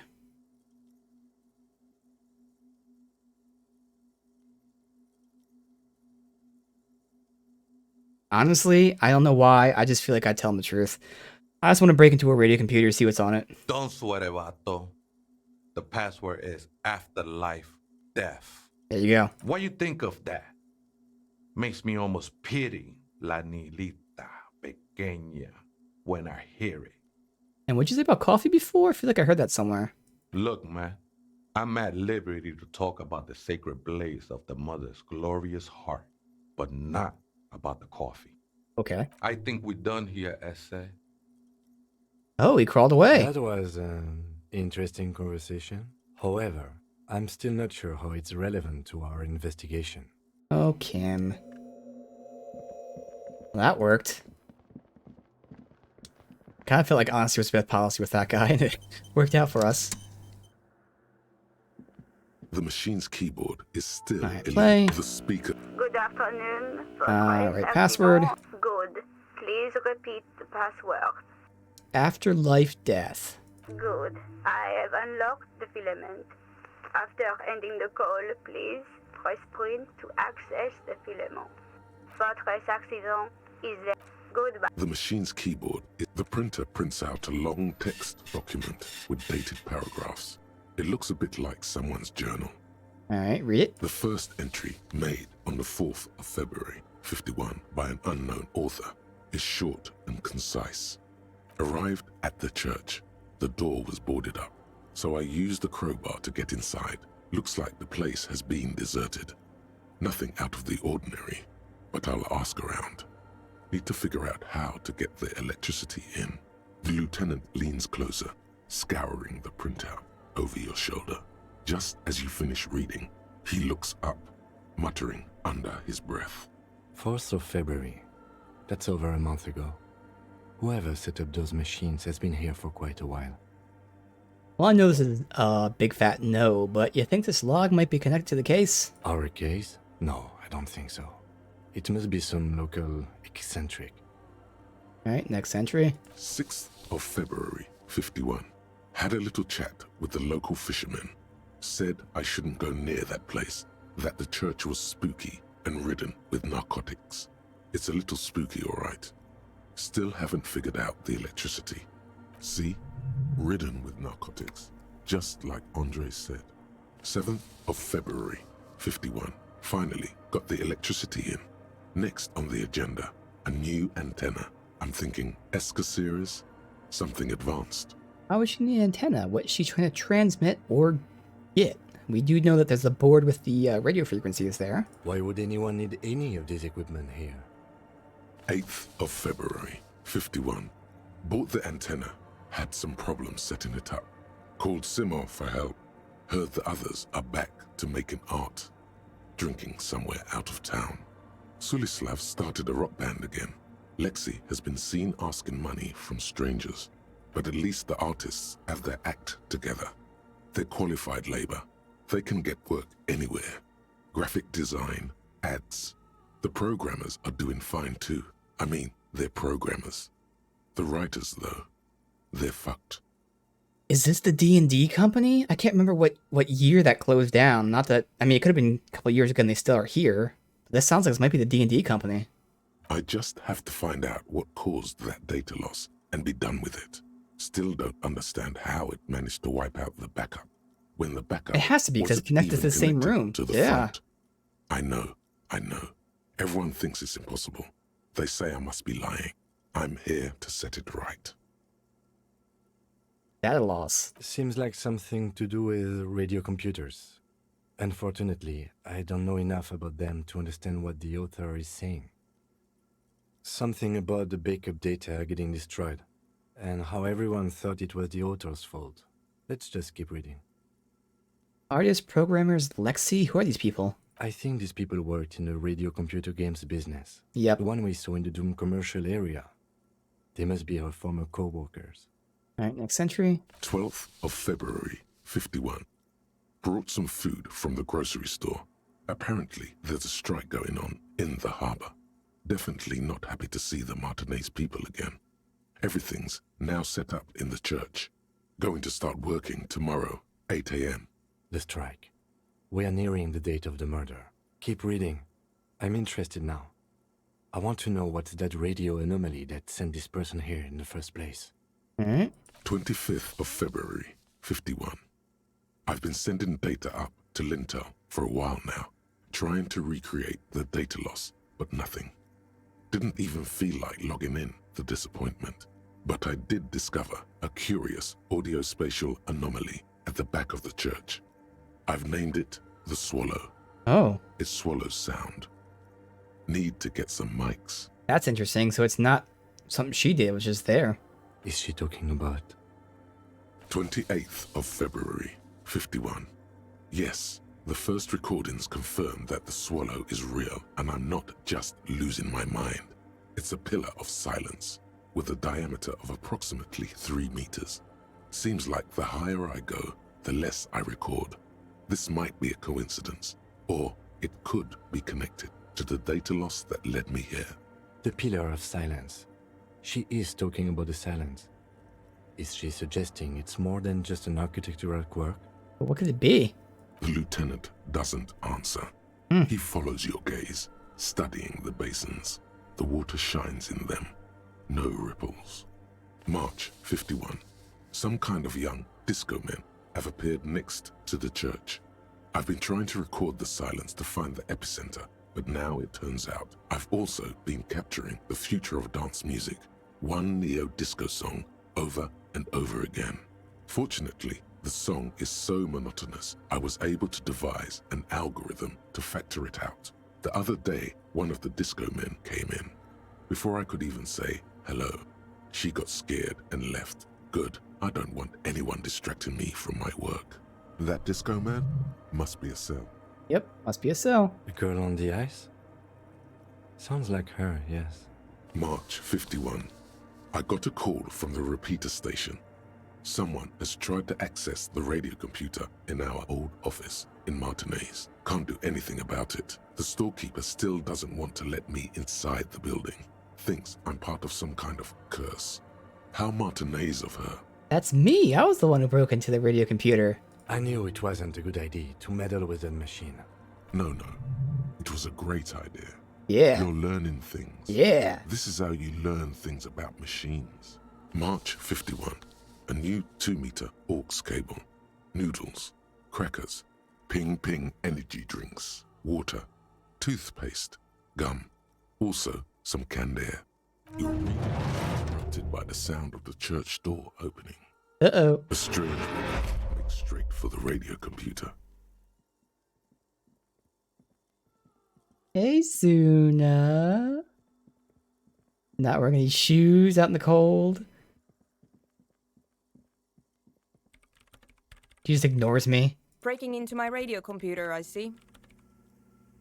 Holds down the off button. Yes, you are breaking in, but not into her radio computer.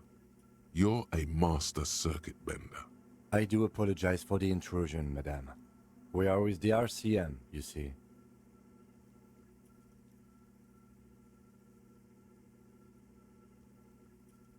We're hearing a side case representing certain music venue organizers. Well, you won't find any music venue organizers here. It's just me and my computer, and it has been this way for weeks. Now please give me some room. I need 2 seconds to see that you haven't destroyed anything.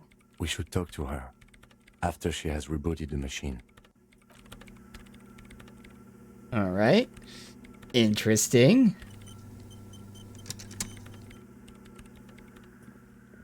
What is it?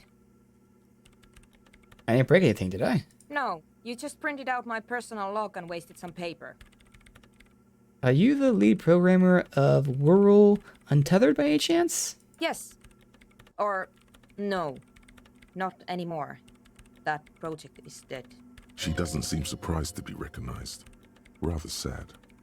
Something passes over her face before she straightens her back. Who exactly are you? What are you doing? I am Soona Luukkanen-Kilde, the former lead programmer of Fortress Accident and RSA radios. I have over 16 years of programming experience, and I'm proficient in both Vox and Orbis languages. If you're not here to hire me, I don't really know how I can help you. That still doesn't answer what she's doing in an abandoned church. You seen the, Crab Man? Nope. You knew he's around. Yes. He's seen you. And? Okay, probably not a big deal then. No, you're right. I'm not. Why are there so many machines here? I brought them here. These are my machines. Please don't touch anything. Why do you need an antenna? I use the AR-1 as my RAIN prefix processing unit. RAIN Prefect, that's your radio computer, right? Mm-hmm. The antenna is its processing unit. Yes? You really don't know anything about radio computers, do you? Not really. All right. Well, all radio computers perform operations up on air.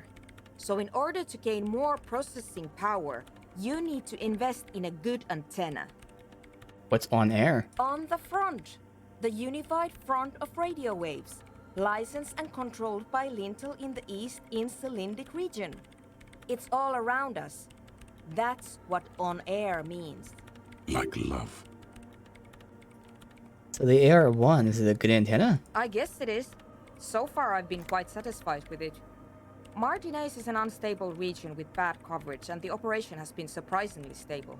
But it's not the cheapest one on the market, so I wouldn't recommend it for your regular red tape operations. Fraser 1000 is a foolproof line for civilians. Anyway, you should do some research before you decide to buy anything. Ask around, compare the prices. There are many milieus dedicated to that sort of thing. She liked telling me this. It calmed her nerves. What are you doing with your radio computer? I'm working. The machine seems almost alien with its pulsing core. The light casting her face in a strange shadow. Working on what? Could you just shh for a moment? Or get to the point. I really need to focus on something. Isn't this radio computer made exclusively for the government? So you do know something about computers. You're right. Prefect is used mostly by the government peeps. Why do you have it? Because I needed something good for my investigation, and RAIN Civic is widely agreed to be below all standards. So I had to upgrade. Besides, owning a RAIN Prefect isn't such a big deal anymore. No, actually, it is kind of a big deal. You don't see RAIN Prefects in every police department, for example. How'd you get your hands on one? I know a friend of a friend who used to freelance for the Coalition. I was actually aiming for the military-grade Rame Rational series, but couldn't find one. Prefect is mainly based on the same technology as Rame Civic, so it's kind of a ripoff. But it does have better compatibility with newer antenna models, so I won't complain. What's with those bowls of water? They are connected to my Rame Prefect. Whatever you do, just please don't move them, okay? Thanks. Touch anything? Great. So what are you doing in the abandoned church? You really like those questions, don't you? Police officer, it's my job to ask questions. I'm conducting scientific research here. You can't throw me out. What research? I'm looking for the location of a 2mm hole in the world. Wait, what? She's looking for a disruption in the radio waves. That's what her personal log said. The lieutenant raises his brows, but doesn't say anything. So is the hole connected to the data lost in your journal? Yes, that's what led me here. But I suspect it might be something a bit more complicated than that. A hole in the world? What's that mean exactly? Exactly. What does it mean? Up to now, it has been impossible to say what it is because it's impossible to measure nothing. What do you think it is? What qualities does nothing have? How do you measure something that does not exist? That's a little above your pay grade at the moment. Ah, damn. Alright.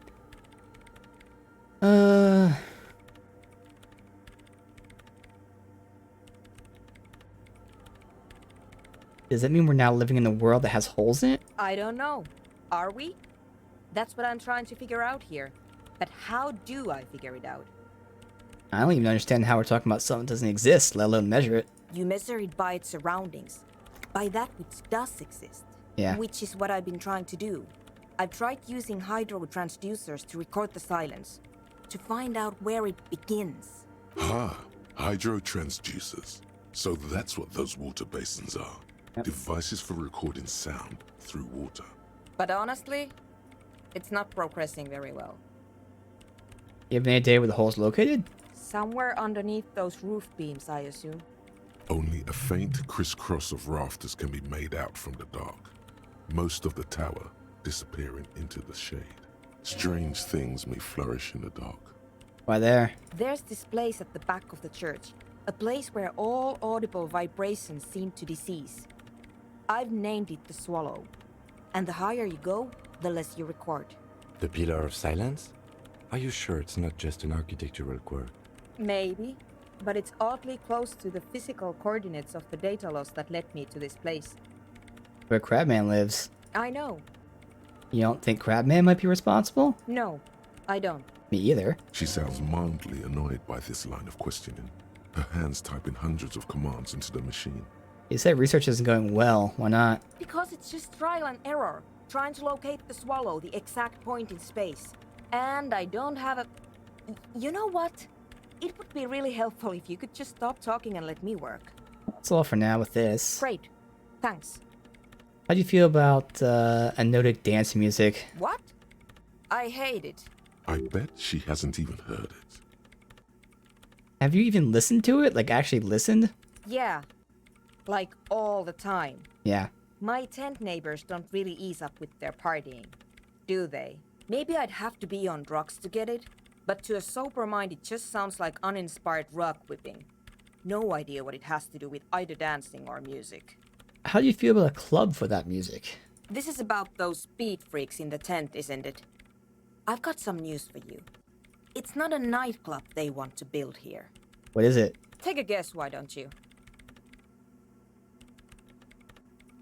Well, I can't say a drug den. Okay. So all these are 3 jokes and then 1, oh, I totally believe them. A petting zoo, a place for animals. I can't believe they got you so easily. Go have another talk with those up-and-coming entrepreneurs, will you? Thanks. Good luck. I'm not... Oh shit, I skipped his line. Sorry. I don't know why, I just instinctively clicked there. Okay. Well, again, we know, or at least we can very heavily assume they're making drugs there. So it kind of sucks that I didn't have an option to mention like a drug den or something. But alright. Seems to be everything we can do here. So we'll have to go back to them. What that will be for tomorrow, because we'll be ending it here. I do want to... We'll probably start tomorrow by buying... I want to buy that boombox. Because we do have something to listen to on the boombox. Hopefully it plays it. But also maybe it'll like give me that recheck with her. And again, turns out... Let me write this down too. We need pants. Because the pants we have aren't giving us any benefits. So I'd totally just go look to see what kind of pants we can buy. Doesn't mean we'll buy them. I mean, who knows? But I know Kuno had good pants, but they were costing 15. Yes, we're making money. I don't want to pay 15 for that. We can see what the other dude was selling. I know he had clothes. I don't know if he had pants. But otherwise, you know, if we start out somewhere over there by the... because they're right next to each other, pawn shop and then the salesman dude. We can come back here, continue on with his rave stuff. 2100. So eventually, obviously, we can go and check out this smoker. We can finish the trap thing, which then return to them. Give Garth this. So we have plenty of things to do. Again, the game just continues to build on itself, and it's just really awesome. Absolutely loving this. Never know where it's going to go next.